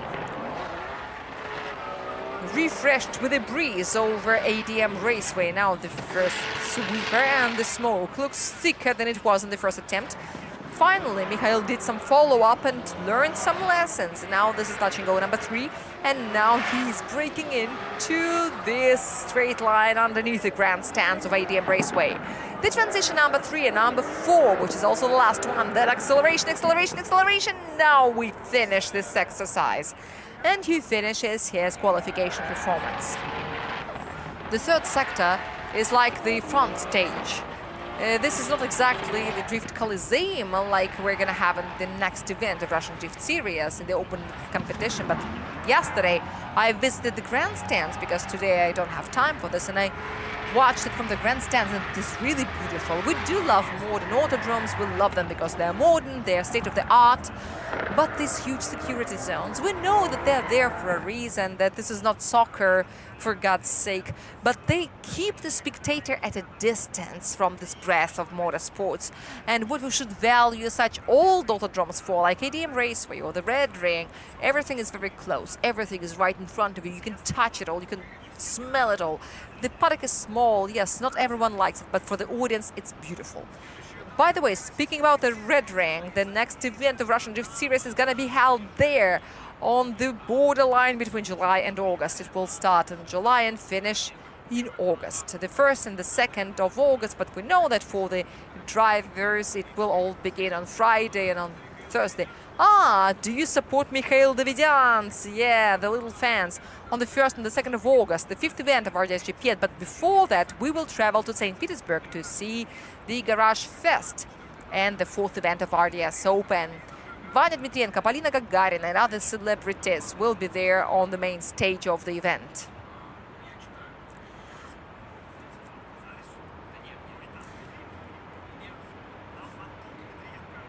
But we like Anton Dmitrienko more than Vanya Dmitrienko. All right, whatever. They are in the lineup, so if you think that it's only pop music, you are wrong. Here's Arseny. Also accepts this all. He is taking a smoke bath, and it really does feel like a hammam in terms of the temperature and the humidity. Yes, the clouds are getting thicker, but there is no rain this far. 30, 32.5 and 32. This is 94.5 for Mikhail Davidians. Congratulations. This is something. So yes, guys, if you don't want to go there, and I'm speaking to Arkady Tseregradzev, Damir Diaturin, Tommy Kiley, if you guys don't want to go into the Byron zone, so there will be guys who wish to be in your place. And Mikhail Davidians is one of you, so there is going to be some celebration. And now here comes Danila Vorobyov, who also looked very well in his first attempt, and now he's going on the number 289 was his first result. And this is the first sweeper, touch and go number 1, and there he is sliding exactly on the lines. And how the judges interpret it, we'll find it out later. Now that you go 3, and yes, this is beautiful. Danila cannot do it without double pedaling. He always does it. And then there is a last transition, touch and go number 6 and 7, and yes, the finish. That's a great speed, by the way. This is exactly what is needed. What I was confused by is the low density of smoke coming from the rear wheels. So Danila Vorobyov was really trying hard to get as much speed as possible, avoiding some excessive spin rate of the wheel. But then he went loose and he was like, come on, give it all to me. And this looks like, we call it soaping because it looks like the soap foam. Okay, what is the Byron zone like? Sergei Kuznetsov, Anton Kozlov, Grigory Gusev, who still has a chance to improve, Mikhail Davidians, and Ivan Palmin. And the threshold is 94 now. There is no one from Takayama Pobodota. There is no one from System Electric Одержимые Motorsport. There's no one from Fresh Racing. No, Sergei Kuznetsov is Fresh Racing, I'm sorry. I was just cursed in a couple of garages at ADM Raceway. But I've got nothing to lose, I believe. Sergei Kuznetsov is closer and closer to his first qualification victory. His first event victory hasn't happened. He came second. That was his first podium. But the other driver had his first victory because there is a sequence. At first you've got your first podium and then you've got your first victory. Now let's take a look at the score, 28, 29 and 31, and this is 88. Unfortunately, there is no improvement. But nevertheless, this is a very decent result, especially considering how many problems he had with this car on the way and how many problems have already been resolved. But the team is learning, the car is being tamed. And Grigory Gusev, in the meanwhile, let me remind you, got 95 points in the first run. It is not that we didn't expect that, but we haven't seen it for quite a while. And it's so nice when the driver can make it all from the very beginning. I wonder what kind of follow-up he did, because this was a perfect first sweeper. And the second is also very good, but one wheel was just outside. But now through touch and go 3, he's running into the third sweep. He's the winner of RDS Europe and RDS Asia. And here he performs it through all the touch and goes, number 4. And the last sector and the finish. He is so accurate with the angles. It is so untypical of him, because we know that his main success was on board an E92, in which he was very, very unleashed, and now he gets academically reserved. Maybe he's been watching the Miridiature, because it looks like a reincarnation of Damir. But this is all really exciting. First of all, it's very similar. The first attempt was slightly smokier. It looked a little bit more aggressive, and here it looks like he tried to surprise the judges with the speed, not with the scale. And I've got a question about the angles in the first and the second and the third curve. In the first it's okay, in the second there was an increase and then there was a decrease. I don't know what the judges say about it. And then no penalty in TG2, no penalty in TG3. In terms of the angle, everything is okay, it's all decent. There may be a question about the transition speed, because they're all kind of a little bit smooth, but I wonder how it influences the score, even if Grigory Gusev doesn't improve it. He's got 95 in the first run. And once again, even if now we've got very, very little to see. We've got only 3 runs left, because Anton Dmitrienko has got 1 run to do, so Grigory Gusev won't fall out from the by-run zone. And this is 89, so there is no improvement. So he is still on rank 3. He is still in the by-run zone. Mathematically, he can be kicked out from the by-run zone, but only mathematically. It is very unlikely. And after this run, we will know it for sure. So Anton Dmitrienko, in his first run, he had 70 points. And on the overall, we knew where he lost all that score. So now he's going on to correct it. And this is the S15, number 4. And here is the first sweeper. And this time, he looks more careful as he operates with the borders of the track. And now he leaves the second sweeper a little bit too early. He reduces the speed before touch and go number 3, which is not punishable. But here it is all okay. And here in touch and go 5, and look how the towers are rocking under the strong wind. And now he's already running through the last sector. And this is not the cameraman who has lost the stability or the wish to work. This is the Bernadette Hurricane knocking on our doors. We've got only 2 competitive runs until the end of the qualification, so we've got only 2 drivers to watch, the ones who transferred themselves to the health group, so we're gonna see some self-rescue sessions.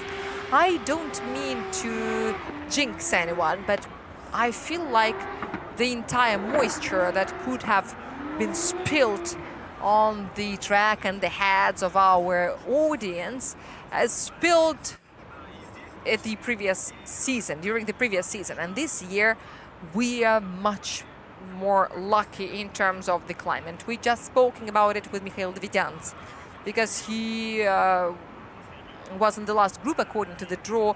And I said, but you remember what happened here last year? And he was the judge. And he said, I do remember. When I was in the tower, I could feel it all. And there was a very thick layer of water on the track, and for the first one, it was the second time in the history of RDS Grand Prix the race was suspended due to the weather. For the first time, the race had to be stopped in the middle of the run at Agora Drive, and the same season it happened again here at ADM Raceway. We had to wait for the Or was it in top 4? I think it was top 4, but most importantly, the organizers and the drivers seriously discussed the option of stopping the event, because the regulations say that if it is impossible to continue the competition, everyone can get half of the score and go home. But the drivers say, no way, we're gonna stay until the end. We've got a serious improvement. Now it's 82.5. So congratulations to Grigory Guzhev. And if they had stopped the competition last season, the places would have been distributed according to the qualification results. So those who were in top 4 would have been placed according to the qualification.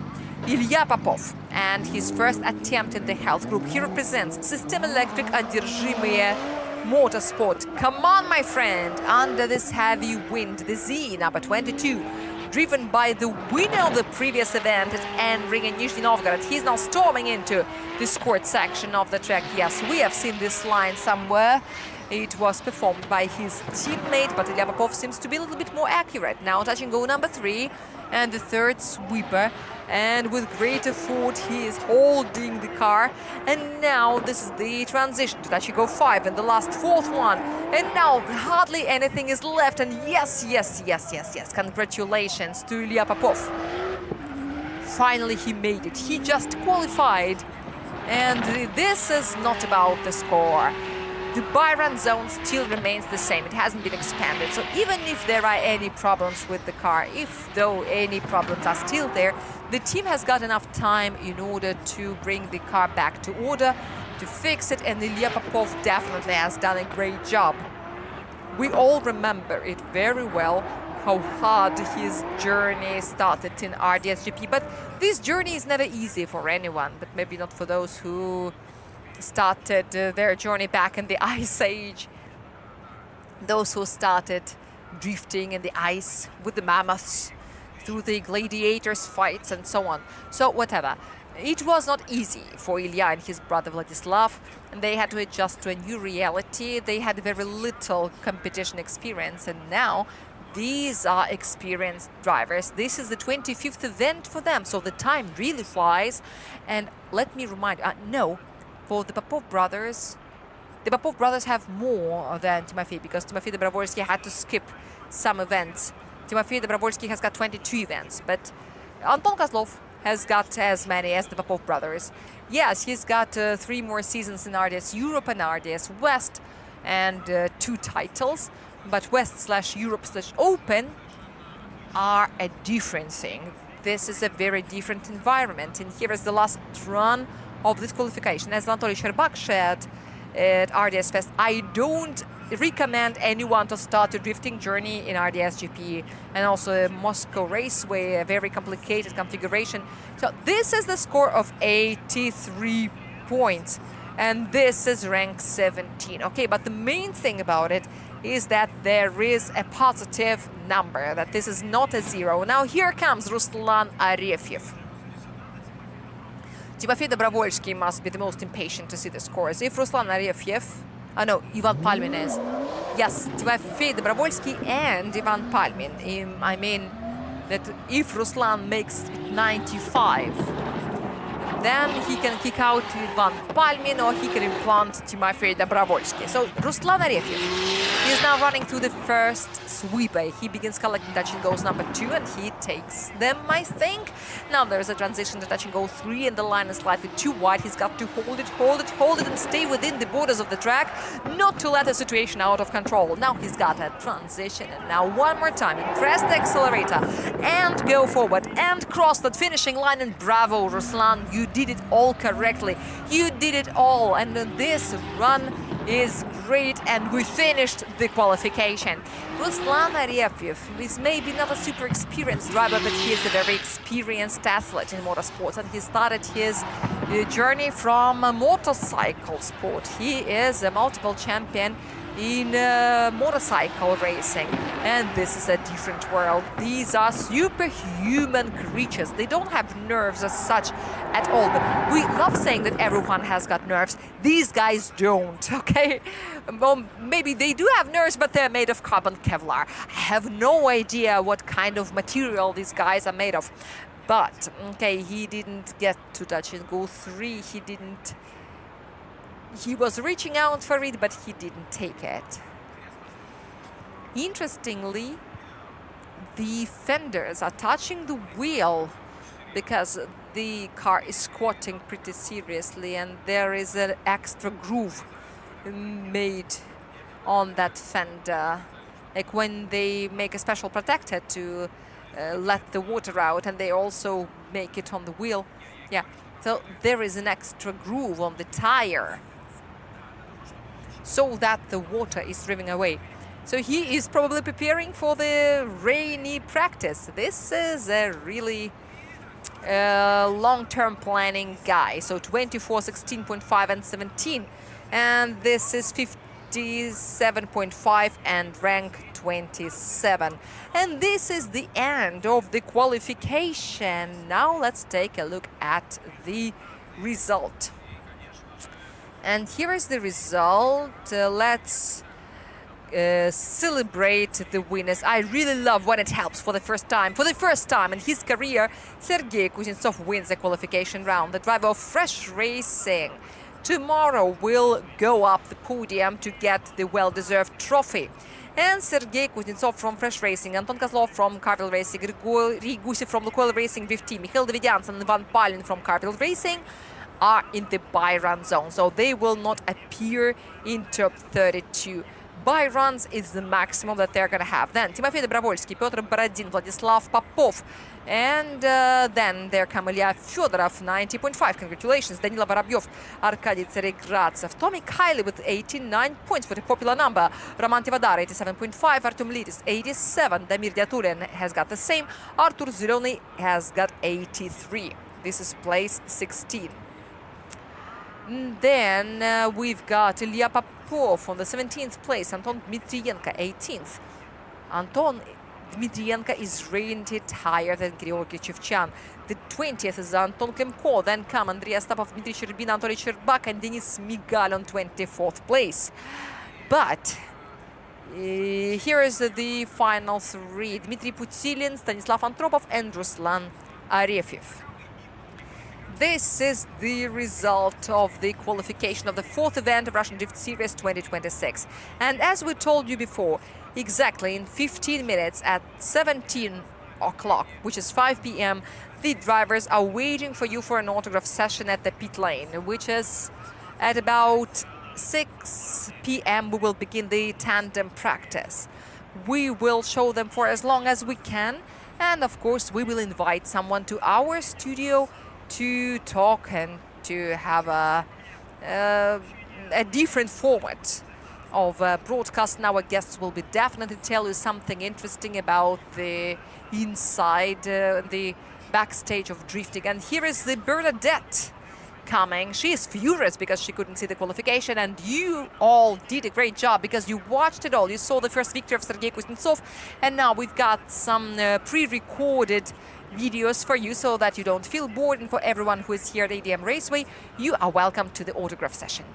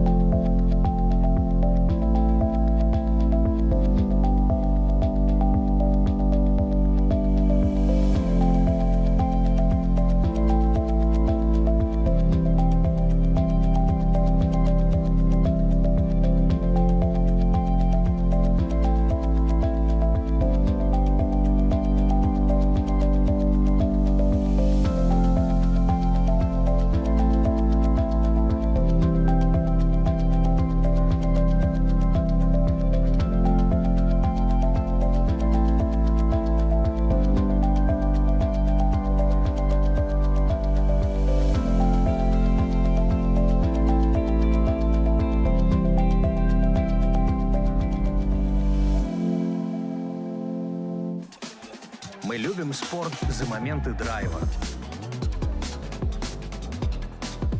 Моменты впечатляющего мастерства. Моменты запредельных эмоций. За моменты, которые становятся историей. Мы соединили моменты спорта и истории, которыми они становятся. И все для того, чтобы делать спорт лучше.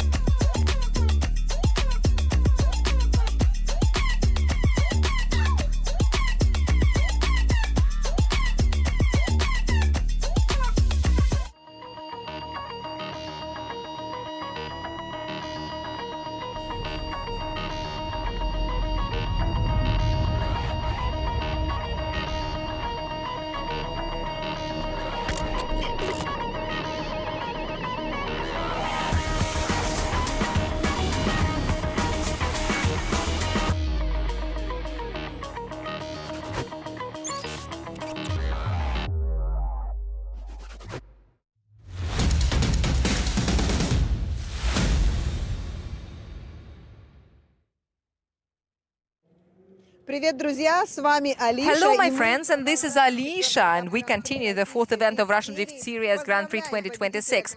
Congratulations to the winner of the qualification, and I ask you, my dear friends, to stay tuned, because right now we're gonna see some very interesting content. First of all, we're going to listen to what the driver said this Friday, and moreover, we will do the RDS inside the garage journey on air. This year we started RDS inside the garage trip with visiting Anton Kozlov from ADM Racing, and you will learn a lot of interesting things about Anton. You will see if it's possible to learn drifting in 10 minutes. Moreover, you will see a lot of interesting content from my colleagues, so please stay tuned, stay with us. This is RDS TV, and of course, I wish you all a great time. My friends, this is Dmitry Sherbina from ADM Racing. Dima, can you please tell us what was the first half of the season for you? Hello, Alicia. For me, the first half of the season was not easy, and I say that it wasn't easy because I got a new platform now. This was a platform that I've been dreaming about, that I've been thinking about that I've been longing for, and there were some problems with the spare part supply.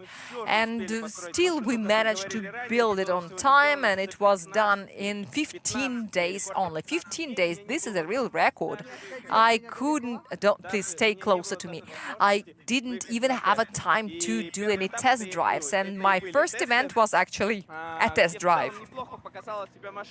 The car looked okay, but my opponent in top 32 was my former student, Evgeny Losov. Do you mean your former teacher? Yes, sure, my former teacher, Evgeny Losov. And when my teacher, my coach, and I tried to fight back, but still I didn't have enough to win that battle. But we found some mistakes, we did some follow-up, and we tried to figure out how to adjust the car, what setups would be better for me. And in the second event,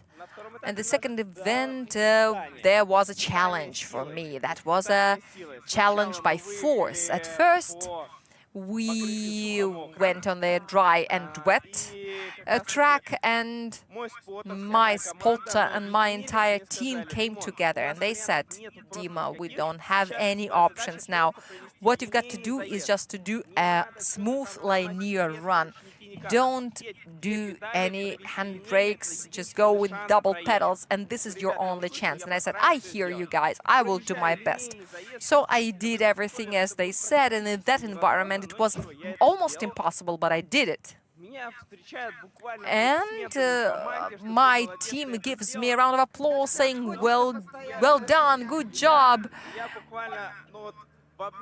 And I was literally hugging my teammates, looking at the screen, and I see 0, 0, 0. And my friends had to catch me because I almost fainted. So as I found out, the judges decided to apply the criterion of the speed or something else that was initially cancelled and that couldn't be applied when the track was wet. Yes, in that weather, it was impossible. But the organizers apologized to you, right? And they still gave you the score. Yes, I thank everyone sincerely, and I bow to everyone for reviewing that run, because for me it was really a critical moment, because when I was in the health group, I was literally shaking like this, and in the last curve I spinned around, even though on this car I had never spinned around, and that was a big challenge for me. And then the most interesting thing began. My most favorite opponent this season, yes, this is Tommy Kiley, and I meet him. And everyone says, this is Tommy, you've got to work hard, this is not an easy one, this is a daring guy, he's Irish, but I'm also not an easy one. Okay, I say, so I'll go. And we start racing. Here is our first run, and everything is running fine. And I show a very good lead run, but only at the finish, climbing up. The track has a guardrail, and if you get off, if you slide off, you are getting pulled. And what I did, I let go of the accelerator just a little so that I could push back. But before that, I left a good margin from Tommy so that he had to run after me, gaining speed, and there was a contact. In the classical understanding of drifting, this is Tommy's mistake, but we've got a more advanced kind of rules. We are more of a sports-like, a more professional league, and it was interpreted as a mutual fault. A mutual fault, and there were lots of disputes about that, but after this mutual fault, we had no MT, in which, in the second transition, Tommy, he always makes a very quick and sharp initiation, and then he decelerated, and I thought that he would run faster, and so I crashed into him. And at that moment, that was the end of it for me. Do you notice how much details Dmitry Sherbina remembers? He literally gives us a review of every event. There is one more event, right? But can you please be a little faster? No way, I'm not getting any faster because it's just as important as all the others. In the third event, we analyzed it all. We came together and reviewed it, and also we spent a lot of time sim racing with all the technical stuff, but that's okay. So what happened in the qualification? In the qualification, my first qualification run, I had 89 or like 91. I missed TG1. I understood my mistake. In the second run, I did it the better way, so I got 90 something. I was already in the by-run zone, and the Mirdiaturid was only half a point ahead of me, so that I didn't get in the by-run zone, because in top 32,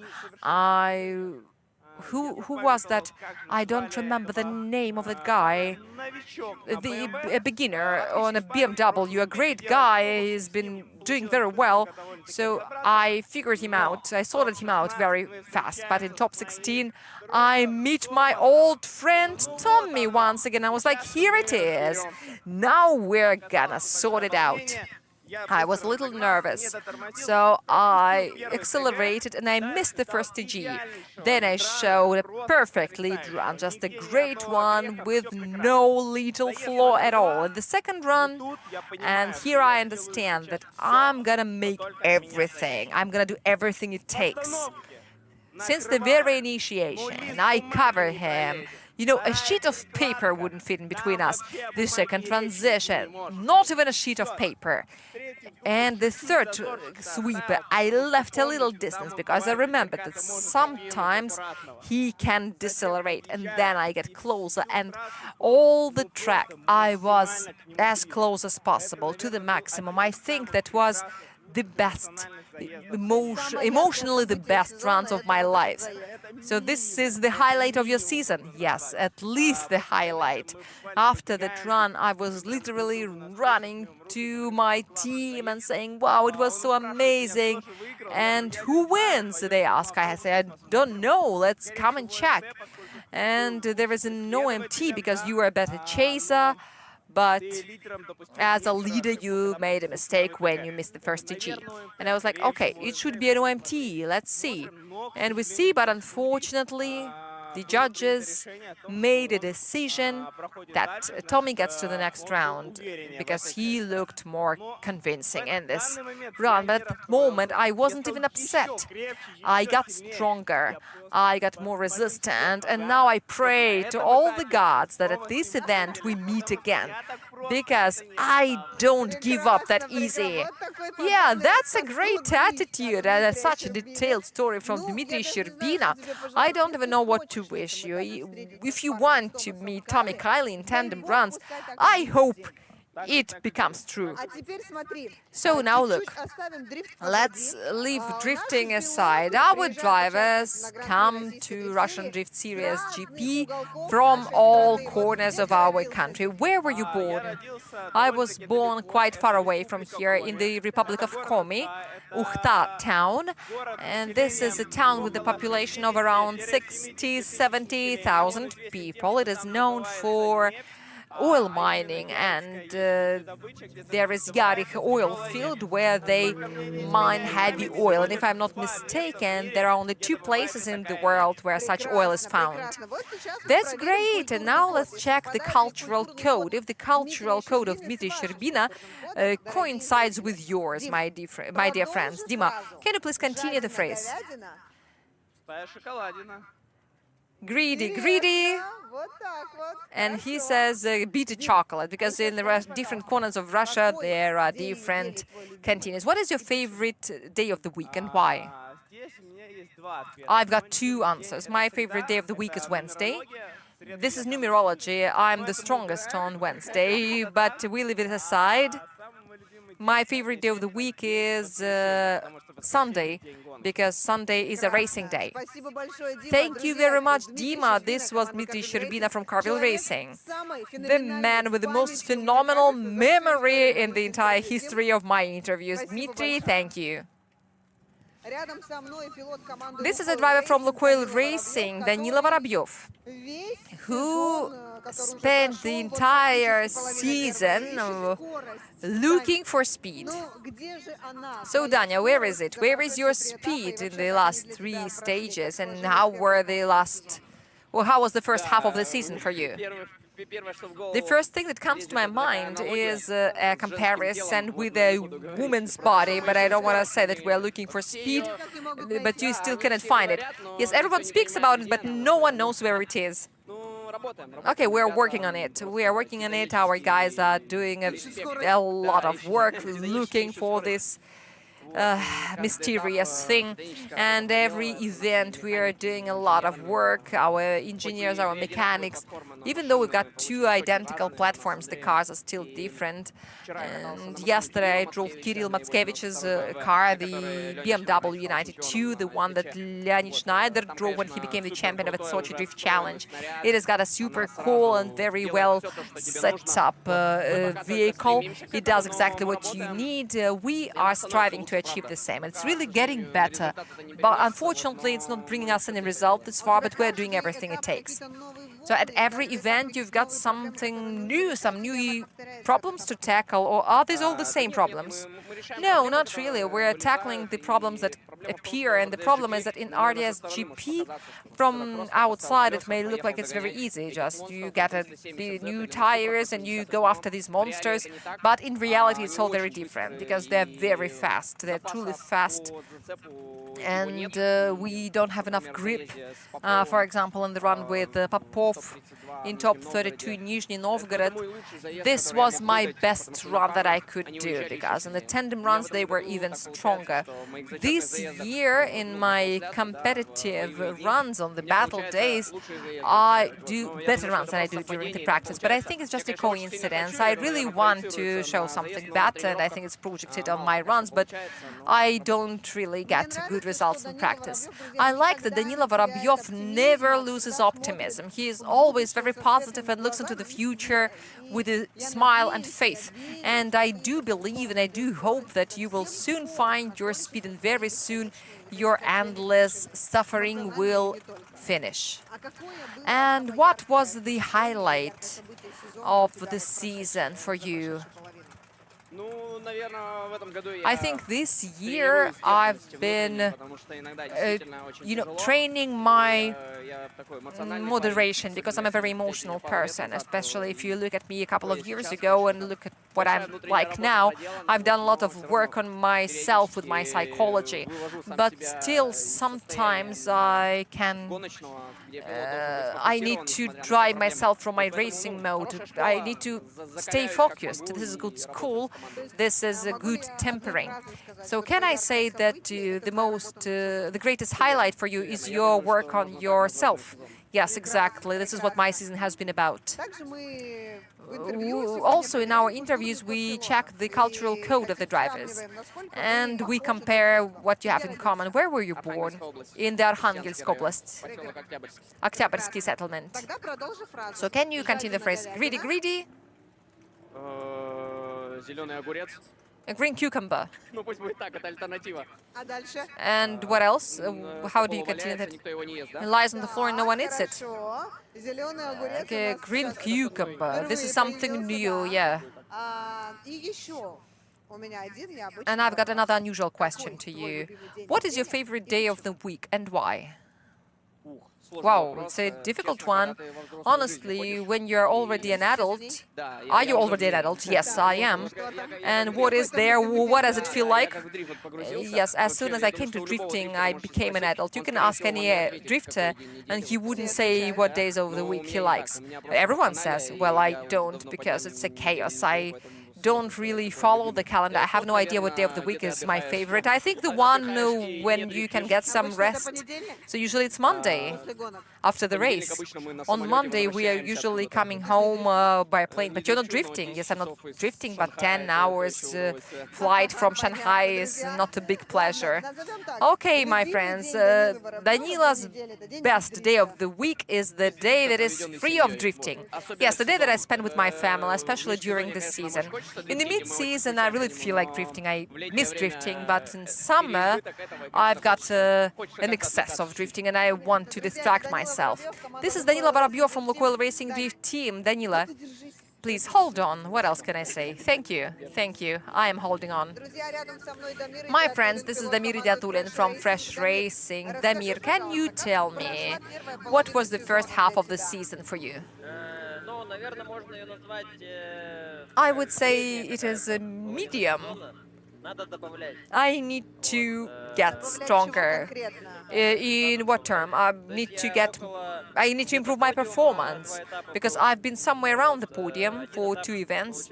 On one event I was on the 3rd place, but I think that I've got to get stably on the podium so that at the end of the season I have a good result. What do you think you lack in order to take your place on the podium? It's hard to answer, seriously. I worked a little bit on my car, and I like it even more now. And I hope that at this event I can achieve something better. We will see. I can see that Luka Migal is now in the juniors competition. Do you coach him, or is that Denis? I think everyone helps him a little bit. I drifted with him at the beginning of the practice session. I was on the passenger seat with him for 2 pairs of tires, around 10 loops maybe, because this is the first time he is using a sequential transmission in this track in general. So my mission was to keep it all safe for him, so that he doesn't, believe in himself too much and doesn't overcook it. So I wanted to introduce him smoothly into the process so that he understands well what he's doing and what he's supposed to do at different points of the configuration. I made sure that he understands it all, and so I let him go on his own. So he drifted on his own, then Nikita joined him, and we've been watching him from the grandstands and also giving him some advice. Is he doing well? Yeah, for the first time, very well. He goes on the RDSGP configuration with some correction, of course, not in a perfect manner. But anyway, this is pretty good. He is doing a great job. Damir, what is the highlight of the first half of the season for you? The highlight? I think this is all quite systematic and stable for me. I wouldn't name one highlight. Okay, that's it. We're checking the cultural code of our drivers. Where were you born? I was born in Krasnoyarsk. In Krasnoyarsk, yes, exactly. So can you continue the phrase, greedy, greedy? Salted cucumber. Okay, the salted cucumber is the leader this far. Okay. Damir, and here's another strange question to you. What is your favorite day of the week and why? I think it's Tuesday. Why? Because Monday is the day when you get into the process of work, and on Tuesday you are most productive, and Tuesday and Wednesday are very good days for working, and by the end of the week you feel tired. And usually you are doing some business in your everyday life, and then you've got a race to go, and you often do not have a proper weekend. Usually Monday is the day off for us drifters, and Tuesdays and Wednesdays are already the days when you come back with a fresh mind, when you enjoy it all, you have relaxed, and you are ready to get down to your regular business. Okay, I wish you a productive weekend. I wish you that you take the place that you deserve on the podium. Thank you. This was Damir Idiatulin, and we continue. This is Ilya Fyodorov. Ilya, what was the first half of the season for you? It was great. The result is 0. I love my new platform. I figured out the engine, more or less. Now I know where we're moving. I don't regret anything. I don't regret that I chose this platform and this engine. Next year, I think we will drive all the fleas away, as Evgeny Losev used to say. I like it all. I wish I could have some result, but it's still pretty difficult. What is the highlight of the season for you?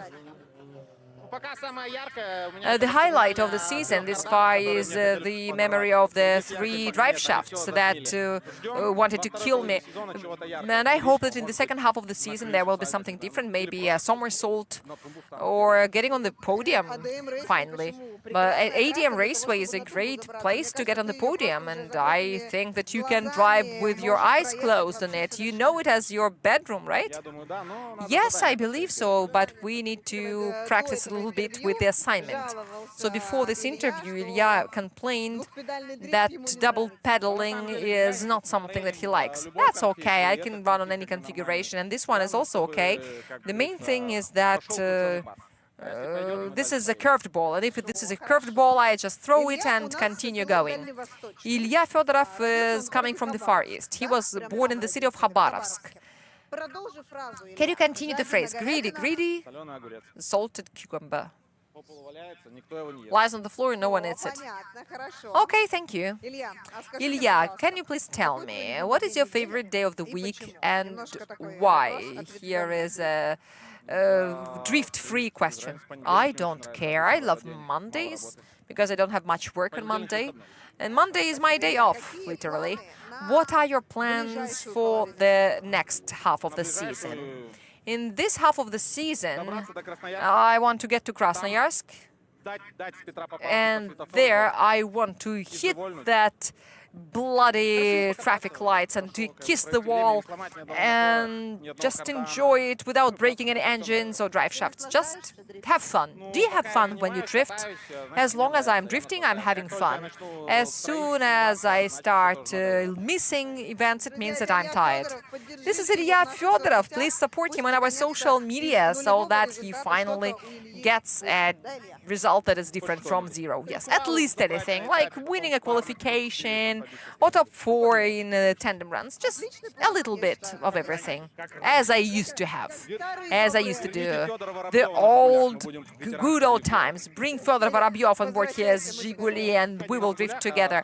Oh, not Zhiguli, what he's building there? Cadillac. Yes, a Cadillac, yes. Come back on your Cadillac. And Ilya Fedorov is waiting for you here. Yes, right, I've prepared everything. We will have 2-0 results. My friends, this is Sergei Kuznetsov from Fresh Racing, and he is the man who, on the 3rd event of Russian Drift Series GP in Nizhny Novgorod, managed to overcome himself and all the circumstances and everything in the world, and finally got to the 2nd place. He was on the podium. Congratulations to you again.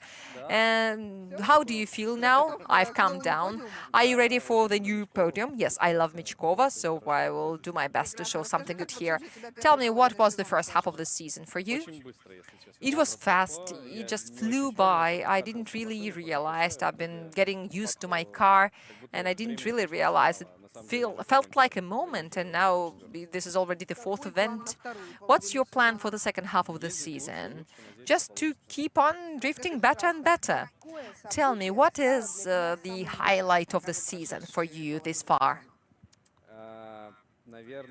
I think, of course, this is my first podium in RDS-GP. I was really happy. I've been longing for it, and finally I got it. And apart from what this season was like for you, we are also checking the cultural code of our drivers and how much you coincide. There is a belief that in every region where you were born, this phrase is continued differently. So let's check it on you. You were born in the Samara Oblast, in Samara itself. Okay, so please tell me, how do you continue the phrase greedy, greedy? A salted cucumber. And what's next? Lies on the floor, no one eats it. Okay, good. So this is the same. And another question, an unusual one. What is your favorite day of the week and why?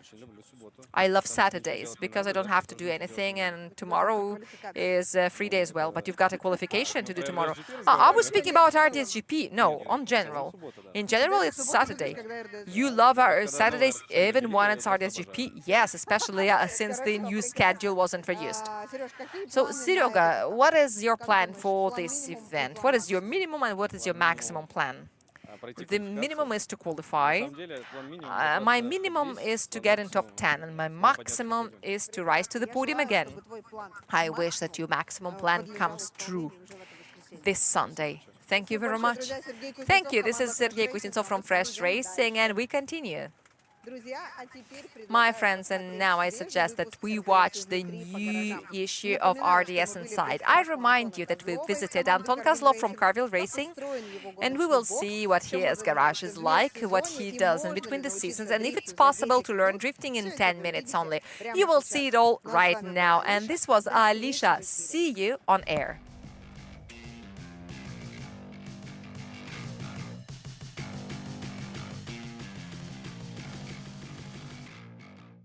Hello, dear friends, you're watching RDS Inside. And Мы возвращаем формат по гаражам.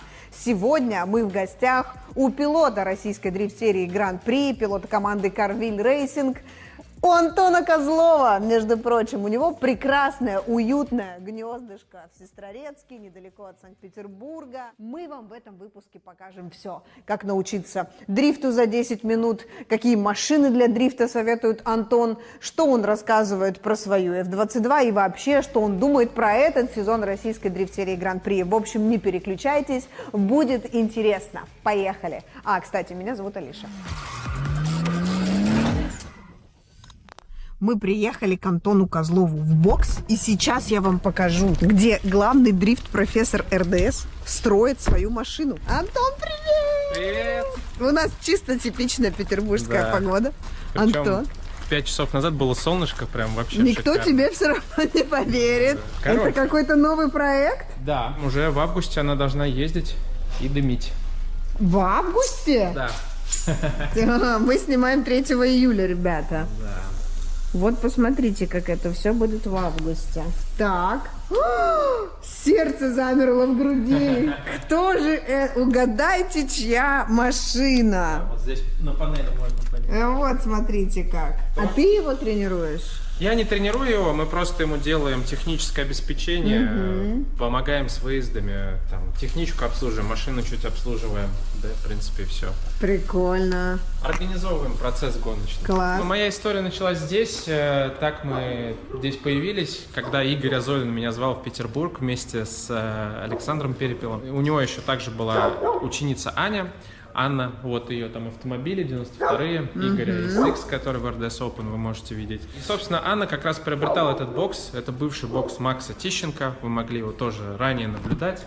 Точно, Макс, это твой бокс. Да. В общем, мы так договорились, что вот Аня приобрела этот бокс, выделила мне тут кусочек, мы поставили подъемник, и вот этот уголок как раз закреплен за мной. Я с своей стороны помогаю ребятам каким-то гоночным опытом, подсказываю что-то. Вот, ну и делим расходы на бокс пополам. Я так понимаю, что капот еще не восстановлен после вот он, капот, феста. тот самый капот с феста. Мы его на стену платья повесим. Он подлежит ремонту, и мы как раз таки его будем прям в матрице чинить. Да, потому что новый изготовить за такой короткий срок нереально. Невозможно. Да, мы будем сейчас обдирать ливрею с него и склеивать заново. Так, здесь у нас симуляторное царство, кстати. Да. Для тех, кто... Игорь тренирует своих учеников, Аня тренируется. Кстати, прошлый ADM Raceway, Мечкова, ребята, мне на день рождения. Каждый раз ADM Raceway выпадает на мой день рождения. В этот раз тоже. 12 июля, воскресенье, день парных заездов, будет день моего рождения. Прекрасно. Встречу его непосредственно в бою. Так вот, ребята мне сделали вот такой подарок. Картина, написанная вручную вот данным мастером. Так. Вот такая вот классная. Круто. Машина Автор, если ты 25-го. смотришь РДС изнутри, да. Обязательно отпишись в комментариях. 25-го. Здесь, я так понимаю, рисуют и показывают. Да. Да. Здесь у нас вот чистовой склад расположен. Так. О, классно. Давай посмотрим. Всякие. Два про запас твои или нет? Это тоже... Я смотрю... Хотя нет, вот этот мой 24-го Ну вот этот года. пошире, да, а это узенькая, Анин, да, скорее всего. Здесь у нас тоже все разделено. Вот этот вот стеллаж мой, как можете сразу видеть. Да, понятно. Использует он все, что предназначено. Вот здесь у нас запчасти, которые нельзя хранить там на улице, в каких-то влажных помещениях. Вот, только там в сухом месте, в теплом. Игорь, привет. Игорь, привет. Класс. А вы часто собираетесь с Азолиным здесь разговаривать? Вот только что 2 часа назад были. Ну, мы часто пересекаемся, даже просто вот я приехал, и он тут. Ага. Мы что-то обсуждаем, да, пересекаемся. Бывает. На да. симуляторах бывает ездим вместе. А ты часто много времени на симуляторах проводишь? Вообще, да, я дома стараюсь каждый день по 2 часа минимум. У тебя ездить. дома точно такая же установка или нет? Да, такая же, даже, наверное, чуть побольше, серьезнее, скажем так. То есть у меня там секвентальный переключатель, он прям полная копия, как в реальной машине. Руль прям такой же, как и в 22-й, и в 4-ке. Ручник уже полноценный, тоже сильно тянущий. Мы прямо сейчас с вами наблюдаем бетонный Колизей. В общем, мы теперь Козлова не вытащим, я чувствую, из симулятора. Да, я просто 2 недели не сидел, как раз только с отдыха вернулся. Где ты, кстати, отдыхал? Расскажи Я был нам. в Турции, город Каш. Это Там не есть такая... дрифт? Или ты его там не искал? Нет, это было прям отдых от дрифта. Я очень давно мечтал, прям в середине сезона, отдохнуть для того, чтобы... Знаете, есть такой момент, вот, когда в течение сезона, во-первых, еще ездишь, судишь, ты еще спотеришь, и сам в руле ездишь, и в какой-то момент у тебя идет перенасыщение головы, и ты начинаешь терять фокус. И вот важно прям в середине сезона, вот лично для меня, сделать какой-то перерыв от дрифта, Так. чтобы голова переключилась на какие-то другие задачи, а желательно вообще, чтобы их не было. Вот, и, ну или такие задачи, что вот ты обгорел, и надо найти матч, чтобы обработать от загара. Бытовые Вот такие задачи, да, сложные очень. Или там еду выбрать, ресторан на ужин выбрать, вот. И вот решая такие задачи, мозг отдыхает, и даже на отдыхе, я уже когда чуть отдохнул, стал опять свои онборды пересматривать, например, с феста. И увидел вот ошибку, которую я не сразу понял до отъезда туда. Так, и разобрал. Да, просто с Ромой Тивадаром, когда ехали, вот тот самый заезд, который всем так понравился, мне он не понравился первой перекладкой, и я понял, что ошибка заключалась в том, что я на разгоне в последней фазе уже его чуть подотпустил, и уже первую перекладку ехал вдогон, и из-за этого после первой перекладки меня чуть стащило. То есть если бы я разгон не потерял, то, соответственно, первая перекладка бы сложилась лучше, и тогда бы заезд тут точно был образцово-показательный. А пока что вторая половина его, да, хорошая, но первая половина могла бы быть лучше. Как часто ты вообще свои заезды анализируешь? Как будто бы постоянно, вот с утра до вечера. Мне кажется, даже ночью во сне иногда снятся мне эти заезды. А есть какой-то заезд, которым ты доволен вот практически на 100%? В этом году был такой у тебя заезд, в этом сезоне? Слушай, тренировочные заезды, много таких в этом году прям нравятся, которые происходят в оцениваемых заездах. У нас с Антоном Климко хорошие заезды получаются вторым. То есть он сейчас лидером прям хорошо едет. И у меня, представьте, всем классно получается. И лидером, например, вот на Нижегородском кольце я поработал с собой. Я вот уже, не знаю, показывал, нет, я ставил тут на заставку свою ошибку из-за горы. То, что вылет за пределы трассы, вот такая вот у меня заставочка. Чтобы не забыть? Чтобы триггерило, чтобы я вот так открываю телефон, и у меня вот это вот колесо за пределами. А у нас это колесо за пределами было повышенная пенализация, 5 баллов. И я 2 раза вот на столечко выехал, раз-раз, это уже 10 баллов. Соответственно, у меня лидерский заезд на 10 баллов уже хуже стал, а это много у нас. Особенно, когда бьешься там с лидерами чемпионата, и нужно... You've got to show your maximum. Вот, поэтому такие вещи триггерят, и вот в Нижнем я собрался и смог лидерам прям хорошие заезды показывать. Очень мне понравился квалификационный проезд первый, и заезд лидером, что с Антоном, что с Томасом Кайли, был тоже хороший. Я придумала челлендж для Антона Козлова. У меня есть друг. Here with me, Artyom has never drifted in his life before, and now let's check. How well can he learn drifting in 10 minutes from scratch? Can Anton teach him on his sim drifting unit? He has never drifted, but do you drive? Yes. Have you ever driven a mechanic transmission? Yeah. So if a driver doesn't have a sim racing experience, he's got to spend a lot of time practicing. My music teacher used to call it butt hours. So he's got to spend lots of butt hours on board to understand some basic stuff, like how to switch the transmission, how to start off, how to initiate, how to gas, all the basic things. For a beginner, it is easier to understand in sim drifting because he can take a cup of tea, listen to some nice music at home, and get this experience. But what is important here, I believe that if a beginner starts sim drifting, it's important to have a tutor, a coach who knows well how the things are done. And then the beginning can build these bricks of knowledge in the correct way. Because if you do it all intuitively, the way you like it, the way you want it, you will learn some wrong patterns. Just like in any sport, if you use a wrong technique when you're raising heavy weight, your back will hurt. Here it is the same. Right at the start, you've got to make the right foundation for your drifting and then transfer it to real life. Very often, the drivers, like the young guys that I worked with in sim drifting, they get down and they're very surprised to see that they can do it because their eyes are widely open, but their muscle memory works. So you can develop muscle memory like this. Sure, so this is the basic thing that you can get from sim drifting. Is this your general training plan? So do you always begin with sim drifting? Yes, I believe it's reasonable. Sim drifting is the foundation that everything is built upon. It is an opportunity to sit, to analyze your little mistakes, because drifting is like card house. It is all built of thousands of tiny actions, and if one of them is wrong, then everything falls apart.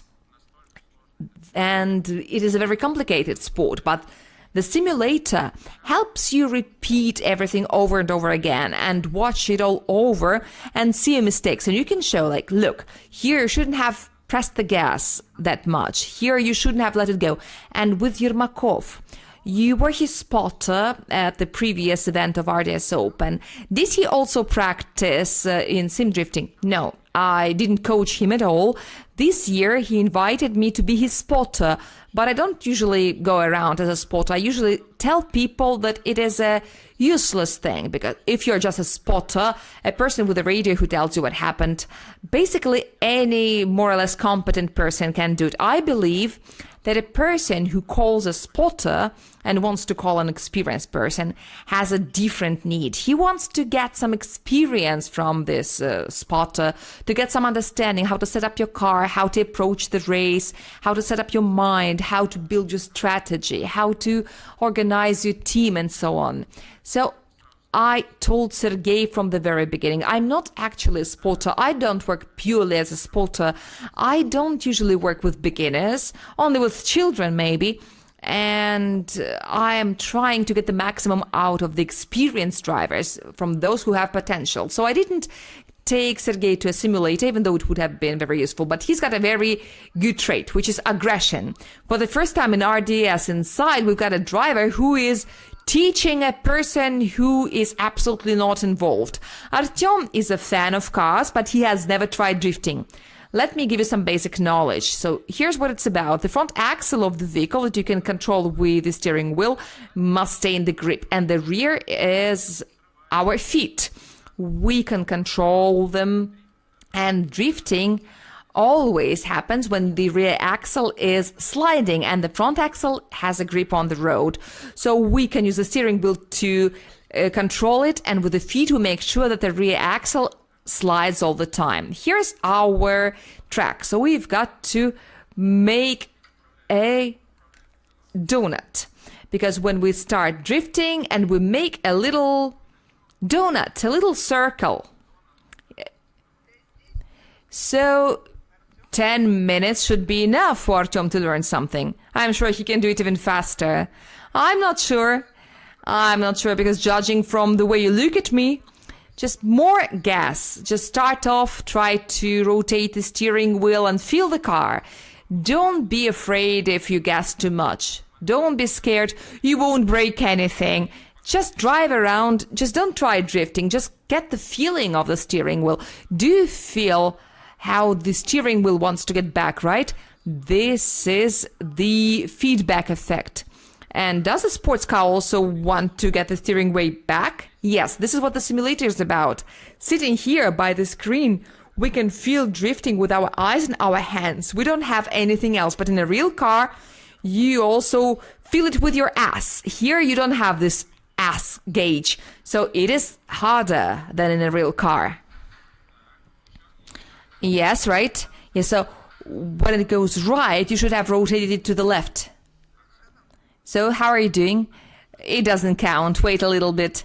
but I see that he can understand it. You've got to let go of the steering wheel because your wheels are turned left and the car goes there. Then you've got to let go of the steering wheel so that the wheels turn into the opposite direction. You're doing it right. The clutch, the gas, and then your steering wheel begins rotating. You're letting it go. You're doing it right. And then your only mistake is that when everything is already in the right position, you're already drifting, you just need to direct it with the steering wheel. You've got to feel the moment. You've got to feel when it begins straightening or falling in the angle. I'm going to tell you left or right. When I say left, just don't be scared and rotate it. This much. Yes, this much. Keep your hands in the same direction. Yes, we did it. Did you teach him drifting in 10 minutes? Yeah, here's a donut. Did you check the time? Yeah. 11 minutes we've been recording, minus some explanations, but you really taught him in 10 minutes. Wow. The challenge has been completed. Here's the advantage of the simulator. You can watch what you did. Yeah, here it's good. You're doing everything right. Yeah, it's absolutely decent drifting, a very nice donut. Anton Kozlov just did the challenge and he taught a beginner drifting in 10 minutes only. High five. This is top. Let's ask Anton about his baby, aka I always want to say AK-47. That was the idea. AKA-73. Your AK Racing was presented this year. Can you tell us a little bit more? Tell me and our viewers what it is about. I've been in drifting for quite many years, so me and my team have accumulated some experience, and we want to share it with the drifting world. The first vector of our work is carbon. This is what my dad does in Ulyanovsk in his workshop. We decided to invest a little bit into it and to develop his workshop, to upgrade his equipment, and to bring him to a full-time job, carbon, glass and plastic and stuff. This is how it evolved from repairing my own vehicle into making customized parts. We've been working on this F-22 for so long that I really wanted to have my own practice vehicles. And I found this beautiful body. You may say that this one is not a 22, it's a different vehicle. Yes, and people say that your F-22 is basically a Supra. Yeah, but I was so surprised that technically, in all the components, in all the points, this is an absolute copy of a 22. But on the outside, it looks like a hatchback. And here, in terms of the equipment, it's an F-22. What's the advantage? There are lots of such bodies, they're cheap, and you can make a very low-budget practice vehicle. And now I finally got down to making it, and I found a man who wanted the same for himself, and he came to me. And I thought that, well, why not? I should give my guys an opportunity to make it. For me and for my team, it's a great challenge to build this car. And having spent my last winter in the Emirates, when we practiced a lot with Anatoly Sherbak and Denis Migal, I came to realize that in Russia, we don't really have a vehicle that would be very nice for practice. For example, now me and Artyom just practiced on a simulator.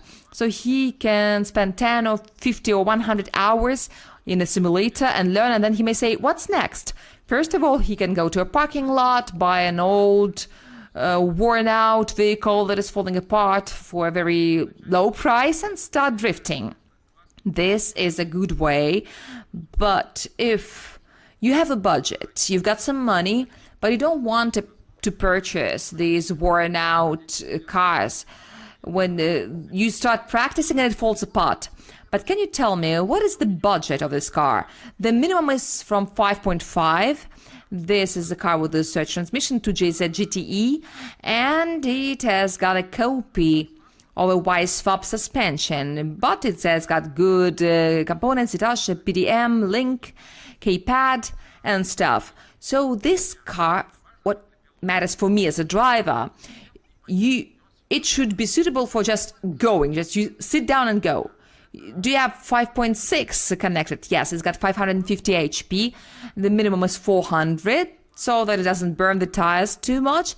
And it can be suitable for all the championships except for GP. Even in RDS Open, you can race on it. It's gonna have a glass and plastic body kit designed by our workshop. My dad is now on his way to St. Petersburg to try it on and to prepare the car for completion. So you are gonna have your own practice vehicle. Yeah, at last. You're the only one who doesn't have it. Yeah, that's my dream. There is a belief that a drifter should be able to drive anything. Yeah, that's true. So you're now telling me that you can buy an old car, but it wouldn't be as cool as having a special practice vehicle for 6 million. So what about this theory that you should be driving anything? You should be able to drive anything. And learning on old cars is okay. This is experience that I've been through, but you spend a lot of time and resource on such practice. You prepare for a race. You come there, you've got a team, you've got the parts, you've got a tent, you pay the fee, you've got the tires, everything is prepared. You do the first run and your drive is out. And then you wait for 1.5 hours until it's fixed. Okay, you go for another run, your gear unit is broken, your transmission is out. So you lose a practice day. The next day it starts all over again, so it may end before it actually starts, like it happened at the winter competition. It was Yegor Filko. I was with Sergei and Yegor Filko, and his car really fell apart. I don't know what happened, but he spent over $1 million on that event, and he didn't even go out on the qualification run. And you may think, yeah, you can build a good car, but it's expensive. But isn't losing the money on such things more expensive? It's even worse. So you can buy a car for 1 million, 1.5 million to lose your money after. Doesn't seem reasonable. And we're doing it all to enjoy it, right? To get pleasure. You do not always win. Always have fun. You should have a smile on your face. But do you always leave the track with a smile on your face? Yes, always, with a very broad smile, because I enjoy it very much. Do you think that finally your RDS GP problems are over? My car is okay, yes, and now really we analyze it a lot. We set it up, we try to increase the speed, and we're working on the vehicle very thoroughly, and we enjoy the process. And I love it when the runs go well as a result of all of our labor. So I want to share it.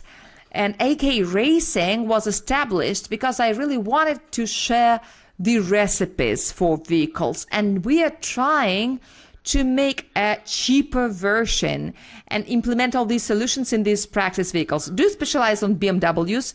Yeah, right, we focus. I like fixing on the 20 and 22. I've got 2 more vehicles ordered. We've got to deliver one, and the other one is on its way here. It's going to be an F22. And basically, this is the story. This is a kind of a car that can run on all RDS configurations if necessary, and any other street championships. You can practice on it. It's gonna use ordinary gasoline, some cheap Chinese tires, race all day, enjoy it. I hope that nothing breaks, and this is it. So, my friends, you can see how great it is. Our drivers grow into professionals. They grow into the people who can share their experience. And this is not only coaching experience, but they can also implement their engineering solutions, building vehicles for others. Because being a good driver is one thing, but understanding how the car works is a different thing. And Anton Kozlov is the one who chose a very narrow specialization for himself. He focuses on F22 and 20, and here he goes. So if you have any wishes or you've got 6 million rubles, you can come to Anton and he will be happy to build a vehicle for you. And of course, we are a beginning workshop, so we only do practice vehicles. We are not gonna take a GP projects. Yes, theoretically we've got one, it can be copied, but we first want to learn on these, because here the mistake is not that big, it wouldn't matter that much, but we want to learn how to make good products. What is the 2026 season like for you in RDS GP? You know, it's all the same. Top qualification, top 32, top 16, Anton Klimko, top 8, Tommy Kiley. And this is Ctrl-C, Ctrl-V. I want to get over this Groundhog Day. I want to proceed. I want to go forward. But in this championship, your little mistakes play a great role. If you make a mistake, you lose. So I want to avoid them. I want to proceed to the next round. I want to fight for the top places. We are trying hard. We're working. We're making a lot of effort. And since I've just come back from a holiday, I've recharged, and now I'm ready for the second half of the season. What track are you looking forward to? All the three of them, because Michkova is my favorite one, and RDS Open, RDS Europe and West, it was the best for me. In 2022, we had 2 rounds on ADM circuit, and I won both. In RDS GP, I have never even been on the podium. In 2023, in 2024, 2025, and 2026, it hasn't come yet, so I've got an intention to correct it. So I'm gonna try very hard. I love Michkova. Then we've got Krasnoyarsk, which is a very logistically hard event, but the track, we've got a copy of it in Ulyanovsk, and I have practiced it on my Zhiguli all over, and I know it well, I understand it well. From the point of view of the asphalt, it's very similar to Abu Shushari. So I understand, I know what to do. I am looking forward to final one, Moscow Raceway.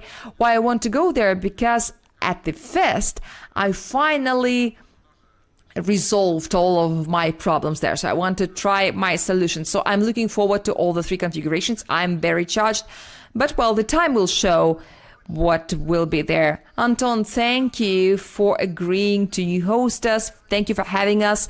I'm sure that you loved this visit. So you can message him if you want to take some classes. If you want to learn drifting in 10 minutes, you know that he can do it well. And we will see you, Anton, where? At ADM Raceway. Yeah, that's true. My birthday. You're all invited. Yes, by the way, buy him a present. What would you like to get? I love eating, but I cannot eat too much. But I have some sin days in my diet, so I will be happy to get any sweets. Okay, but take the ones that are not that do not go out very easy. Thank you, my friends. Thank you, Anton. See you. My friends, this was RDS Inside, and we visited the garage of Anton Kozlov. See you very soon at the 4th event of RDS GP, ADM Raceway. Don't forget your sweets for Anton Kozlov. It's going to be his birthday. And of course, write in the comments below who else I should visit and who else you would like to listen about. This was Alicia. Thank you very much for your likes and comments. And of course, I wish you all the best.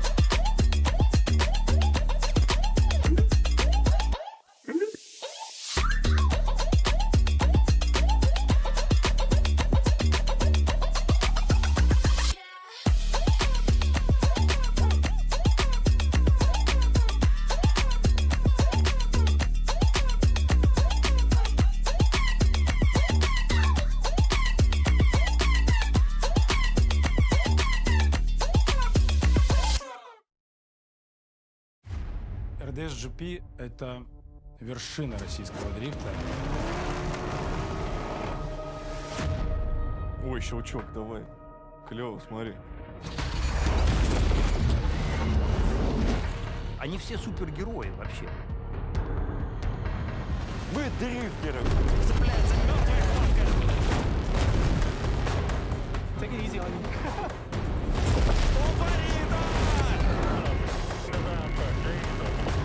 I was hungry for this. I wanted the podium.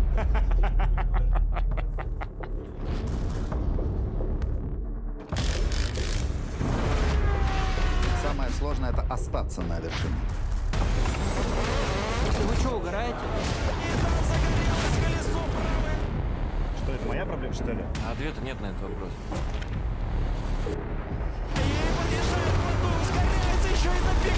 Как? Это возможно. Я не готов на камеру такое говорить. Надо верить в молодых. Извините, мама звонит.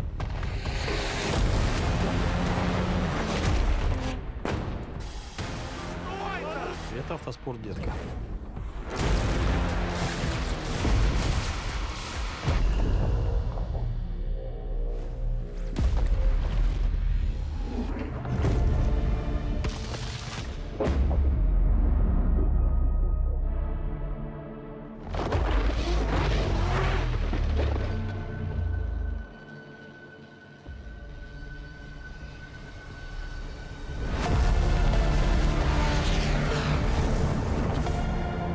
Вообще, за что дрифт любить-то надо? Риск. Мы этим живем.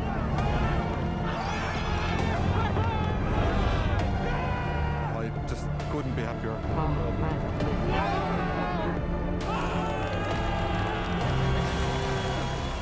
Вообще поговорим, мы за это и любим дрифт.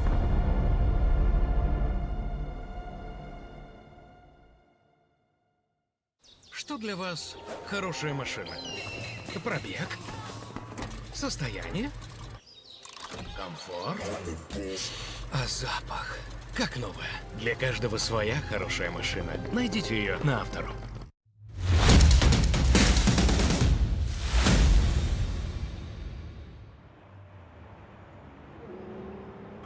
So we are back in the studio, and it usually happens during the Saturday practice sessions. We've got knitted Nikolai, so unlike me, he can lie down and relax, but my interlocutor will be one of our judges and the vice champion of RDS Europe. Thank you, Anton, for coming. What it was like for you on the judges' tower?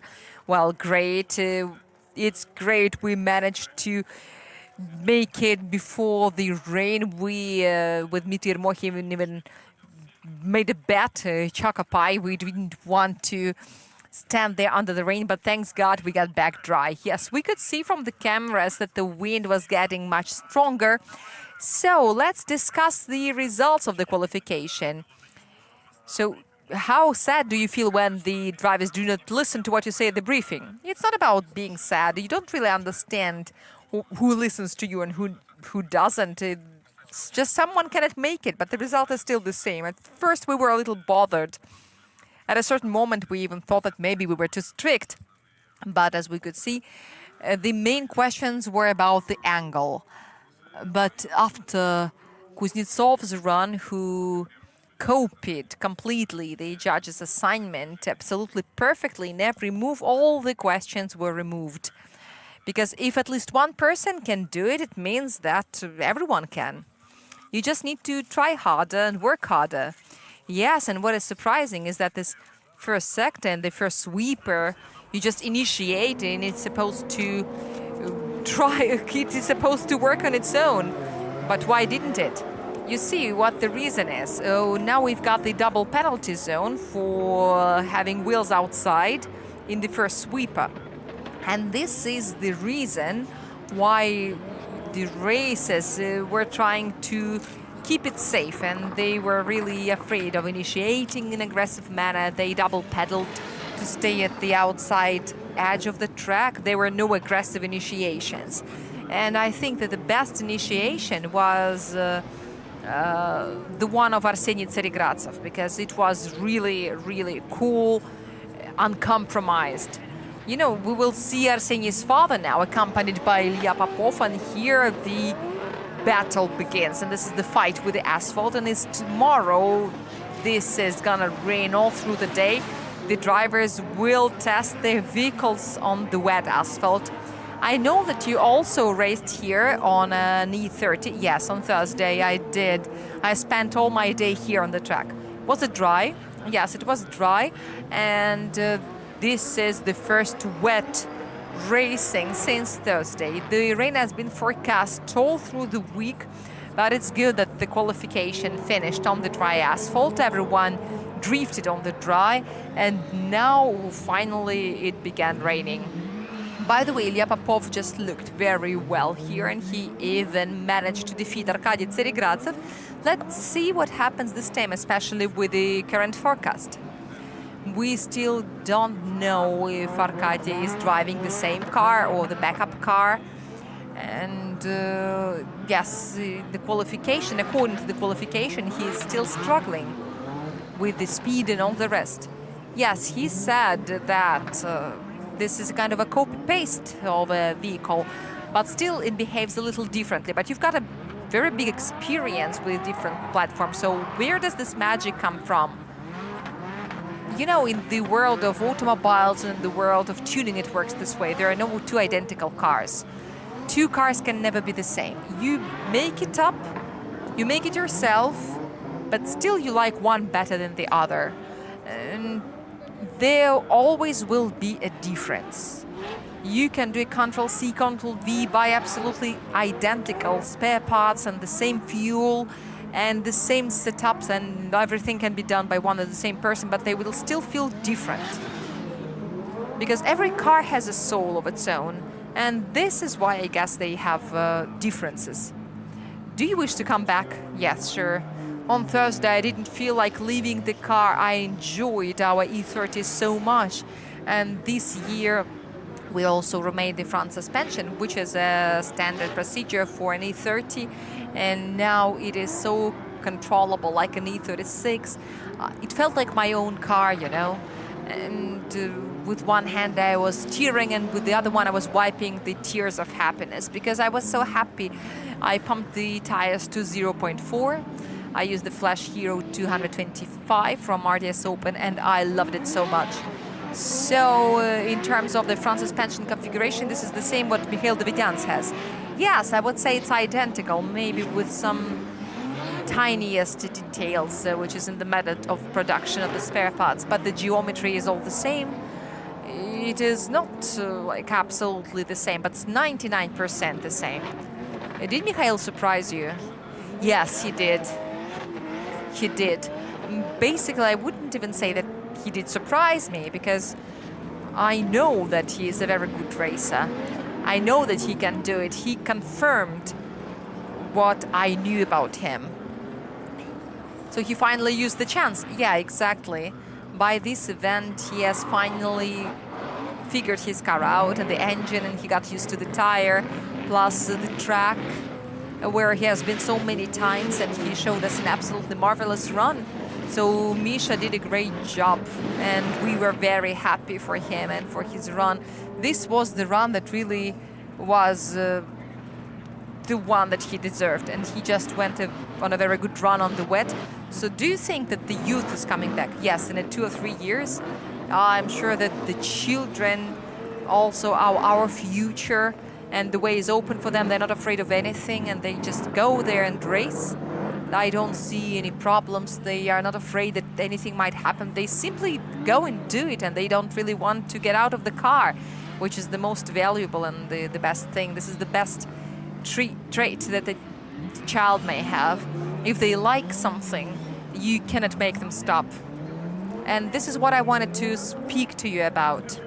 Tell me, the locations are more or less the same every year. You come to a track where you have been so many times, where you have seen so many competitions.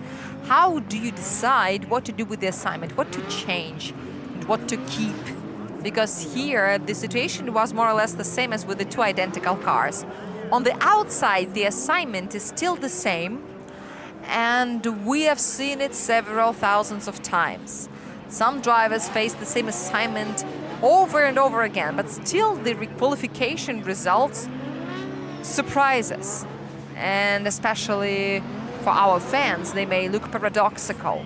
So how do you, from your judges' tower, look at the track? How do you assess the last year's assignment? And how do you make decision what to change about it? There is a system of factors. In the configurations where we have been many times before, when we make up an assignment at this moment and at this event, the basic thing is the previous year's assignment, of course. But the first thing that we think about is we check the cases of the mistakes, of the drawbacks that we made the previous year. Usually we can assess them after the runs. Do you mean your runs? No, not after the practice runs, but after the race. After the race is over, you try to review what could get in the way of the drivers, what made the races make these or those mistakes. So you analyze, you collect the data from the previous years. Like, let's say we had an assignment last year and we realized that there were some things that should be changed, and we take them into account this year. And therefore, in this way or another, in any case, we see what exactly is going on right now. For example, this year we have a different tire, which means that we've got a different speed. Now it's faster. The same was when we changed from Westlake to Linglong. On one hand, the assignment was the same, but the speed was changed and the grip was changed. The cars now slide in a different way. And so somewhere we would change the borders of the track, or add or remove some no-go zones or touch and goes, or shift them, put them in other places, because we try to place them in the ways where the car would run with the absolutely full throttle, where it goes without any extra body moves. And therefore, we pay attention to the previous assignment and the way that the cars move right now, because yes, they are different due to the tires. And secondly, the races and the teams also do a lot of work in the mid-season. They review their previous mistakes, and even though the car is the same as the previous year, but it may run in an absolutely different way. And as the practice shows, the speed is growing. So if we speak about one tire that was used in this championship, a Flash Hero, for example, and the speed with a Linglong or something, the speed is different. So there is an adjustment. Yes, exactly. And everyone is trying to make their cars faster. They work on it a lot in the mid-season. And then they come, and even though the assignment is the same as the previous year, it would be outdated for the present cars. Moreover, the racers change their driving style. The greater part of our drivers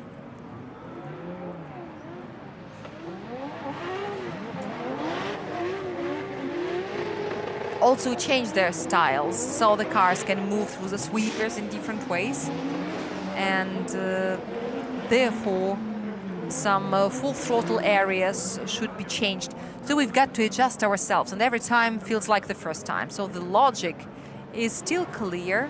So if you take Michkova of this configuration, you cannot do it differently.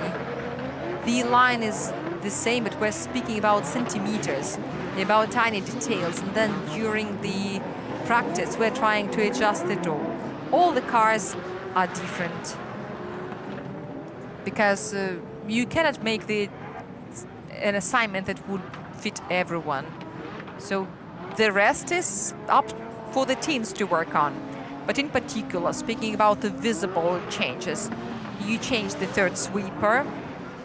We didn't really change the third sweeper. We changed the logic of entering the third sweeper. If before the change of the third sweeper, we changed the no-go zone that lies along the second sweeper after the first transition. It is now narrower than it used to be, and the third sweeper in its second half towards the exit to the double transition. It is now wider.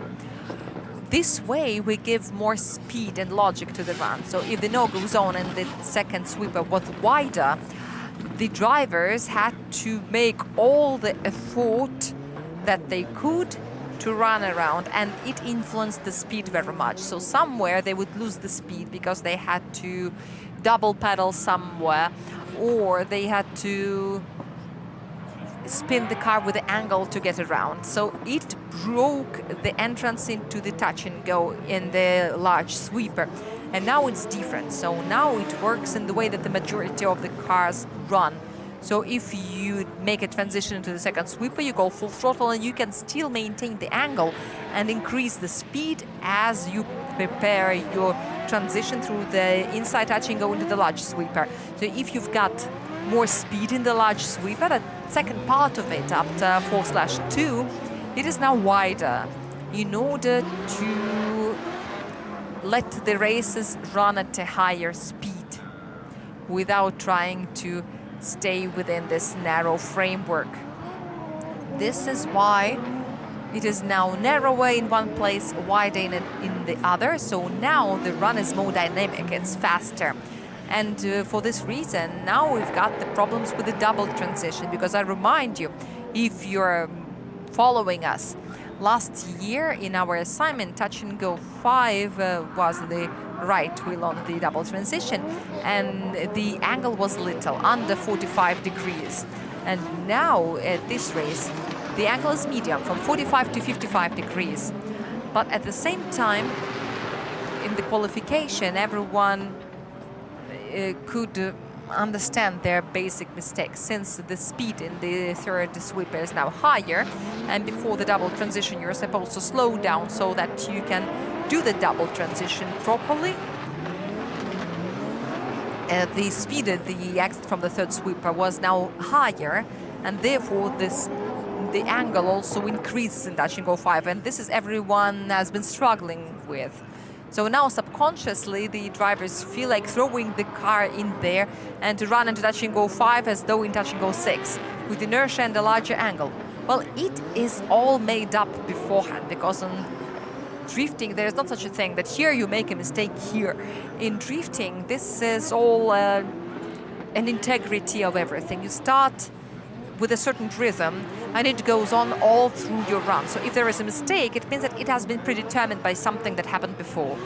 And the third sweeper, which is now faster, when you're running at a certain angle, when you get to the sweeper, every race, every person who makes drifting starts enjoying it and pressing the acceleration. It feels like running and running and running like this, but you've got to keep your mind cool.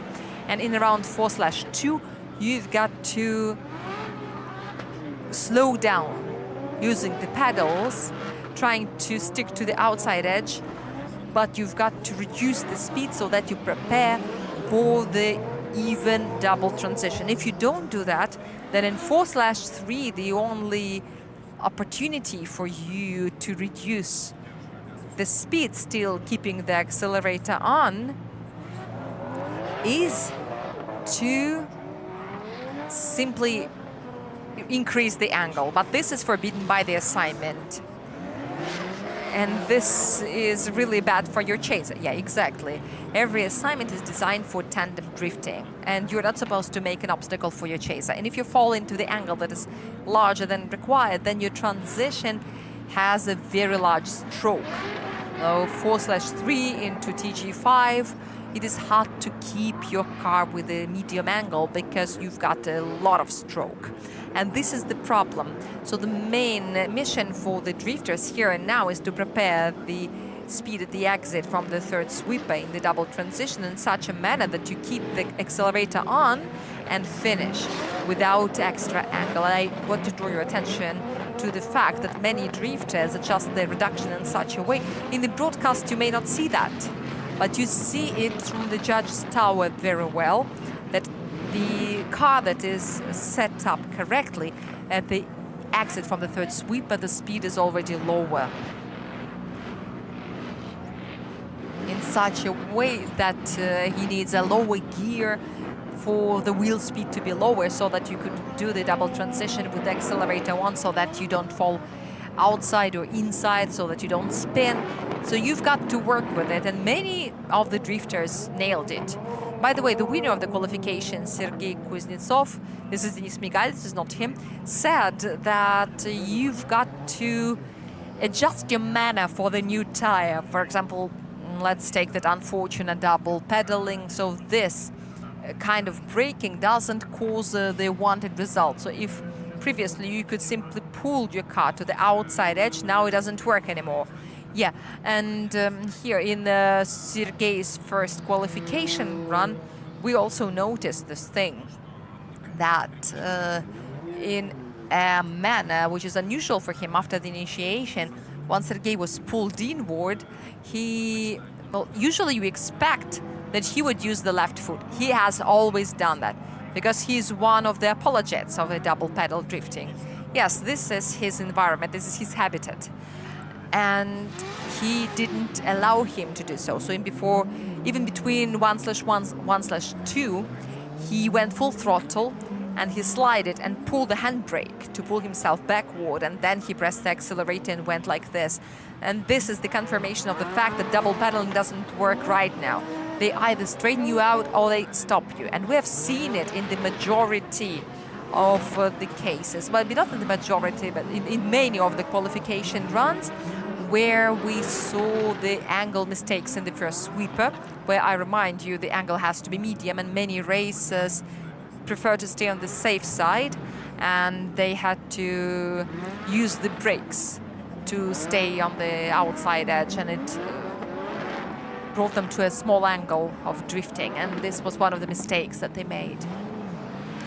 And for you as a person who combines two roles of a judge and a driver, would you say it's good that such safe techniques do not really help? Indeed, yes, because everyone likes watching some orthodox drifting, let's call it this way, which is based on inertia and high speed and high precision. Because all these modern techniques, let it be my personal opinion, but this is a safe thing, just to stay safe, to stay precise. But you've got to be precise without that. This is a risk. And 9 or 8 out of 10 runs would not work out. And this is why we have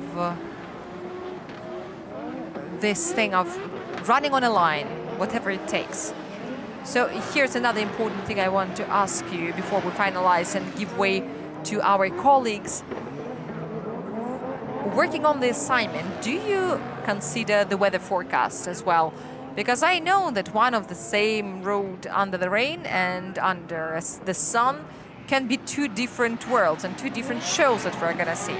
For example, what I'm watching now is even more dynamic than it was last year when they had to drift under the rain as well. Maybe this is a deceiving thing. Well, I think that now these tires work under the rain much better than the last year's tires used to work. It's not that we consider the weather forecast, but the car, we draw a line, we approve a line before the race. It usually works both under the rain and under the sun. What we change the principle of transitions. The sharp can be changed to smooth. We change some angle stuff. We can issue a bulletin that this angle should be medium, or on the wet it can be different. But the line and the positioning of all the touch and goes do not really change depending on the weather. So now let's run through the principal mistakes that we saw and that influenced the scoring, especially the angle, the deficit of angle in the first sweep. Would it be reviewed if it rains? Will it stay medium angle and this 65 degree in that you go 3 and 55 in that you go 5? Would it stay the same? Are you gonna review it? This far, as much as I can feel, our colleague is now watching the practice on the wet track, we will study all the array of information, the telemetrics, because these are just the first runs and we've got to check the angles. This far we can see that with the angles and the values of the angles, nothing needs to be changed. Yes, the transition maybe will change. We won't require a sharp transition anymore. This is what I can tell you this far, but I don't feel that we've got to change the angle from medium to small, for example, because it looks like it's got to be the same. Now I see that even though this is just the beginning of the practice session, in the first sweep, Timofey just had something around 41 degrees. I know that this is just the first try, but it is possible to run with the same values. Yes, and on this suspension, everyone has got the dry setup, so I think that if they change it something, the angles will still stay the same. The transitions will change, and the timing, yes, indeed, because where we had 32 seconds and the most outstanding persons had even less than 30. Now I'm sure it's going to be at least 44 seconds or maybe even 46 and 46.5 seconds. So I wish you all tolerance and patience tomorrow, because it looks like no improvement is expected, which means that you will have to withstand all of those disasters together with our audience. Thank you for finding time after this difficult day. This is Anton Novikov, one of our judges and the vice champion of RDS Europe. Oh, come on, don't hurry. Don't hurry. Once I'm done, you will disappear and someone else will appear. We will have several commercials and then we will change the guest.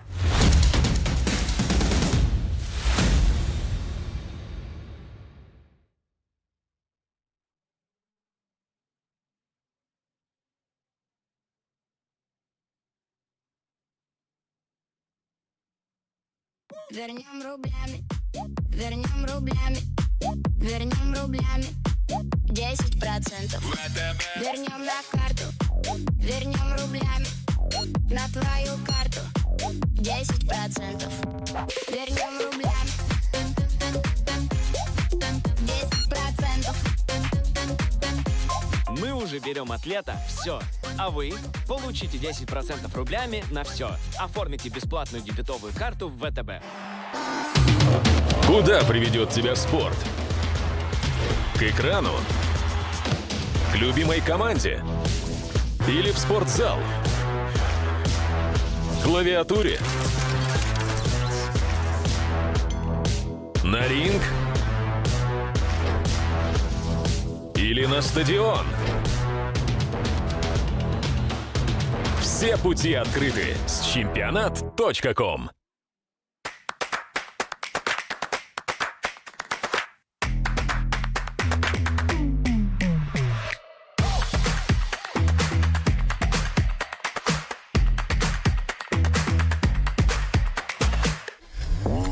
Вы все время в движении? Читайте Автомейл.ру. Это портал про автомобили и для автомобилистов. Здесь все самые важные новости о машинах, премьеры и тест-драйвы, штрафы и полезные статьи с советами, путешествия и истории. Будь в движении.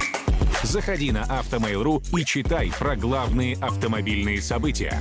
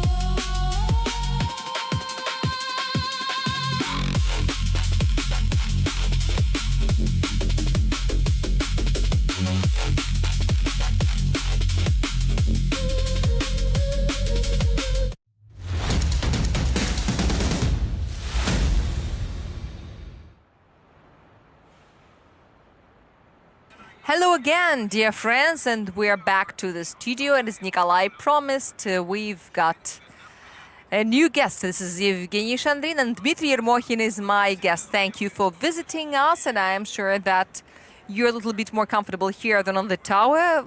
What's like? It's great. The weather was great today, at least while the qualification was on. And what is the hardest weather for you while you're on the tower? When it's cold and wind and all the stuff, or when it's too hot? No, in fact, the most problematic is the wind, because you are standing very high on the tower and it begins swinging, and this tent that we're standing under is not a very common thing for me, so it is not very comfortable while you are sitting there. So before the season, you had some judging experience at various regional championships. How different is working at the Russian Drift Series Grand Prix from some other championships with less powerful cars and less famous drivers? It is different indeed. First of all, it's a responsibility, which is much heavier. There is responsibility everywhere. It's always a very responsible task, but here it feels heavier. It's a different feeling, and here you've got more instruments that you can use. This is also very important. Drift dynamics and replays, and the precision is much higher than it is in regional championships. Do you have a feeling that all these instruments you can get overwhelmed with and you can overcook it? Yes, I guess there are some moments, but we're trying to use our eyes primarily. First of all, we'll look at it with our eyes, as we have always done. We try to immerse into the actual drifting story, and then we use some diagrams, because it's also very important, because there are some things that you can see but you're not sure. You can be mistaken. It can mislead you as well, but we have seen so many events and the system works pretty correctly, and it often confirms the guesses that you had. It confirms the things that you could see with your eyes. And throughout the season, this is the 4th event already, so half of the season has passed. Have you ever had any feeling or a wish, a desire to get back to the cockpit? Yes, of course. Yes, I love driving. I love racing. This is the best thing for me. You can see the guys are having so much fun on the wet. There is such a line. Everyone loves it. This is the way it feels, in fact. And I want to get back to the steering wheel. But judging is different. It's a different life. But it also has advantages. For you personally, has your opinion changed on some judgment solutions? Will you look at the judgment verdicts differently after you have walked a mile in these shoes? You know, I've always understood the judge's decisions. I've always understood what and how they score, and it was very rare when I disagreed with the judges' solutions. And I don't think it's going to change. This is more about the lineup of the judges, how competent the judges are, how well they can convey the assignment to the participants, and how much they demand. I am pretty self-critical, because I always question myself, why do I do this way or that way? So I don't think that my opinion will change. I usually trust the people who are on the judges' tower. So I trust these people because they make very serious decisions. So I try not to argue. But if I have my opinion, I stick to my opinion. This is a very illustrative run, by the way, because Ruslan Arefyev obviously has an advantage. He's got a lighter car and a more powerful car than Ilya Fedorov's, because Ilya has got a very heavy Mustang. So for you as a driver, you also had some technical restrictions. At first, you had transmission problems, and then you had some difficulties with not having the right turbocharger in stock, and you also suffered. So such a weather, do you think it can be helpful for the drivers who have less competitive and less powerful vehicles? Or do you think the weather doesn't change anything and it's all about the hands and the mind of the driver? Well, of course, the weather changes a lot. In such a weather, even if you take a 265 tire, it's all the same. For example, a nearly stock vehicle with some little tuning, with a minimum package, it's much easier to drive on such a track than on a well-prepared car. So 400 or 500 HP, where an E92 can be more efficient than a 1000 HP monster. I think even starting from 300 HP would be enough. In such a weather, 300 HP is okay. So this is mostly because you cannot use this potential. So you can have a maximum limit, but you can also have a minimum limit. So if you've got a 1000 HP, you cannot get below a certain limit. If your battle engine is tuned for 900, 950 HP, you cannot make it lower than 600. Yes, exactly. You cannot do anything about it, and it can be an obstacle. You can adjust your reduction, and this is why we've got the reductors. It makes it easier, and it can make it faster. So you can change something, but the vehicle itself is still very hard to control if it's powerful. I mean, in the wet weather, you can see it now. You can see that they all make jerks as they run, because the tiniest movement of the steering wheel changes the position of the body. We spoke about the setups. How much different was your wet setup from the dry setup? Let's say I have a certain idea, but I want to check whether I'm right or wrong. Globally, it doesn't change much. It's more about the reduction that you need to select, and there are some little changes about the anchorman and the toe. This is more about some little corrections of some parameters. So globally, the concept is not changed, and it doesn't really make sense. You just adjust yourself to this environment. You do everything slower. You try to stay precise, but careful, and that's it. So there is no deep work with the hydraulics or the change of springs or stabilizers. No, it doesn't really make any effect. It doesn't really affect the speed. It's more about the feeling and about how you handle it all, because this slow or fast weight distribution is more about yourself. So it's more important, as I can see it, is to reduce the turbocharger, to make it slower, to select the right pressure and the reduction. Yes, even the turbocharging, it is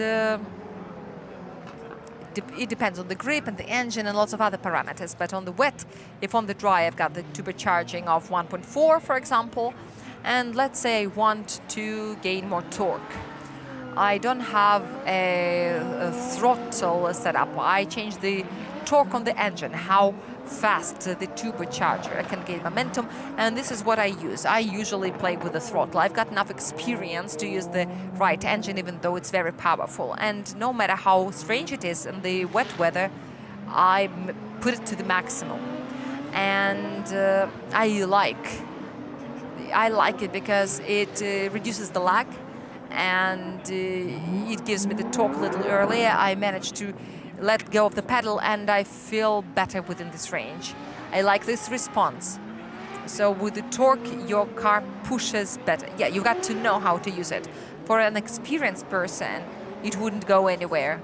Now the rain stopped, and at a certain moment the drivers will face the wet and dry asphalt. There will be dry spots, there will be wet spots and puddles.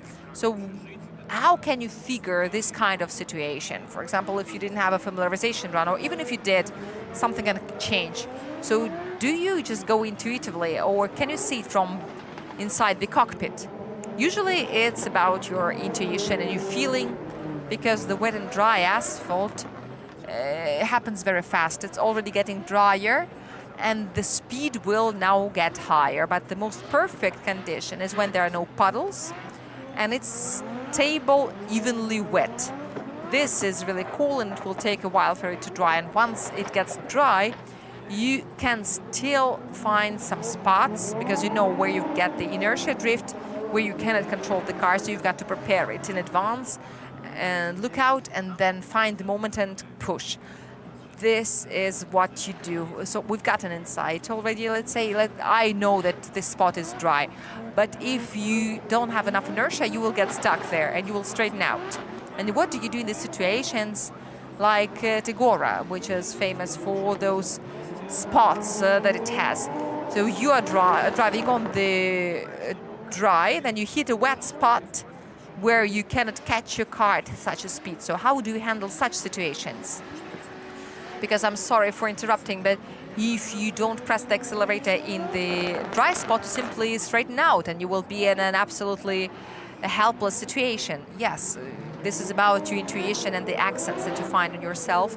You find the spot, and it is getting even worse when the track is big. On a smaller track, you can still slow down or change something, but at the Gora, the large area, it is impossible. You've got a large 100-meter spot where it is dry and a large 100-meter of a wet. And then if you want to jump from the dry to the wet and you need to blast 50 kilometers per hour not to get stuck, it is extremely hard.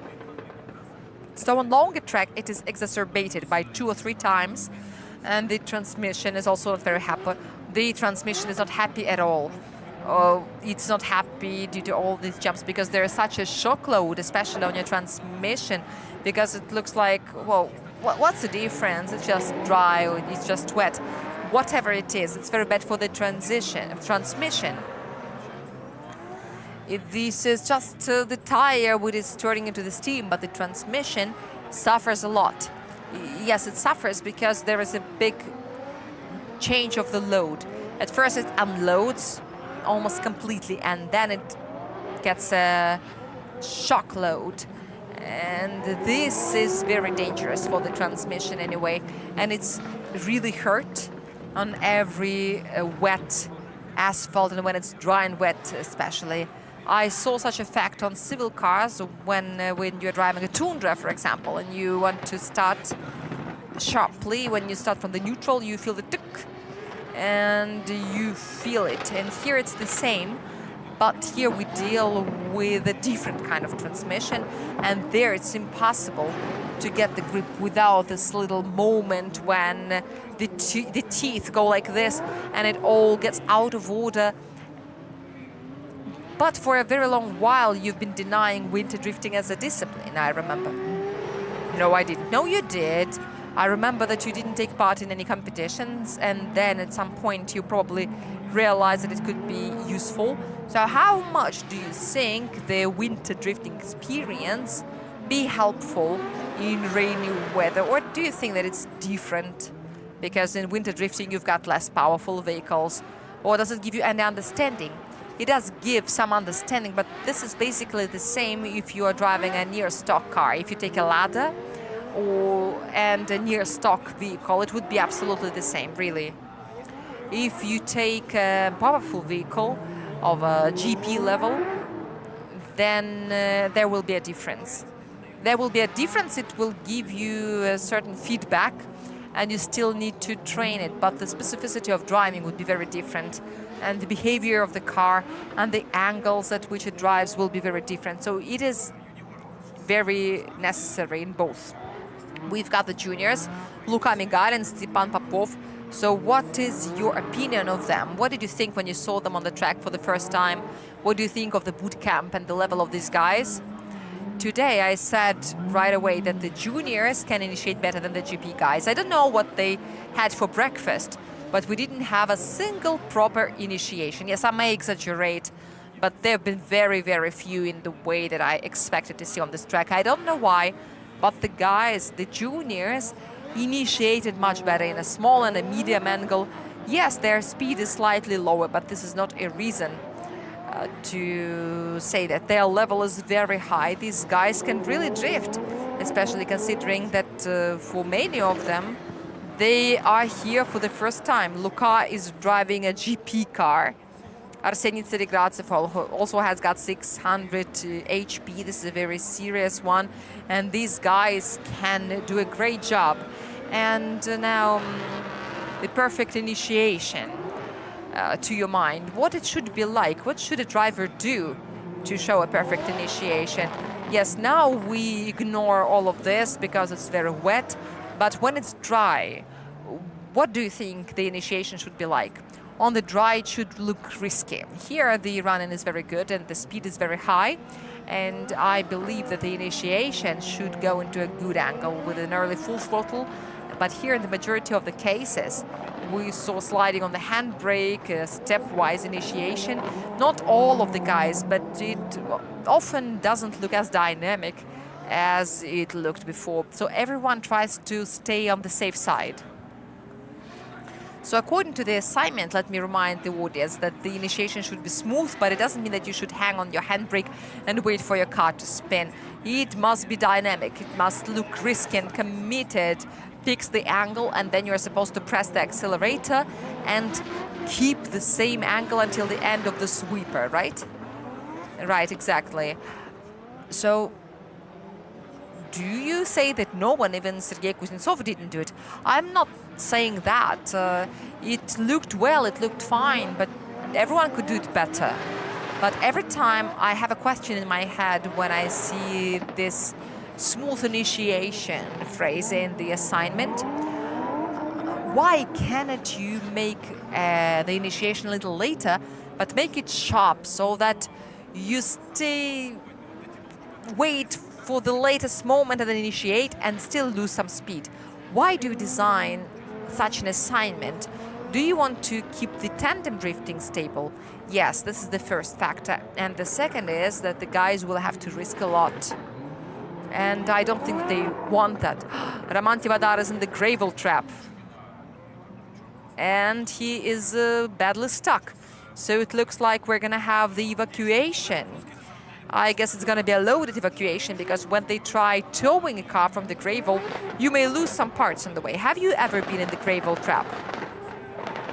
Very rarely. I have never been really stuck. I usually could drive out myself. I don't remember being evacuated from the gravel. All right, the 360. Yeah, so it looks like he wanted to try a sharper initiation. Could he hear what you've been saying? And this is where it took him, Dmitry. It's good that there is a trap like this, because if there was just wet grass in such a manner, the car would continue spinning in an uncontrollable manner for a very long time. And I've seen such situations in circuit racing when the car flies into the artificial wet grass, and it has already stopped, but it is still spinning around for 5 times because the grass is very slippery. So now we're going to see a beautiful attraction which is called try not to tear the bumper off. Yeah, the bumpers are going to be damaged for sure, but I think that the loop is properly fixed. Oh, okay, yes.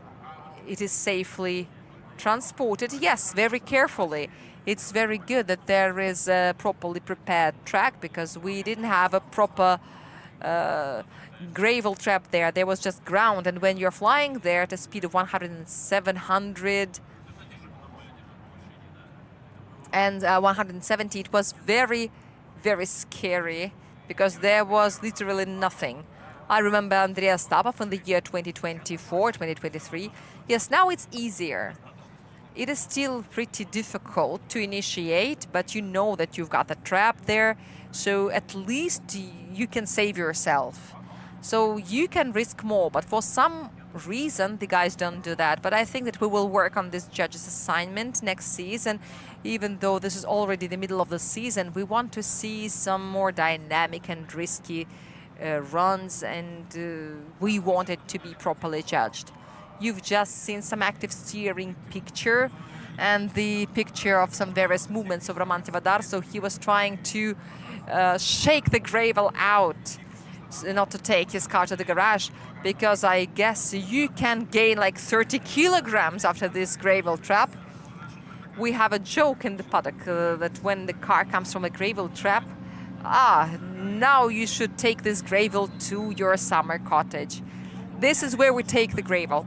Okay, so after this season, you are also going to analyze all of your experience and review your work. But do you manage to drive a little bit as you design the judge's assignment? Yes, we've been driving. Yes, I mean, before you formulate the final version of the assignment, do you drive on it yourself to understand how to do it and what to demand from the drivers? At the first 2 events, we had some cars available, and then due to some technical problems, we didn't. But before every event, I do drive, always. I do some runs. I can perfectly understand what you can do there, but since I don't have a car of my own here, I just take any and try it in various manners to understand if anything can be changed, at least to find some ideas. And then we check it out on the track. And that assignment formulated for years, it is still a normal one, but you always want to introduce some changes.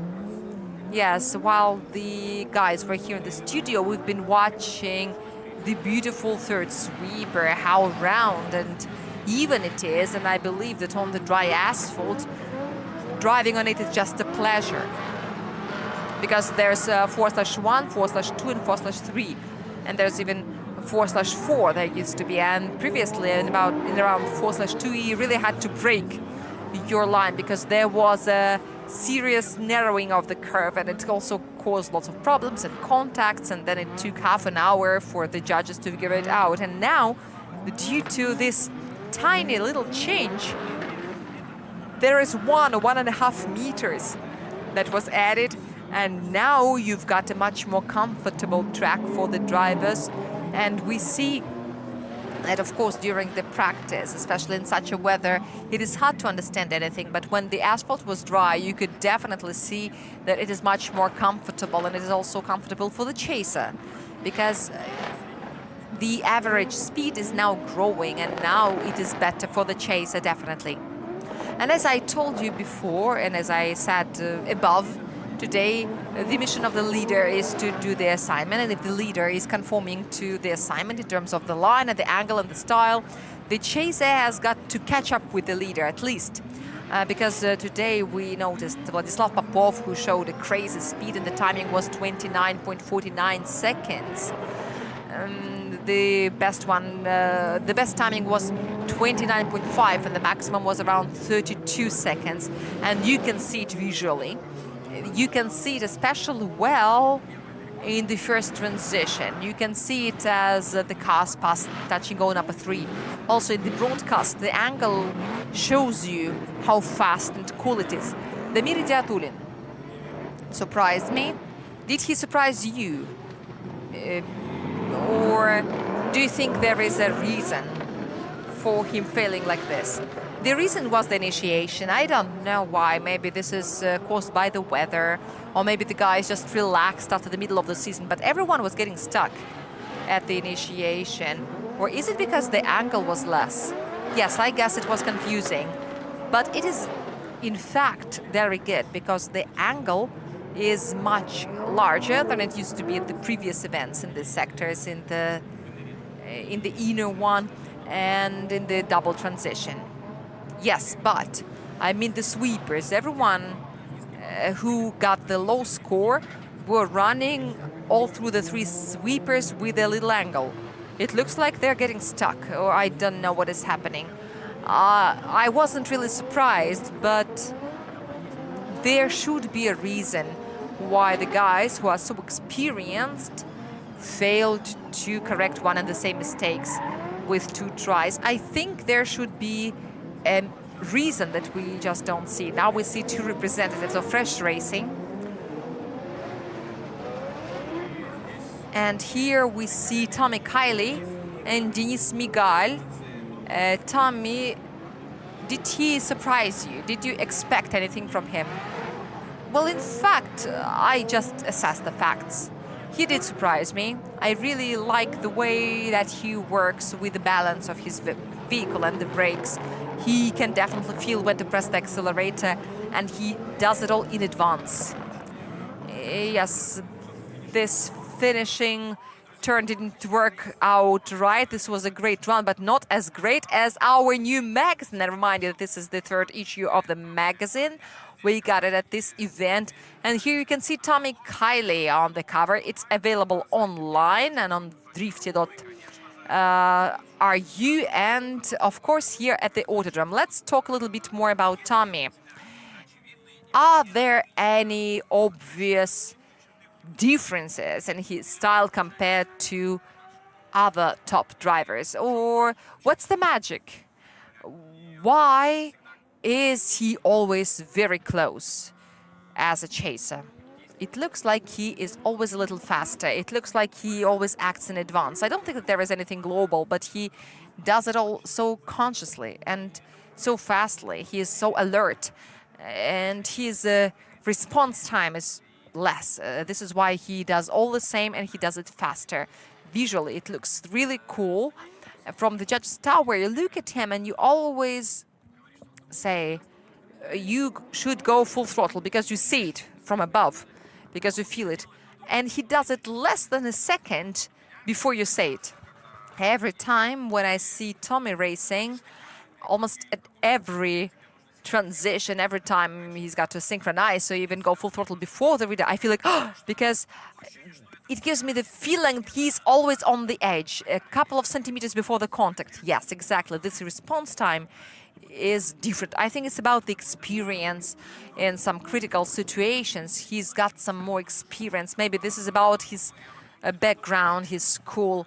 I remind you that Tommy is now 26 years old, and he's been drifting for about 15 years. So he started very early. So do you think that the early start in motorsports allows you to progress faster? Compared, for example, at what age did you start drifting?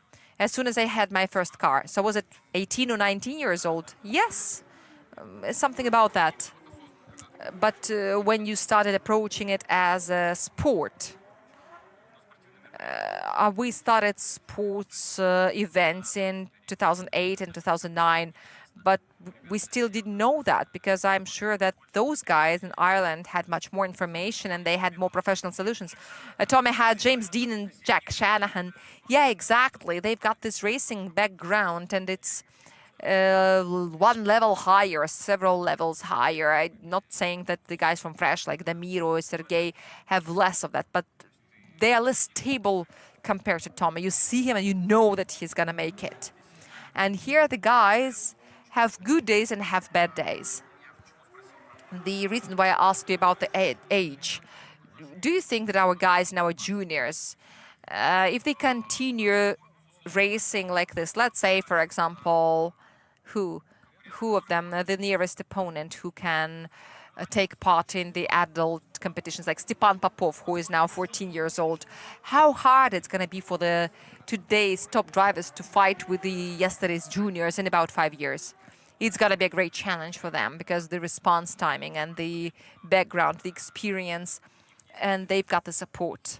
They've got support. They don't have to invent anything, because they've got everything it takes just to do their job, and they are doing their job, unless they decide to change drifting for choir singing or ballroom dancing. I have no idea, because they're very young, but they're very competitive. All right, my friends. In 2 or 3 seasons, our today's juniors will join the top drivers of RDSGP. And you're welcome back tomorrow, because tomorrow we start the TANDEM racing. We will begin with top 32. And for more information and for more details on the schedule, please follow our social media of Russian Drift Series. There you can find all the information. Once again, I thank our sponsors. The general sponsors, VTB Bank PJC, and the official partner of Russian Drift Series is the premium motor roll manufacturer IMOL company. Dmitry, thank you for keeping me company today, and tomorrow we will see you again. I wish you a good raincoat, or maybe I wish that you don't need one. We've got everything. Okay, my friends, I say goodbye, see you tomorrow, and see you at the drifting.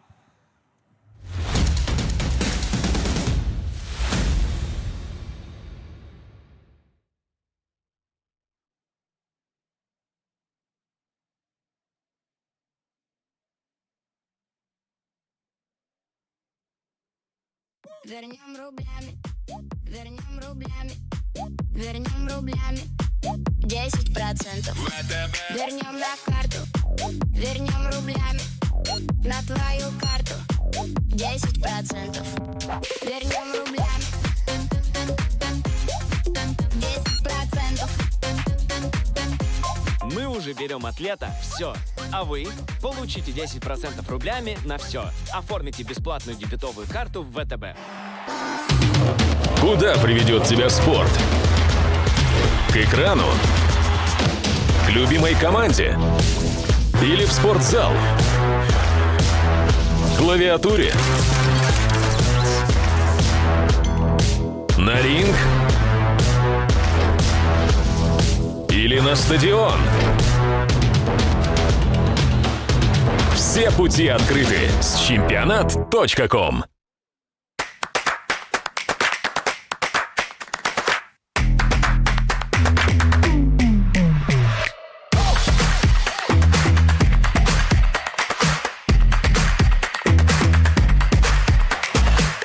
Вы все время в движении?